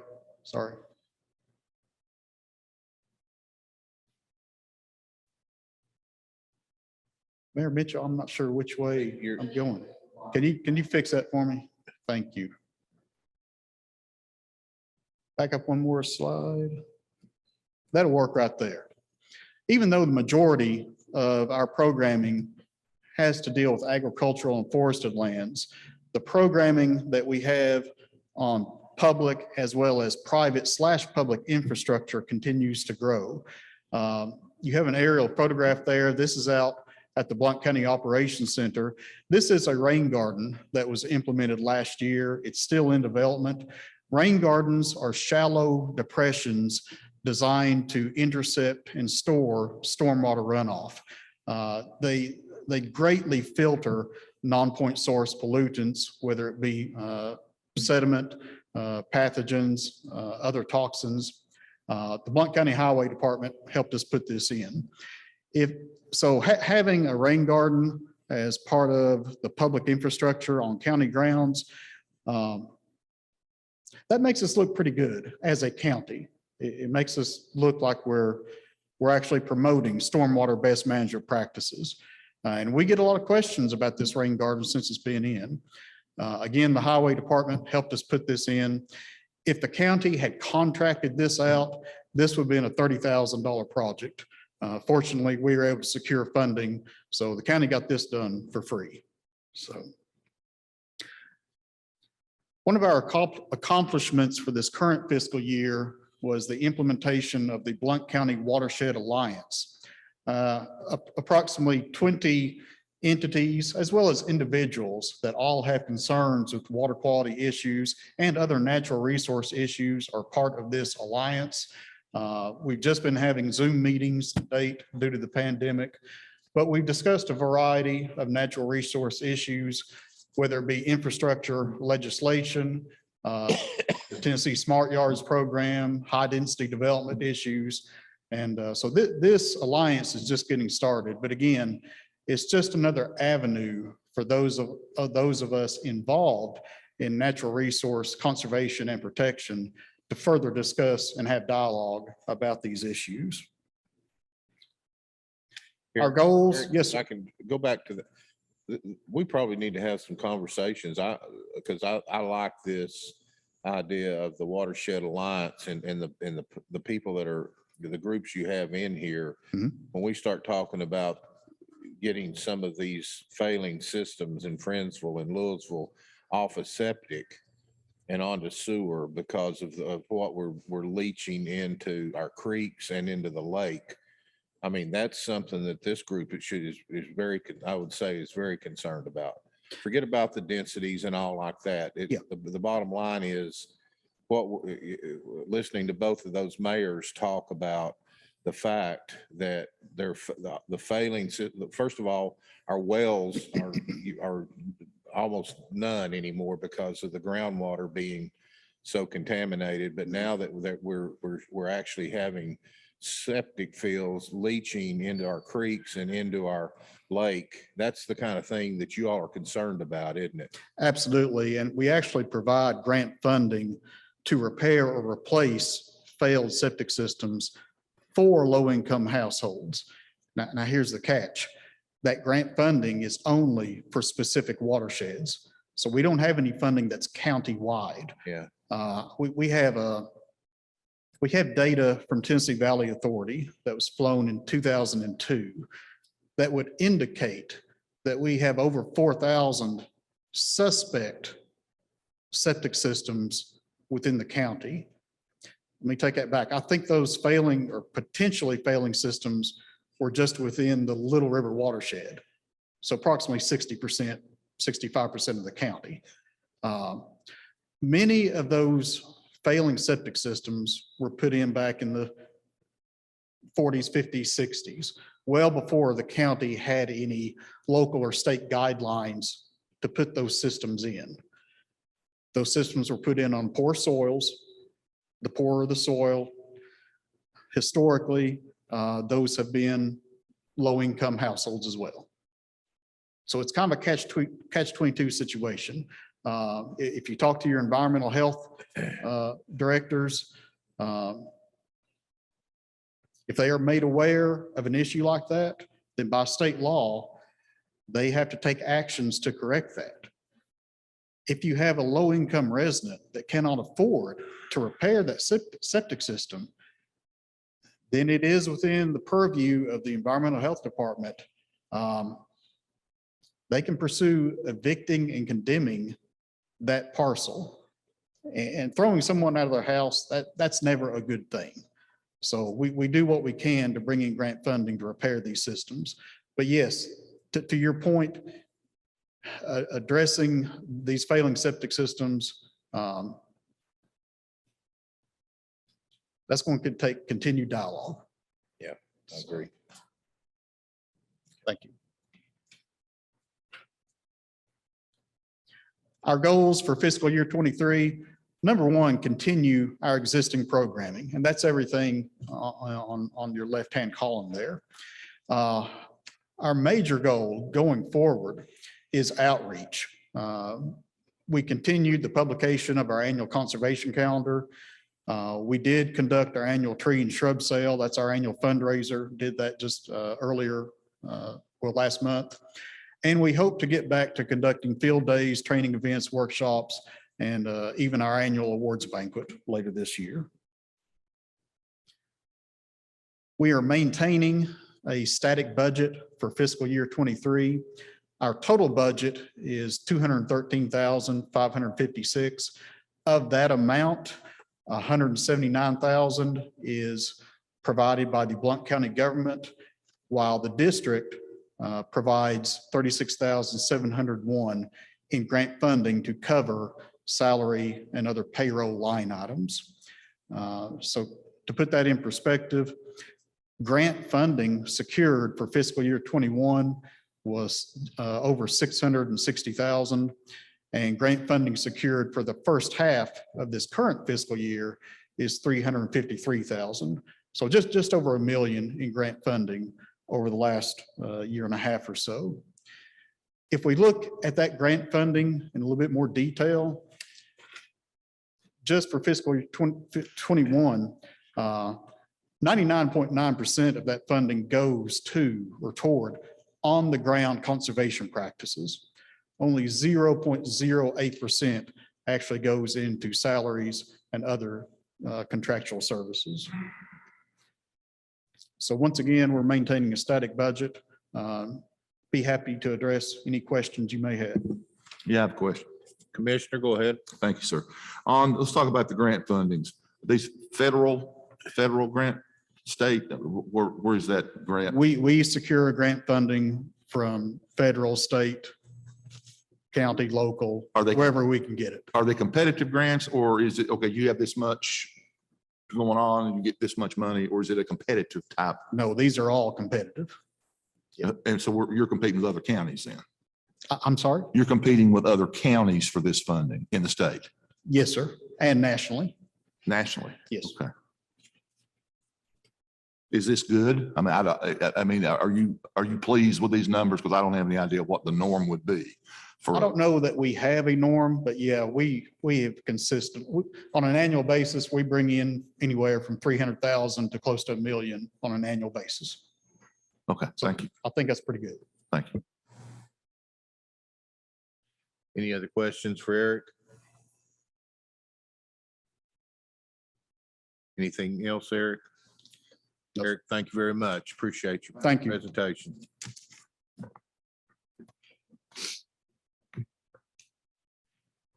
Next Presenter is the Health Department and Mr. Robert Schmidt. Hey, good afternoon, everybody. Thank you for having me. Don't have the gift of gab, usually gonna be short and sweet. So at the Health Department, what do we do? According to everybody in the media, is COVID, and that's all we do is COVID. Looking into the future, that is not what we're seeing on the horizon. We really want to get back to our roots and return to our normal operating capacity and flow. So at the Health Department, we offer primary care services to uninsured adults. So that's individuals over 18 and under 65. We have a full-time provider in that capacity. During COVID, that clinic was greatly decreased because they limit patient and patient flow and volume.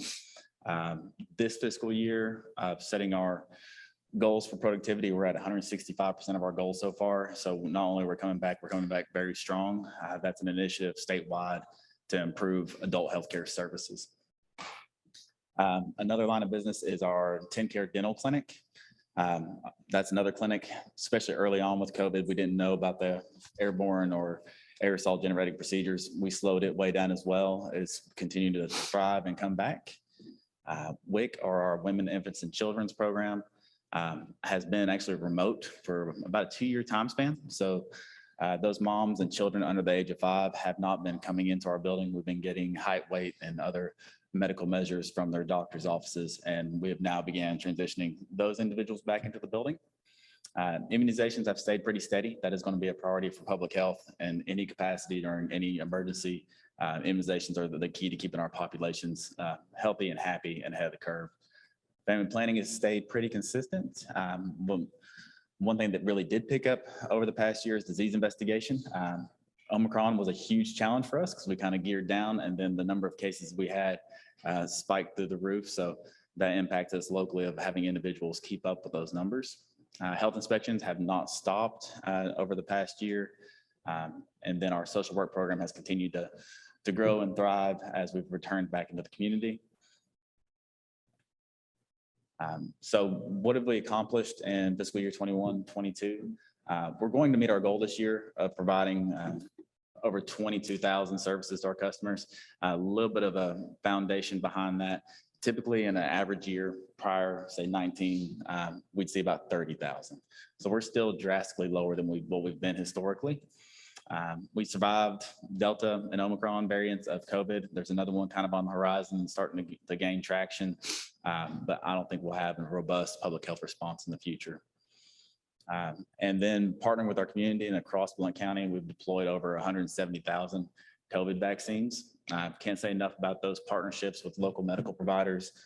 Also the support that we saw from, once again, I think everybody's mentioned Jeff in the highway department. He's a huge help in getting that established. We worked with Foothills Mall and setting up remote vaccine clinics. Then also we had the support of National Guard and then some federal dollars that came to the state to support that effort. At one point in time, I had roughly 25 contractual staff members working with me. Some were National Guard, some were temporary staff members, nurses, LPNs to administer the shots. As things have calmed back down, returned to normal, I'm down to 2 contract staff members handling that. So we not only did we gear up quickly, we've also de-escalated quickly with the demand. So for fiscal year 22-23, the big goal for me is to kind of return to more of our routine rhythm of providing high quality healthcare services and prevention services to our community. Phasing COVID operations into a routine service. I think that the days of having mass clinics has kind of come and gone, of phasing that into where we are actually offering the COVID vaccine in clinic like we would the flu vaccine. Increasing capacity and efficiency in our primary care services. And not just primary care, but just adult healthcare in general. So increasing that and becoming more efficient. Our building isn't the most conducive to efficiency. Anybody's been over there, we're very segmented. So I've been working with local leadership on ways we can improve that flow and to offer better services, but see more people. And the next thing for us is going to be staff development, recruitment, and retention. COVID took a toll on us. We've seen a little bit of a turnover. We've been slow to fill those positions just because we went from 30,000 customers a year to 22,000. As we're gearing back up, I'm filling those positions back. Budget doesn't change much from last year to this year on the local direct or my grant budget. Just the salary and benefits increases, everything else is remaining the same.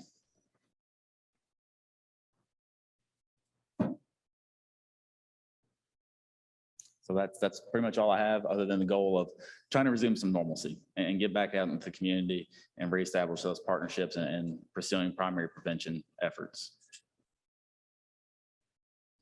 Anyone have any questions or Hannah? Hi, Robert. Hey, Do you think it's cold enough in here to kill a few germs? it's pretty chilly in here. Feels good, doesn't it, Robert? I like Thank you. It's playing both sides.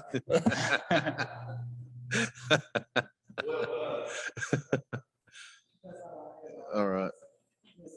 I want to say this, that and I go back to the partnerships and how we do business in Blount County, and Robert alluded to it during the COVID, when we all needed to come together, we came together. The sheriff's department, emergency management, Lance was outstanding in what he did.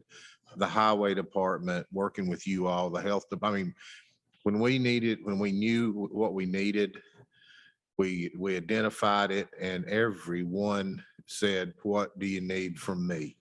And I mean, when everybody else was struggling to find locations to do the mass vaccinations, we were set up at the mall and totally, I mean, ran very well, except for one or two incidents down there. But, you know, we'd taken that into consideration, and Jeff and the highway department had taken care of some safety issues, so that worked out. But, you know, I just, and the reason I say this is I just hate that we take these things for granted, that we all, there's never bickering, there's never questioning anyone's role. Everyone steps up and does what needs to be done for the citizens in this county, whether it's the health department or the highway or the sheriff or emergency management or whoever. All of our departments are that work that way, and it's but the end result is our citizens get a better product and get better taken care of, and are safer. And I just think that that's something that I can't expound on that anymore as much. I just hate that we take things like that for granted, because, you know, Robert, you and I have talked, you talk to it doesn't happen in other counties, and it doesn't happen. And we think that's just the way you do business, because that's the way we do business. And that's pretty special. I think it really is. So I agree. I think every department has either reached out for help or asked us for help, and we made it happen. Schools, highway. At sheriff's schools, office, absolutely. Schools were just as much. recovery court, like we had a hand with everybody, and everybody offered a hand towards us. So it was a true blessing. I didn't know that. Looking and hearing around the state, that was not always the case. It is. It very much is. And it can be very fragile. You take it for granted, and that's just the way we do business, but it can be very fragile on how that can break. And I just think it's important that people be aware of that. So anything else? Robert, thank you very much. I know Thank you, you've guys. got a lot going on.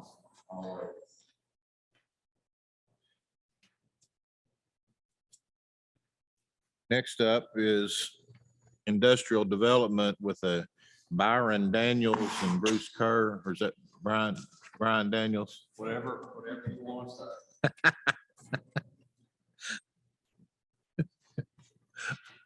Oh, I like you in this mood.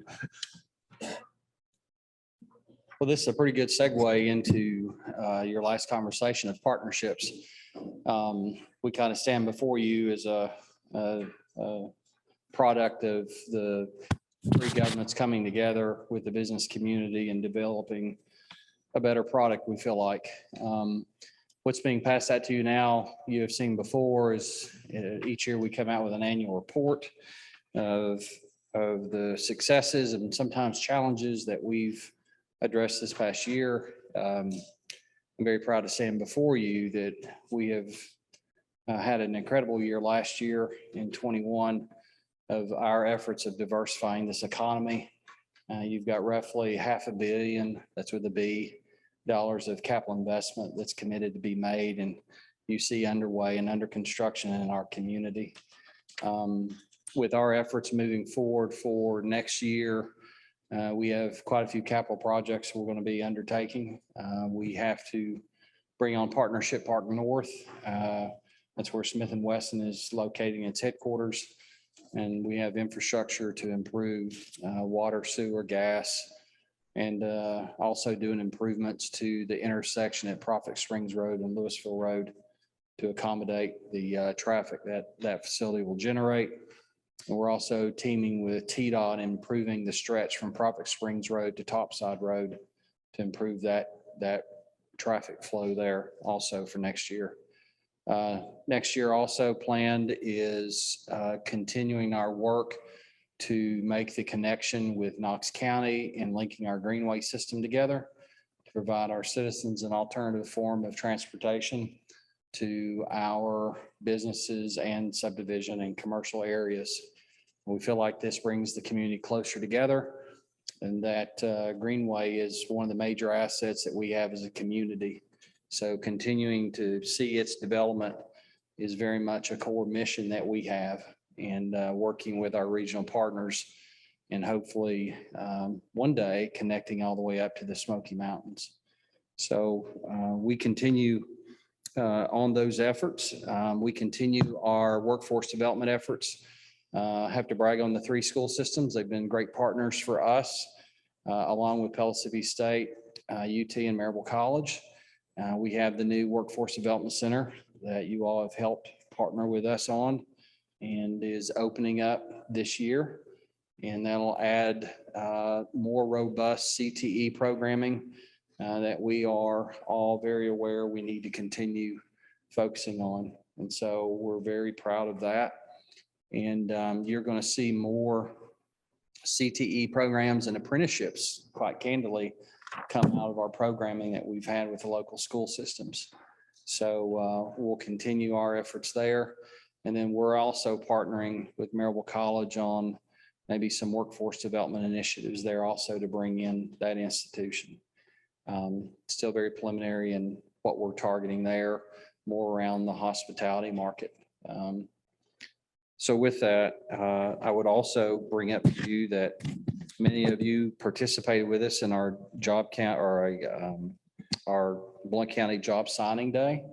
That is where we are uplifting our students who are graduating from high school and going immediately into the labor force after completing their training through dual enrollment or CTE. And they're going directly in the labor force at that early age. And we see celebrities sign big contracts and the big productions made for them, or we're doing the same thing for the students.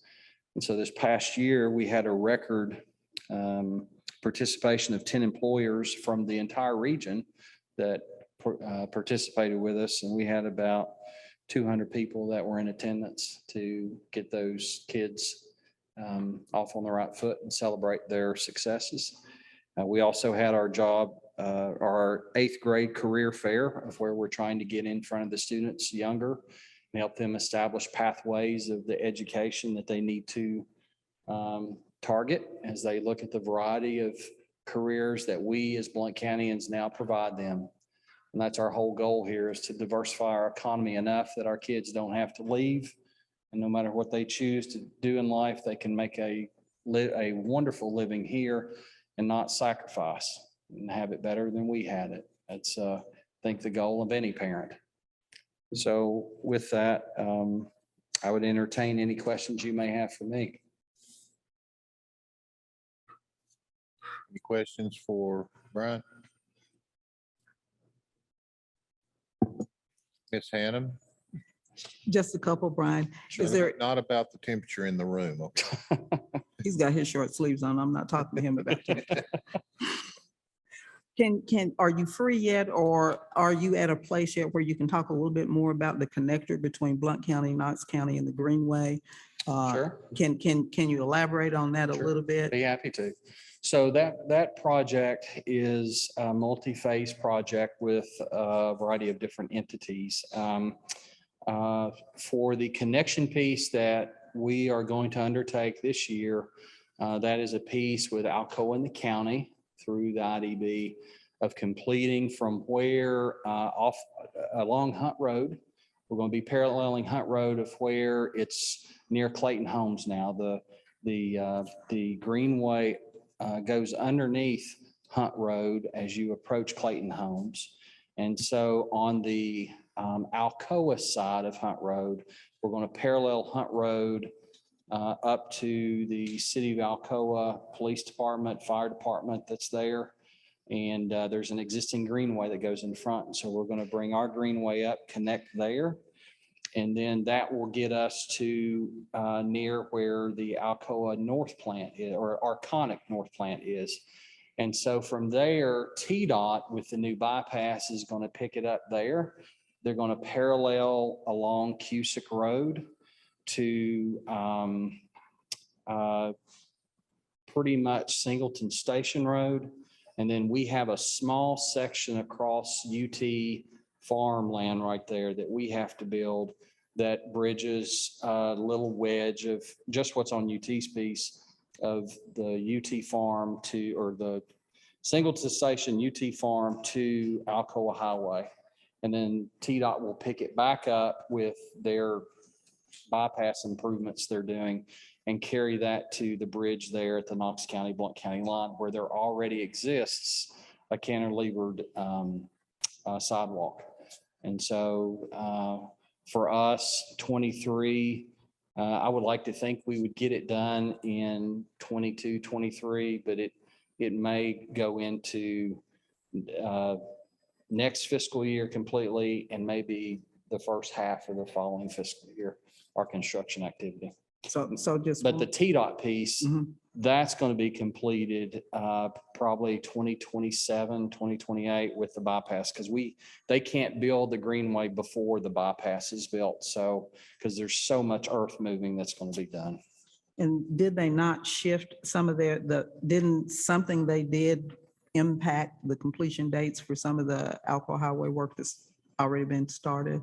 So yes, so TDOT, we're anticipating they're going to be getting some federal dollars that's going to be infused in the road projects across the state.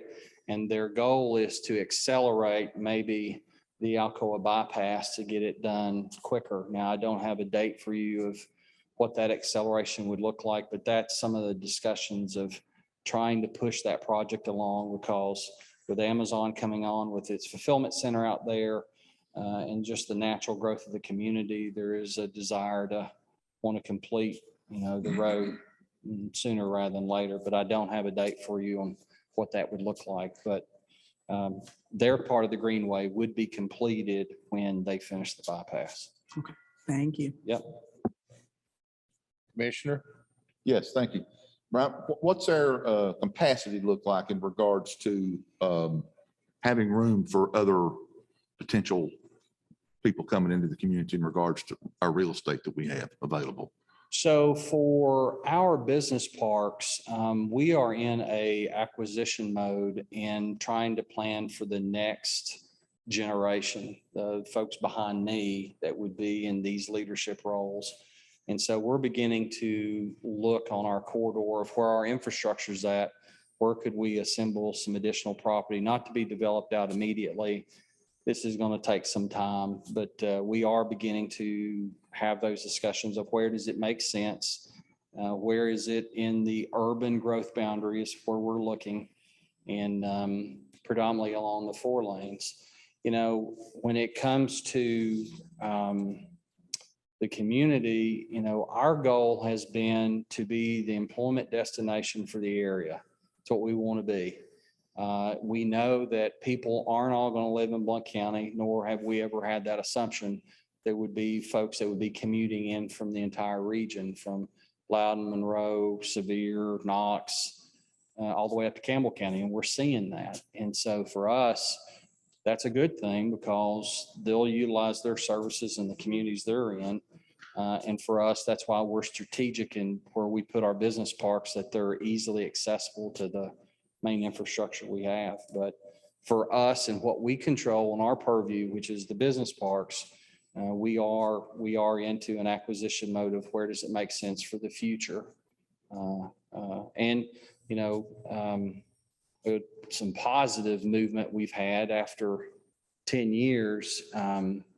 We're going to be able to do some things at Pellissippi Place. You know, there's two hindrances Pellissippi Place has had. Number one, TDOT moved the alignment of the interstate in Pellissippi Place, and it took all of the properties that we had developed out in the infrastructure. So until TDOT gets in a mode of acquisition and being able to buy right away, we're sitting here waiting for them to reimburse us for the infrastructure we put in place. And the second thing is, you know, the commercial and residential piece, that's been tied up in a bankruptcy court with the Mike Ross Rarity Communities, because you may recall, that was a rarity community years ago. We wanted to buy it. They didn't really want to sell, but they sold to us with the caveat they had the first right of refusal to develop out the residential and commercial piece. And so then that went into bankruptcy, that remainder they had. And so for a decade now, we've been trying to work with the creditors to get that first right out to where we could control it, and then we could service a need there with residential and commercial. And so we closed on the last creditors this past January. And so you're about to see some projects that we've got in play now for that piece of it to come out. So we're going to start developing that. Well, you actually answered my second question, because I was going to ask about any interest in Pellissippi. Yeah. How much land did they take, just out of curiosity? I'm sorry? How much property did TDOT take as part of our initial investment? I don't have that figure for you right now. It's a pretty good swath, but we'd always planned for the interstate to go through. What really threw us for a loop back in 2011, after we opened the park, it was the year after they shifted the alignment, and we didn't know if it would hold or not. And of course, we've gone through all the gyrations that's there, but finally we're now at the acquisition phase. And so that's why we've just been dogpaddling of, we can't do anything because you had the bankruptcy on one side and you had TDOT on the other. But now with TDOT moving into the acquisition phase, they can reimburse us for shifting the alignment. We can remaster plan the tech park and put in the infrastructure we're going to need to develop out the R&D and the commercial and residential. But we are working a significant project right now for Pellissippi Place. Now that we've got at least half of the handcuffs off of us, they're off of us now, and we're off and running. And we're going to strike at that commercial residential piece. Thank you. Yep. Commissioner Stinnett?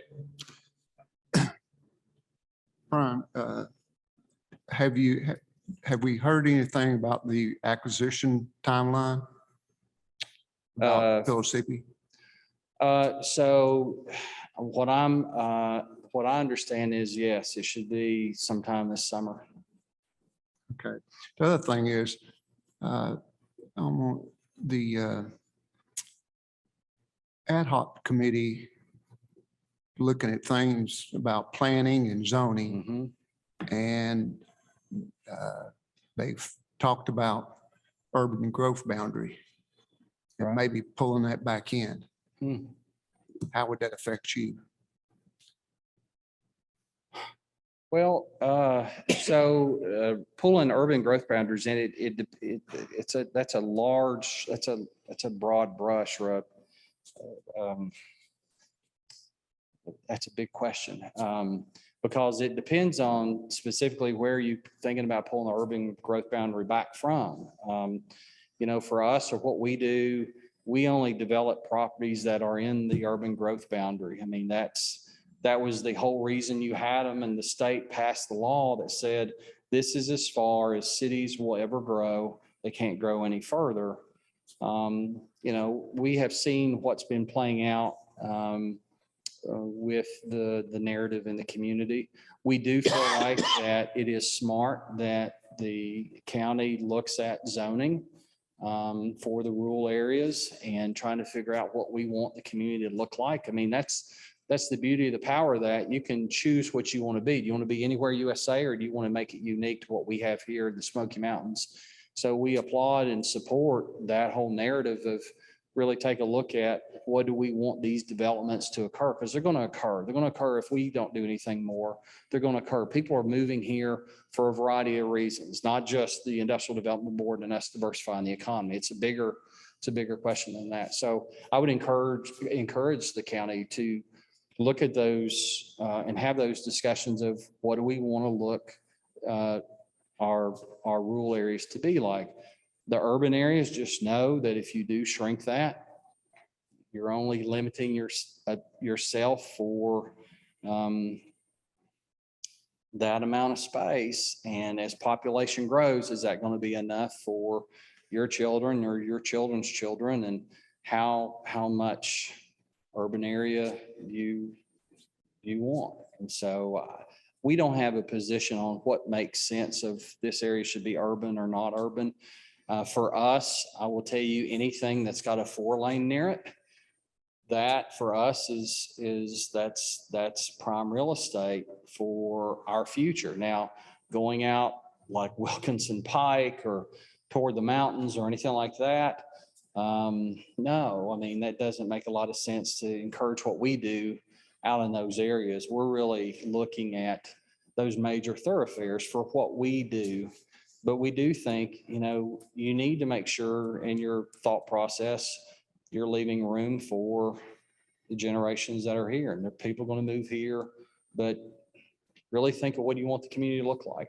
We're not going to stay,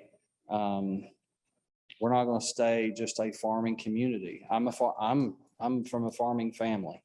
That's going to continue to develop out. Now, we're not promoting everybody giving up their farms or anything like that. That's not at all what we're saying here.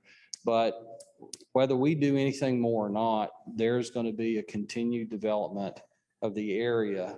And I think it's the county's role to really have those discussions on what is that going to look like?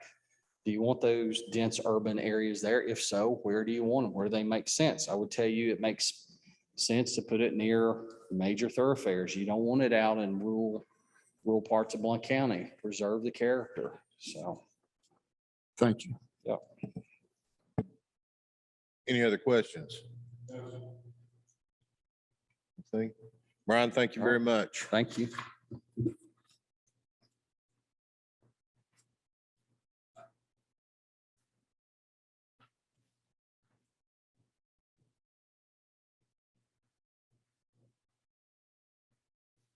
So it's 2:09 and schools weren't actually scheduled to be here till 2:40.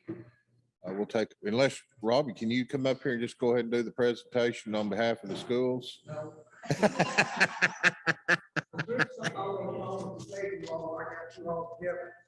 Okay. Coming up in this next, not this budget, but the next year's budget.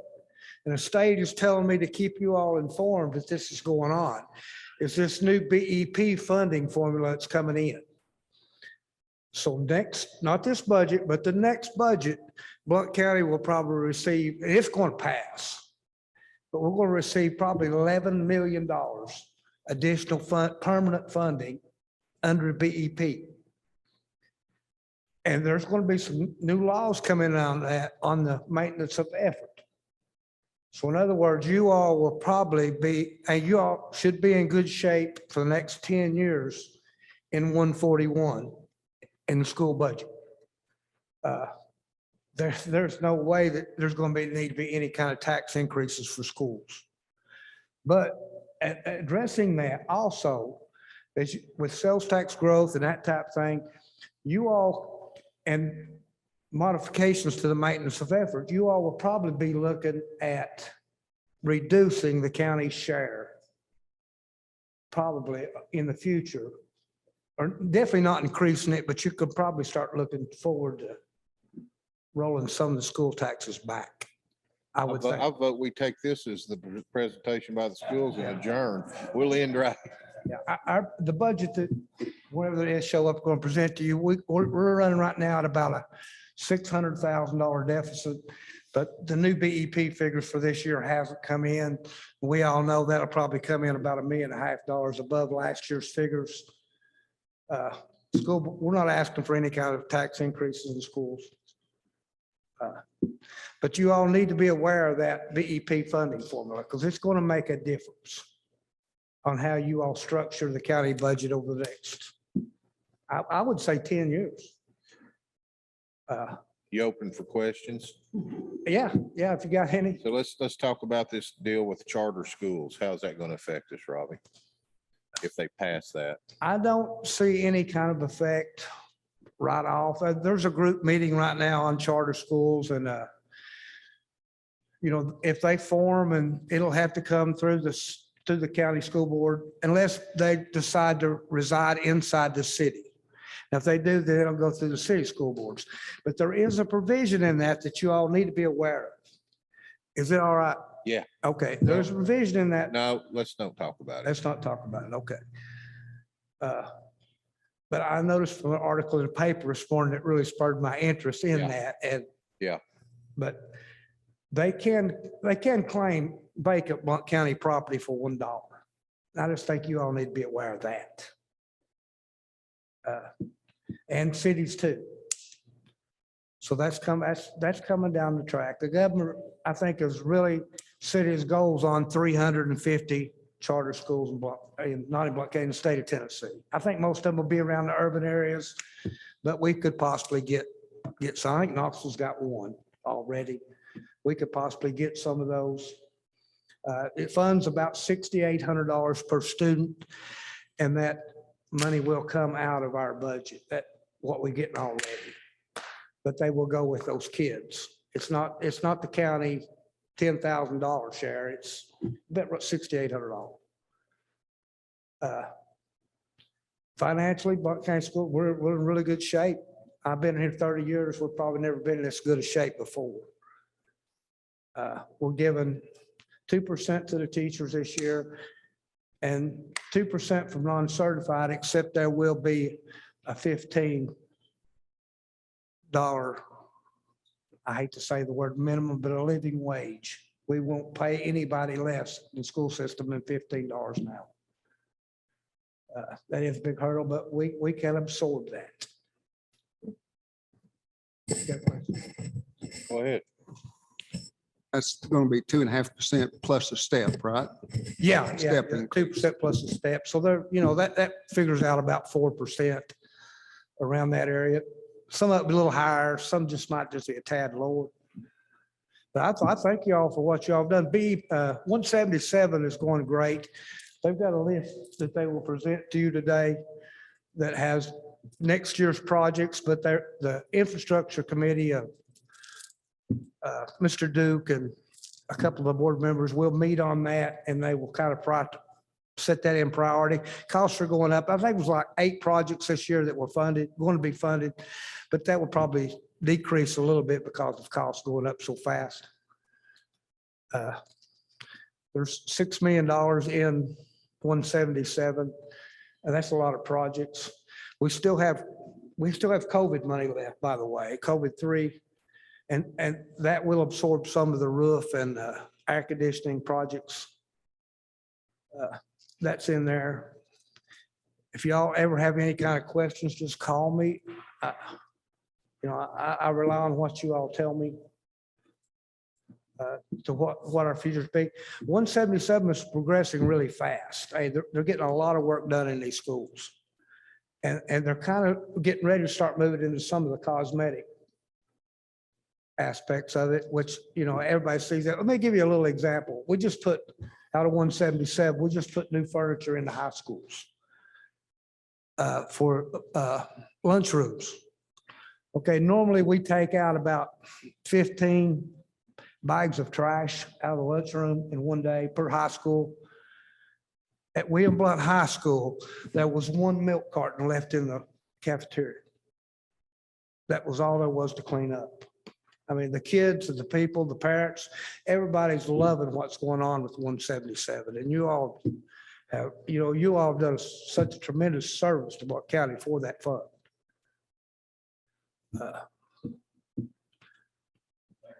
Okay.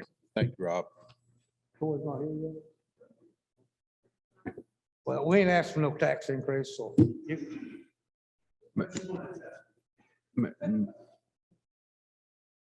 Mayor, if I could just real Yes, quick, I got a note from Mr. Logan that they're looking to be here right around 2:30. Is there hope?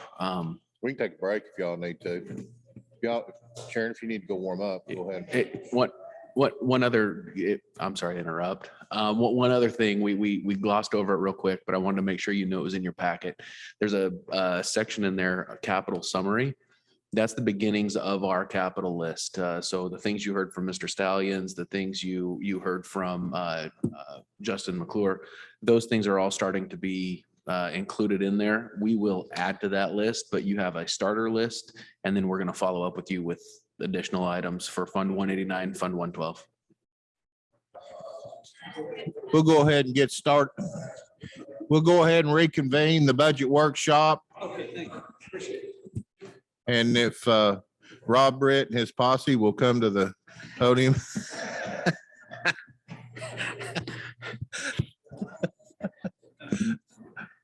Thank you, Mayor. I thought we'd start out light, Rob. Yeah, absolutely. I get that. Mayor, Budget Committee, good to be with you again today. We are here to present the Blount County Schools budget proposal to you for the 2022-2023 school year. And so our BCS budget proposal is for, by the way, you have in front of you the summary page, and I've just clicked over to it so that the audience members can see it as well. And so the budget proposal is for $103,872,000. Our revenue budget is currently at $103,200,000, leaving us a current deficit of $672,000. The revenue side does not have a BEP estimate yet. Now, this is very customary. You're used to this because every time that we make our initial budget request, typically we don't have that BEP number. It usually will come in at mid-April. Mary Ann Dursky from the state has informed us that it will be mid to late April this year. So our plan at this time is to bring an amended budget reflecting the BEP number. When we receive that in mid to late April, we'll be bringing that back to the Board of Education at their May Board of Education meeting. And then subsequently, we'll be bringing the amended budget reflective of the BEP state funding. We'll be bringing that to your attention then in your May Budget Committee meeting. That budget will be balanced. So as you can see, the current budget is out of balance by $672,000 while we wait on all of the revenue information that we need. Once we receive that, then this budget will become balanced, and we'll bring this back to you as an amended budget in May. This budget proposal is aligned to the board's strategic plan for the next 5 years, and it is subdivided into 4 main sections, as you can see, of the new things that are in the budget. It is comprehension and benefits, operating costs, use of fund balance, and all of those uses of fund balance is for one-time, one expense measures and items. And then finally, the last section is reductions to the budget, which gets us to $103,872,000 request. At this time, I'm going to ask Troy to come up. He'll be going over the highlights of the summary sheet and several other items there related to Fund 177. And then we'll be happy to answer any questions that you might have. Thank you so much. Troy?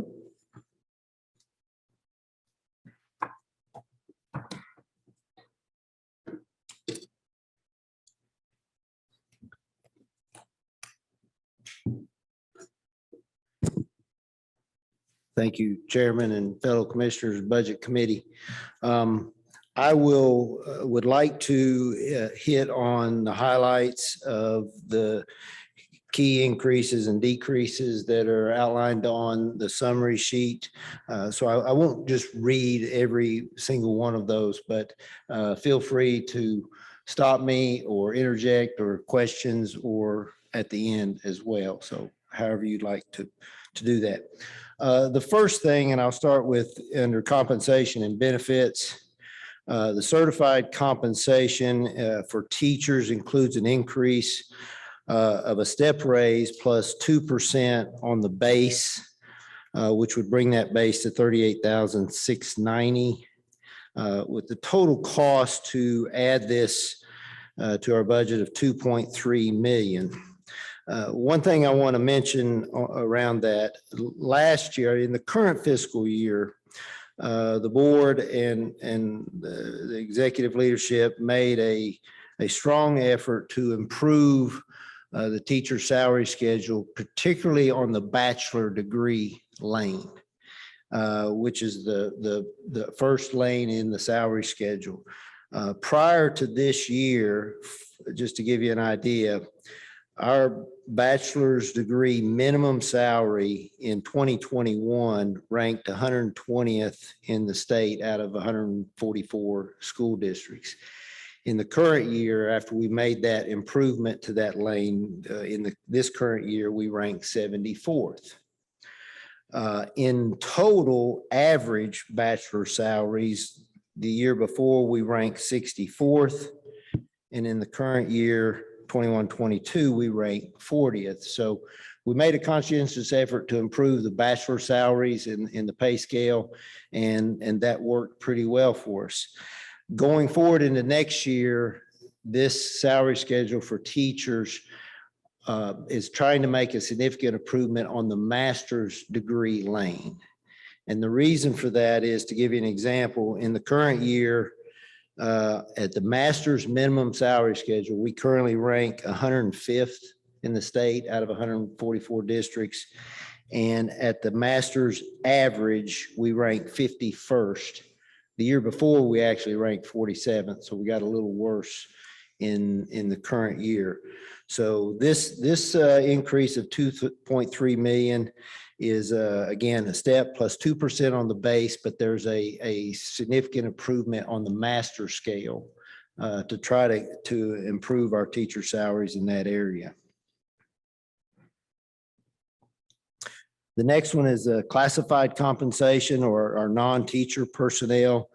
We've included in the budget a step increase plus a 18% increase on the base, which would bring the minimum hourly rate for our lowest job positions of $15 an hour. That brings an increased cost in our budget of 2.2 million. The $15 an hour minimum, we're still having difficulties with attracting and retaining positions on the lower end of the pay scale for classified positions, specifically custodial, cafeteria, and instructional assistants. And those job positions fall in the lower end of our pay scale. The board is strategically wanting to increase and improve that hourly rate to better that. And we've included that $15 an hour minimum on our pay scale. We do have a net increase of 8 certified teacher positions that are district-wide. However, let me add that 7 of those are not new positions per se, but simply moving current positions that are funded out of the ESSER grant monies in Federal Projects Fund 142 back to Fund 141.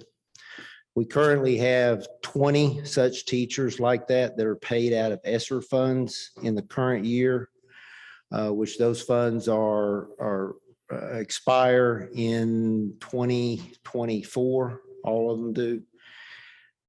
I didn't want to wait until those funds expire to bring all have to bring back all 20 or something close to that back into the 141 budget. So we thought it a better approach to bring some of those teachers back into Fund 141.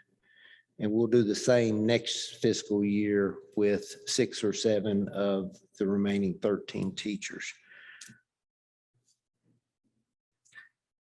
We do have included +4 certified teacher positions in the K-5 area, mainly to focus on early literacy, of course, where those are needed most in our 14 elementary schools. We have included 2 new maintenance craft positions in the facilities department. One or both of those for HVAC, as Mr. Duke determines how to best utilize those 2 positions if we can get those funded. We have included in the budget a 20% rate increase, or it's $15 a day on the substitute teacher pay. That again is to attract and retain and compete with local school districts. We are currently generally paying below what other school districts around us are paying, including Maryville, Alcoa, Knox, and similar. So we're trying to get better, be more competitive with substitute teacher pay so that we can make sure we fill those positions as they happen throughout the year. Dropping down to operating costs. A few of those items I'd like to mention. First, the general class fees and graduation fees, high school for all schools. That is something that the board has not done before. This would be new. The board will be covering the general class fee for all schools, for all students at all schools in Blount County. And in addition, the graduation fees that are charged to seniors at our high schools. That is at a cost of $275,000 for next year. It's not a lot of money, but we did increase the projected cafeteria refund for unpaid lunches by $51,000. I think that brought the total to 80,000 plus. I mention that because I want you to be aware that we anticipate that being a real issue next year. As of right now, and to my knowledge, the USDA has not authorized or renewed the free lunch breakfast for all students program for next year. And we've been under that since just after COVID started. And that's a big deal. So every day, all 10,000 plus of our students can eat breakfast and lunch for free, just like all students across the country. Starting next school year, we'll go back to the way we used to do that with free and reduced applications and paid students. Students that don't qualify for free and reduced would have to pay. I foresee this being a real issue for us in all school districts in trying to collect those revenues and get folks to fill out those applications.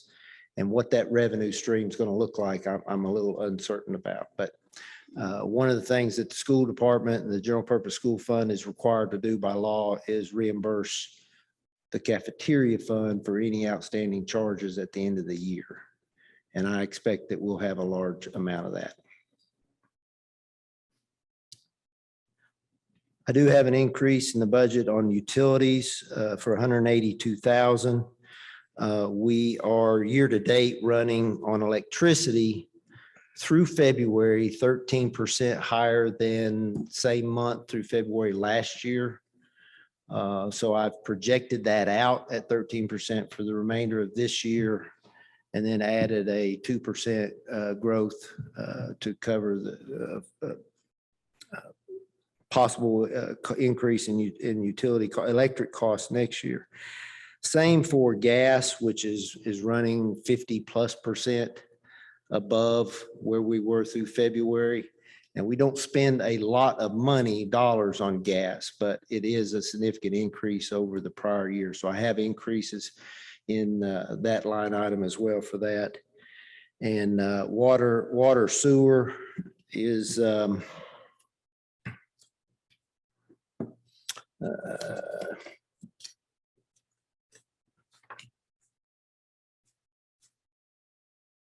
it's running 16% above last year through February. So so I have built in an increase for utilities next year. And lastly, in the operating cost section, we do have an increase of 10% in total for all of our bus transportation, which is a cost of $532,000.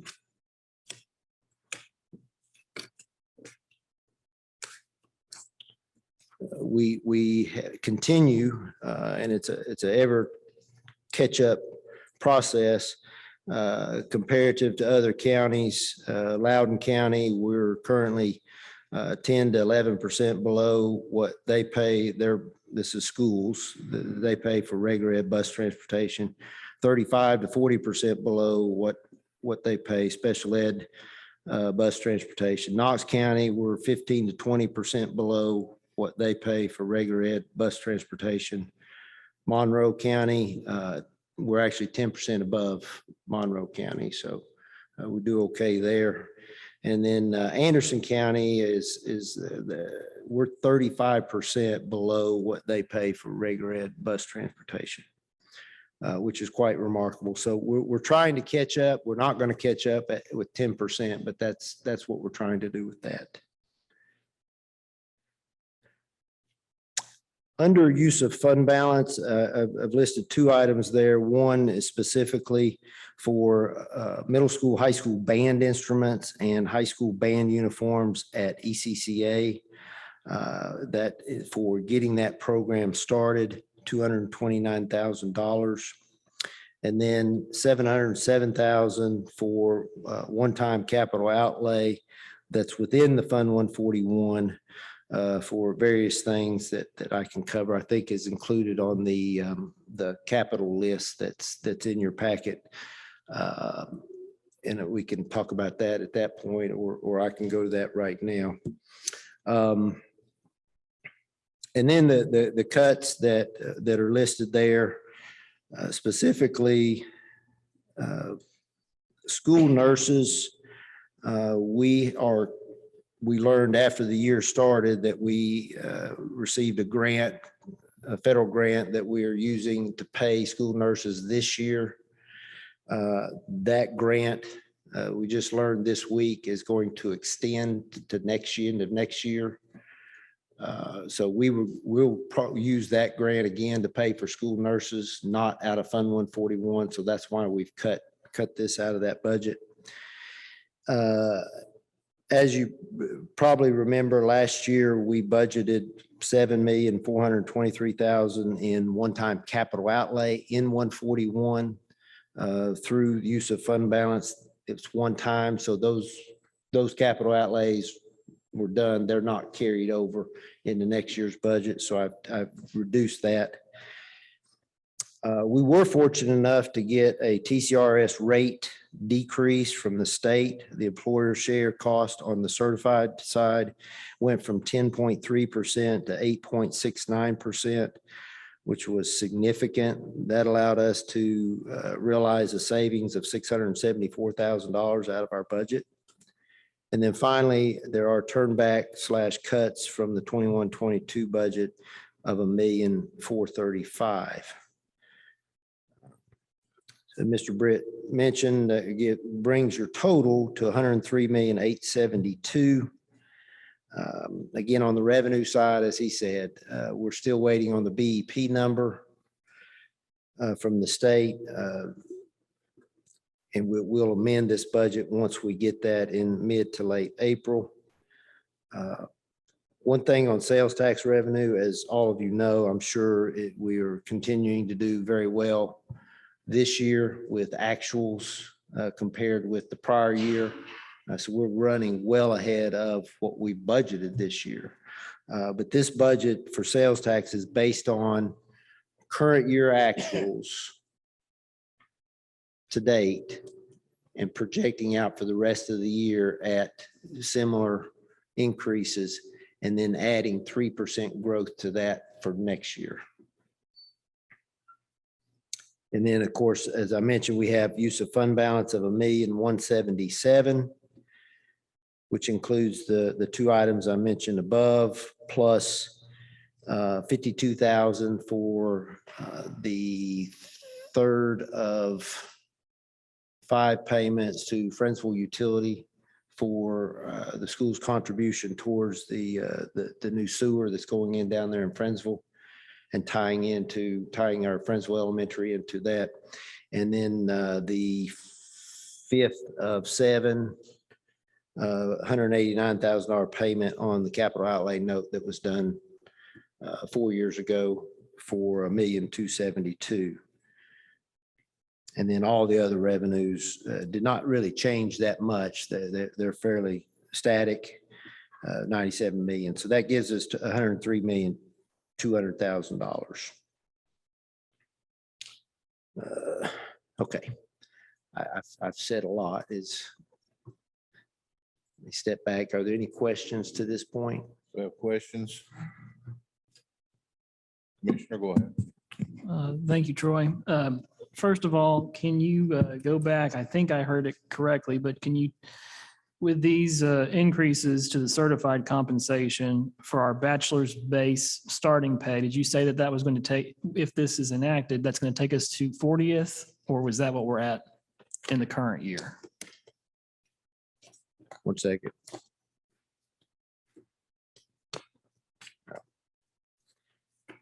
On the bachelor's pay, we are currently at 40th in the state in fiscal year 21-22 in the current year.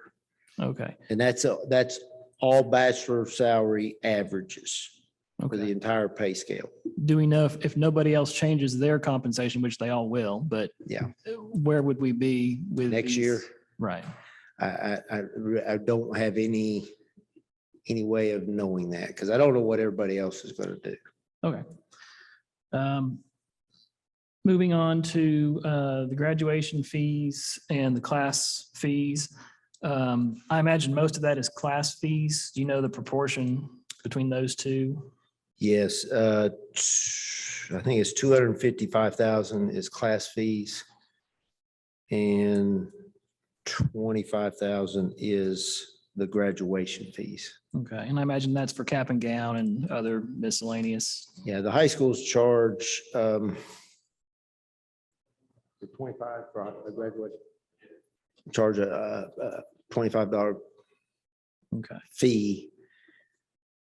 And we've got an average of 400 plus graduates at each high school. Okay, can you go a little bit into public relations and branding and what that would be going towards? Which one? I'm sorry.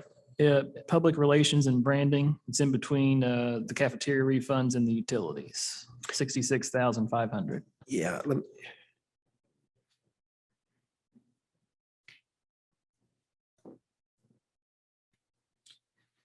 As part of the board's strategic plan, there is a portion in there that we need to better promote our school system to the community. And so this money would be allocated and appropriated for that purpose. We also felt like that we needed to have some expertise in that particular area. So we would be contracting with some type of firm to help us construct a plan to do that on a regular basis. That's particularly important today more than ever due to the fact that we're in competition for students. And one of the things that you learn about as you talk within the community is that not everybody's well informed on the great things that are happening in the Blount County schools. And so we need to do a better job related to promoting our school system. So that's what that is for. Does that answer your question? It does, and it answered my other question, which was if you're going to do it in-house or contracting with someone. Yeah. So, That's it. all right. Thank you very much. Commissioner? How do the fee money, how do you get that to the teachers? Is that distributed to teachers or y'all use that some other way? We would distribute that to the schools, but each school would get that pot of money. And then I think Jake Jones and his office would provide very specific directions to the schools and the principals as to how they should use and appropriate and use those monies at their school. But it's got to filter down to the teacher in the classroom, because that's where,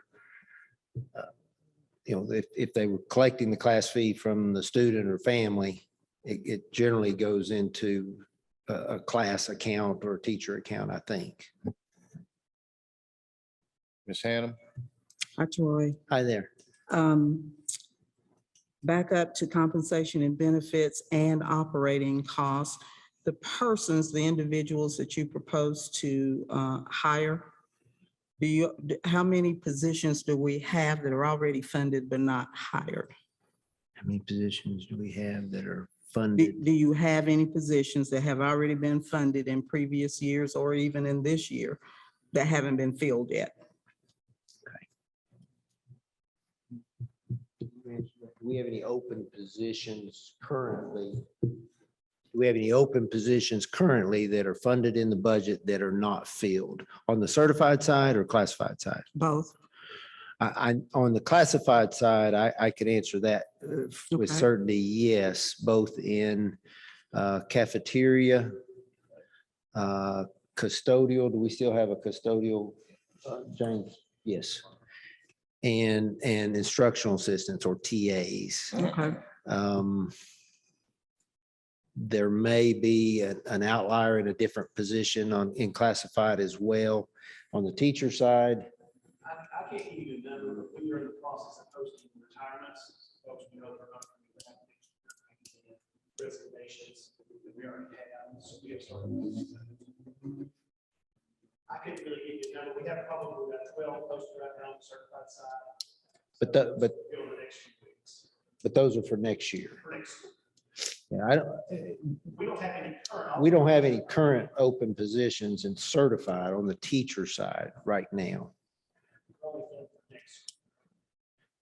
But we know of teachers who are going to retire or resign before the end of this school year, which will create an opening in that position for the next school year. Okay, and then back to the messaging and branding. Would that be more a person, or is that some other way of getting the message out about your schools? Public relations and branding, is that money primarily for a person? We're not to do hiring it? a person to do that. That is a contracted service. Okay.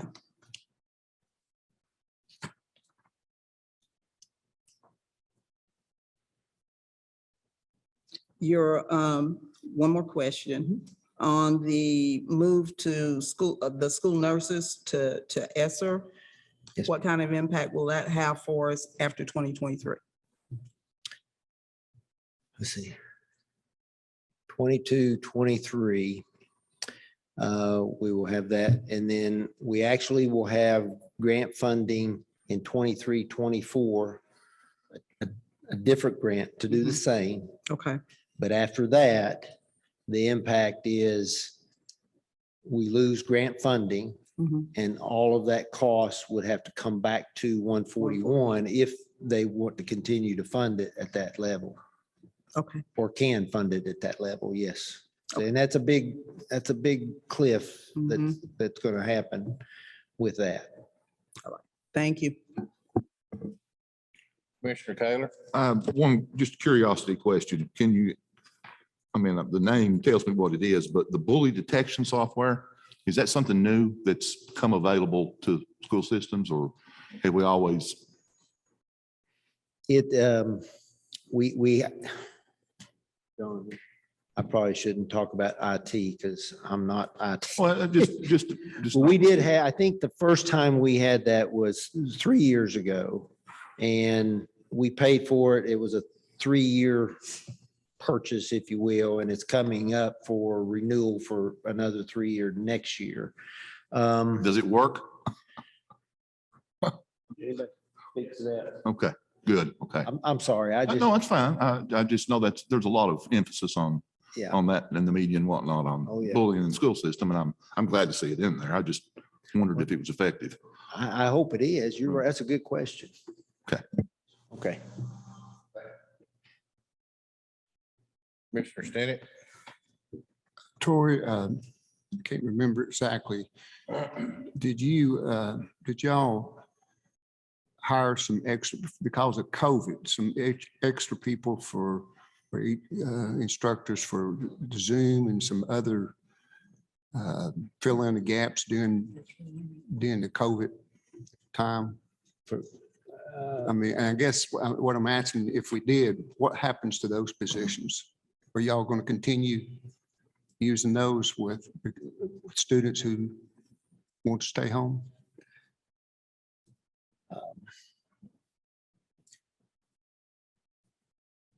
We did hire, I think, and Jake and Amanda, you all chime in if I start waving your hand if I say something wrong.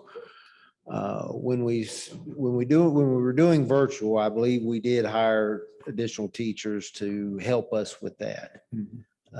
At the same time, with the ESSER funding, we have hired and employed new positions primarily in the certified ranks, instructional coaches, literacy leaders,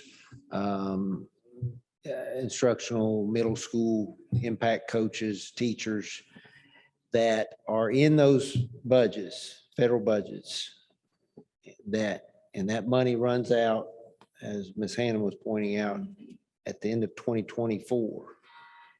And at that time, those positions they don't have grant funding anymore, so they'll either come back into Fund 141 as can be funded, or they'll have to eliminate those positions or a combination of the two. So you're right. Thank you. That was funding situation. Thank you, sir. Any other questions? Any other discussion?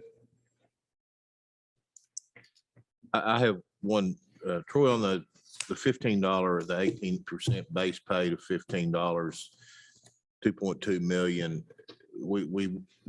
You went up to 1247 6 months ago. Yes, sir. Is that 1247 to $15 or back where they were before you bumped to the 1247? In January, we went to 12, what was it? I thought it was 1243, but yeah. Yeah. And then, so the 18% is from 1243 to 15.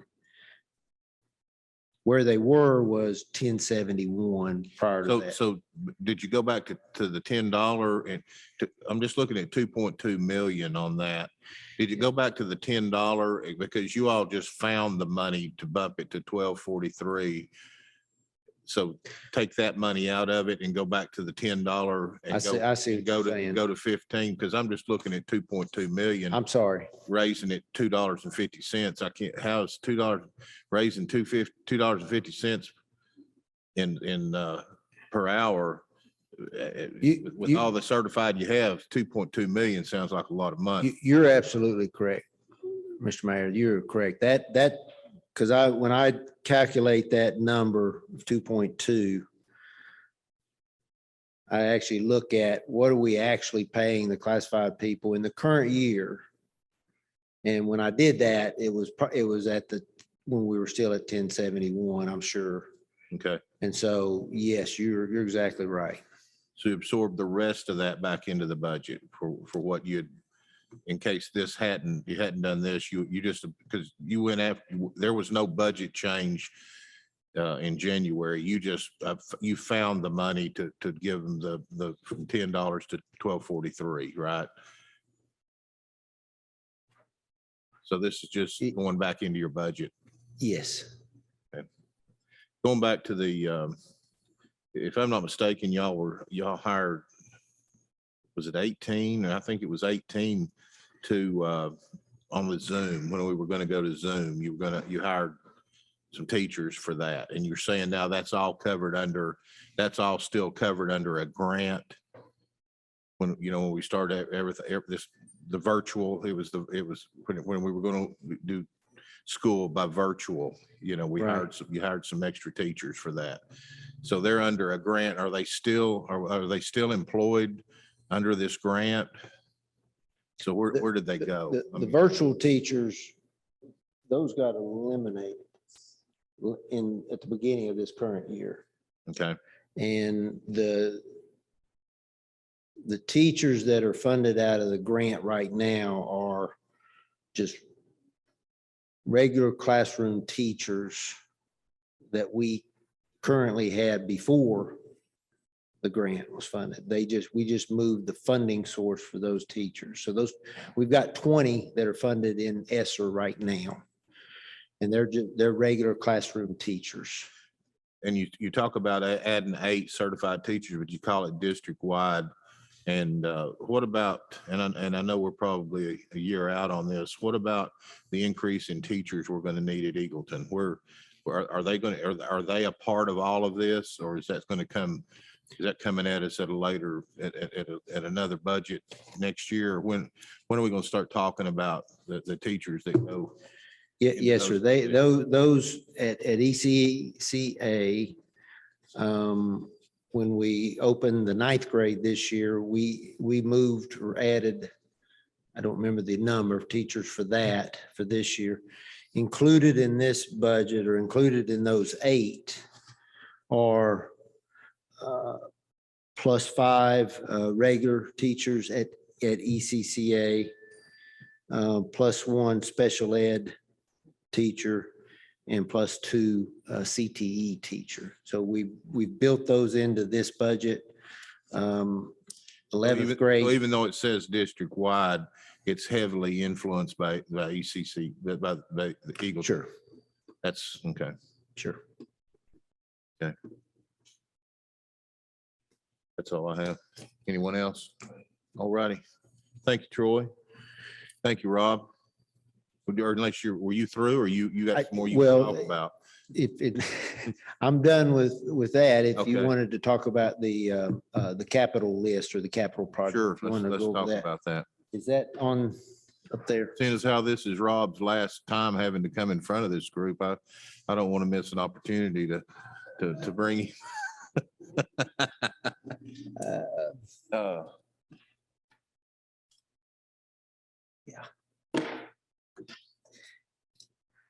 I think his comments were the briefest he's ever had. I've never seen him so quiet.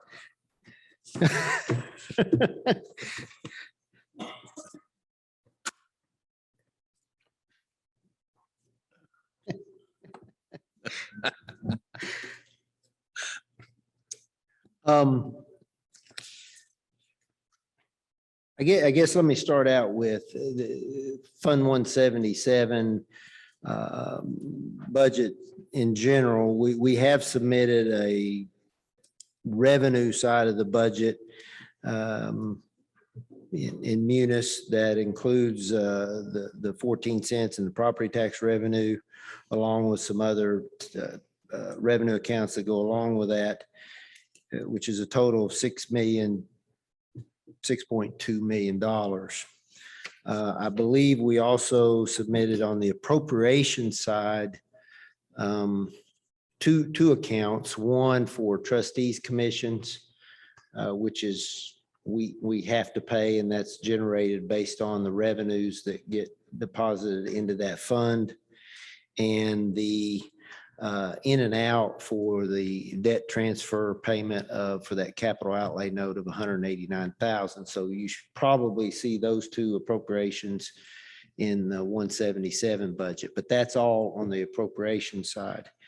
What we and have been doing for a couple of years now and would continue next year is to,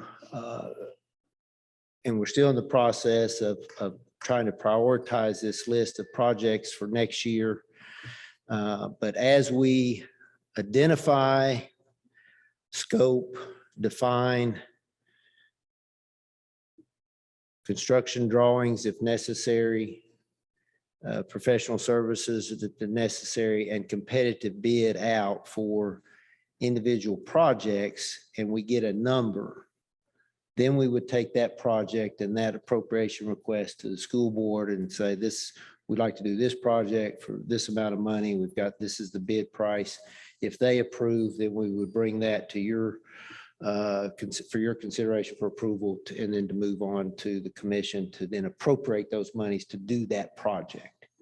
And so that's, and then, so these are the list of projects that are not emphasizing, not in priority order, because the board is still not defined prioritization around these projects, still waiting on the completion of the facility assessment that the mayor and James and his folks have been working on, that will help guide and direct if these are the right projects or if there's something else that needs to be added to or moved around.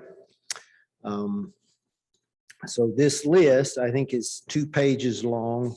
The first list is Fund 177 with different projects through 22-23. I did include some projects 1 year out in fiscal year 23-24, just to give you an idea of what we're thinking about out there. And then the second page lists those projects in Fund 141 that I mentioned before that were use of fund balance for capital outlay. It lists the various things that we would like to do in 141 with that money. So would you like me to go through this, or you obviously can look at it? Do you have questions about any of that, or?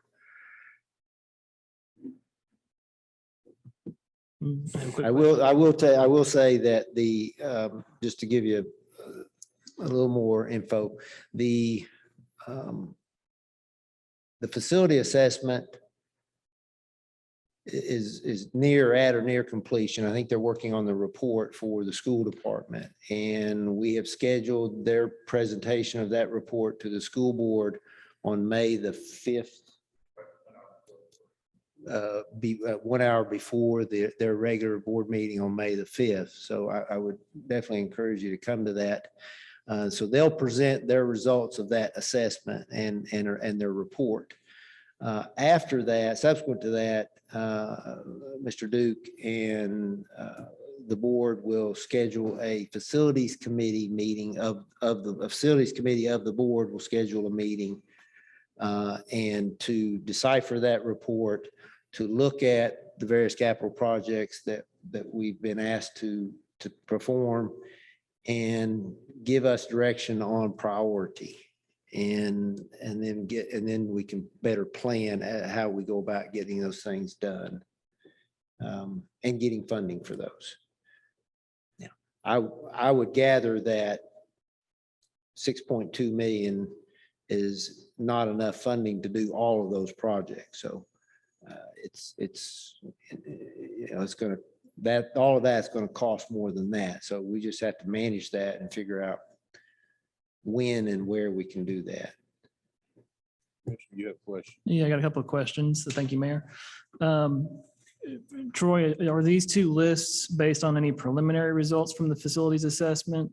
Do you have those, or are these just identified needs so far until that comes in final?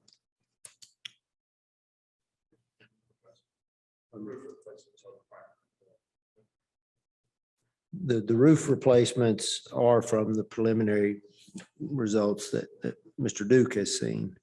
Okay, The rest would not be from that. okay. What do you expect on these lists? I can see you've got an estimated cost on 141, so I guess this is more of a question for 177. Do you expect the roof replacements to be the most expensive or the biggest projects on here? What's the biggest projects that you see on here? Probably the turf fields at each high school. Okay. James, what do you estimate, what do you estimate that at on the turf fields?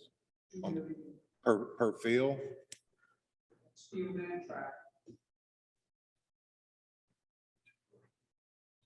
Yeah.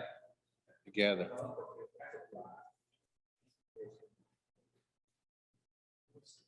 Are you saying field and track at both facilities?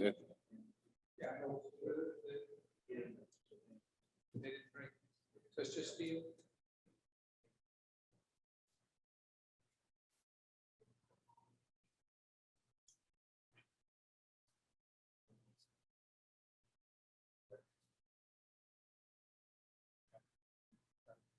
It's around $2 million for each field. Each field? Okay, and that includes the track, I don't know. maybe? Include the track or not? 2 million includes the track, take away a couple $100,000 for not the track. Okay. So $1.72 million, but those are higher dollar values than that list. Okay. All right, thank you. Well, that's went up over the last 5 years, hadn't it? Yes. That was a $500,000 project. And let me just say that that's one of the reasons why we don't have price, estimates here. It's just, there's no way you can estimate right now. We just had the ECCA bid open and I mean, it was escalated well beyond where we thought it should be. So as we shared that with you, Mayor, and so you're well aware of that. So instead of making estimates, that's why we want to be sure that we get these competitive bids and so forth, and that we actually have real numbers to share with you before we actually go down that road. Does that make sense? Yeah. Yeah, and I appreciate that. Yep.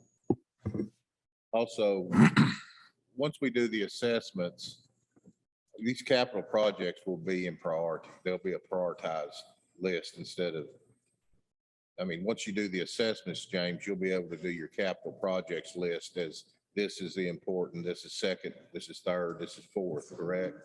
So it's not just a list of them without any priority. The goal that we get from the assessment team is to create a prioritized list to be funded in year 0, year 1, year 2. Now, how they break down after that, it remains to be seen, but their goal is to give us, in order to get your facility condition index low, which is good, you'll need to fund at this amount, these projects at this amount. Some of the preliminary stuff I saw were minor stuff that we could probably do in-house, but I'll be looking for the bigger dollar projects from them. But if that program works, it's supposed to go hand in hand with this, it'll keep rolling with you over the next 25, 30 years. It'll be, the program keeps, it moves what you do, what you don't do, it puts it in a different. It's a live feed. Yeah. That they'll update construction. RS Means is what we use to do estimating for costs. Yeah. And it'll update annually. When RS Means updates their data, our data will also be updated too, so. Commissioner Taylor? I think Mr. Logan said this a minute ago, but I missed it. What is the anticipated time frame on having the prioritized list? Did I hear May? The facility committee, my hope is that they'll meet within 2 weeks after May 5th. Okay. And hopefully it will only take one meeting, but I don't know if that will happen or not. So it's on the bubble then? Yes, sir. We need to know as early as possible so we can get moving on whatever projects they determine. But certainly before the end of June. Any other questions?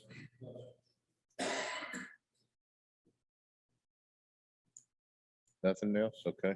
Thank you, Mayor. Thank you. Thank you.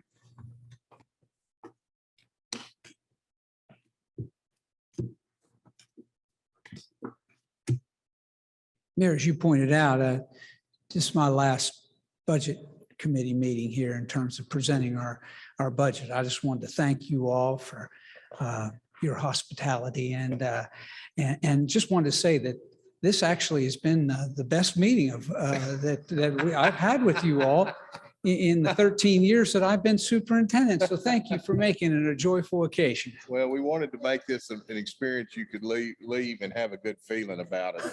You know, we didn't want you to have a bad feeling about it. Absolutely. You know. You don't need to worry about that, my friend. Brian, anything else that we need to be discussing before we? No, just a little bit of next steps. As I mentioned earlier, we'll follow up. We're going to start scheduling meetings with each of the committee members. Okay. You'll see those invites starting to come out. You'll see those in your email next week. We'll work on these prioritized capital lists from last Friday and this Friday and try to pull this all together and get you a packet. All right, thank you. Carrie, anything, if you want to discuss anything? Randy, you have anything before we? Andy Lee, anything you want to discuss? We want to thank Commissioner Ron French and Commissioner Jackie Hill for taking the time out of their day to come and sit through these meetings with us. You know, overall, and I'll just say this while you hear this, we're talking a $225 million budget, and we've met twice for one whole day. And unless someone was in here speaking on their budget, these two commissioners were here, and we had one citizen or two citizens that were here today. Other than that, not one other citizen in this county has came in to hear anything about this budget, whether it's the schools, the sheriff's department, the highway department, all those things that impact them every day, a lot more than what happens in Washington, DC.